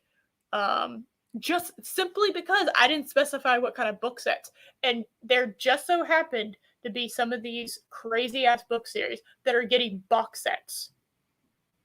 So it's just apparently they're doing well enough that they can actually get box sets. It's crazy as shit. Yep. So, all right, that's it. Hell yeah. Josh, what do you have going on? Nothing. You got nothing going on. Secret Stoof. Nothing. I'm still doing Secret Stoof. I am going to do some kind of video for Halloween. I'm not exactly sure what it is yet, but my channel's not dead. I haven't abandoned it. I've just been too busy to do much with it at the moment. I mean, totally understandable. Yeah. Also, I will not be on with Loki next week since I will be out of town on work-related stoofs. Yes, and he's not going to be here. So we're going to have a 99.5 next week. Assuming I do one. I'm kind of up in the air about that, but I might get some people on, and we might talk about these books. So I might do one of those. Maliciously guided down. I could see this being like, hold on, there you go. Maliciously guided. Yeah, I could see that. Hey, they paid to be sponsored. I don't know, man. I don't want to see these. I don't know. No, this is not. Oh God! No! I do not need these visualized. It's bad enough that there's words that create a picture in my brain. I don't need the actual picture. So. Although if they're horribly photoshopped like the covers, that could be funny. That could be funny. Yeah. Oh, and your Doogie your Doogie Elrond video was just sitting in my recommended the other day, by the way. Oh. I know. Look at you. Did you watch it? Not only did I watch it, but I watched it again because this would be my second viewing because it was in my recommended for the second time. So, yeah. I refreshed my homepage and it was there sitting at the top of the page. And I was just like, Wow. Yes. Again, it is the most successful video I've made, and I threw it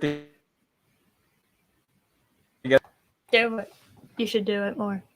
Get Mary to join. I think I might try to drag Mary on. She owes me a favor, so I'm gonna drag her on. I might drag her on. I want to see who else I can get to come on and talk about these. So.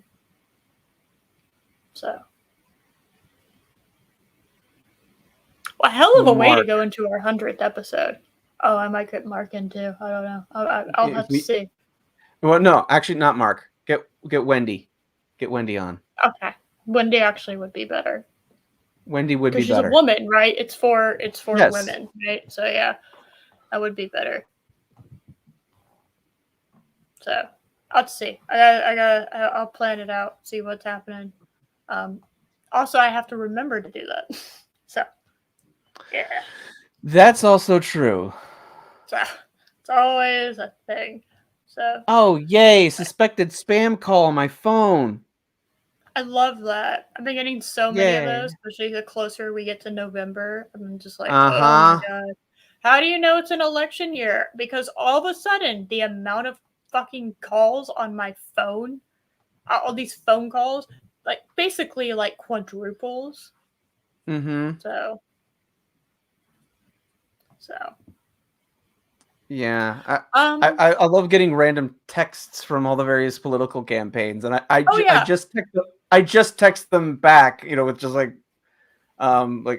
that sounds great. I'll take the politics to like the most extreme part, and then like send that back. Like, do they support this? Then no. Yes, exactly. I troll them. Well, see, at least like they're calling you by your name. Mine are never my name. They're just like, hey, hi, random resident.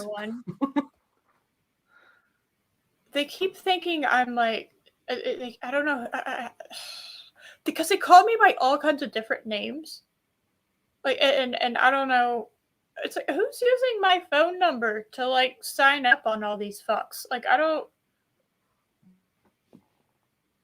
To what? Thank you. I actually totally forgot about that. And not only did I forget about that, I forgot what I was going to talk to him about. Oh no! Now I remember. We did it, Chris. You did it. I totally would have forgotten to. Yeah. So let me see. What am I doing? Monday, House of the Dragon review, which I am thoroughly looking forward to because we're getting our 10-year time jump and a cast change. So this is the make it or break it episode. Yes. If these newer, older actors don't work in these parts, it's the death of the show. Yeah. Because the other two did such a great job. Yes. So we gotta.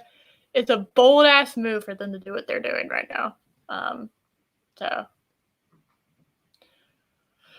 it's going to be interesting. It is going to be interesting. So yeah, let's see. So that's Monday. Tuesday, I'm not sure. I thought that.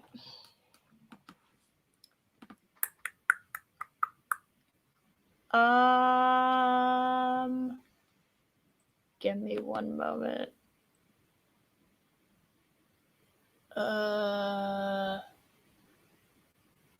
Okay, so never mind. So I thought it would be next week, but October 11th is actually going to be when we cover Food Wars. So, yeah. Okay.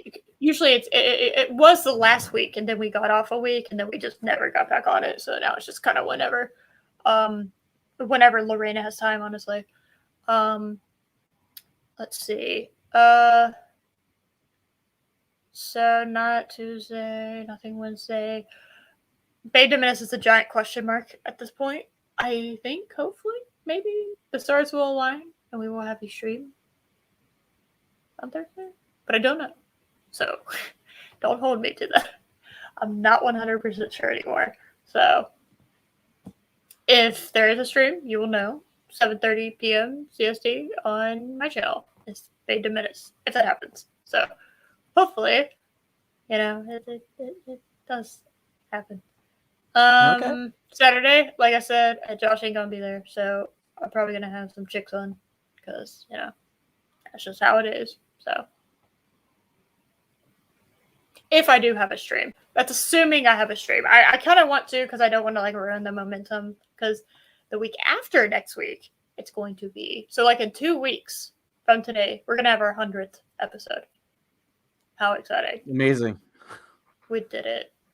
Fuck yes. Yay. So, yeah. I think that's all I got. Thank y'all for coming. Yeah, we're going to do a Halloween outro. Because, yeah. Hell yeah, we're going to do a Halloween outro. It's just that time of the year. So, that's what we're going to do. Bye-bye. Everyone.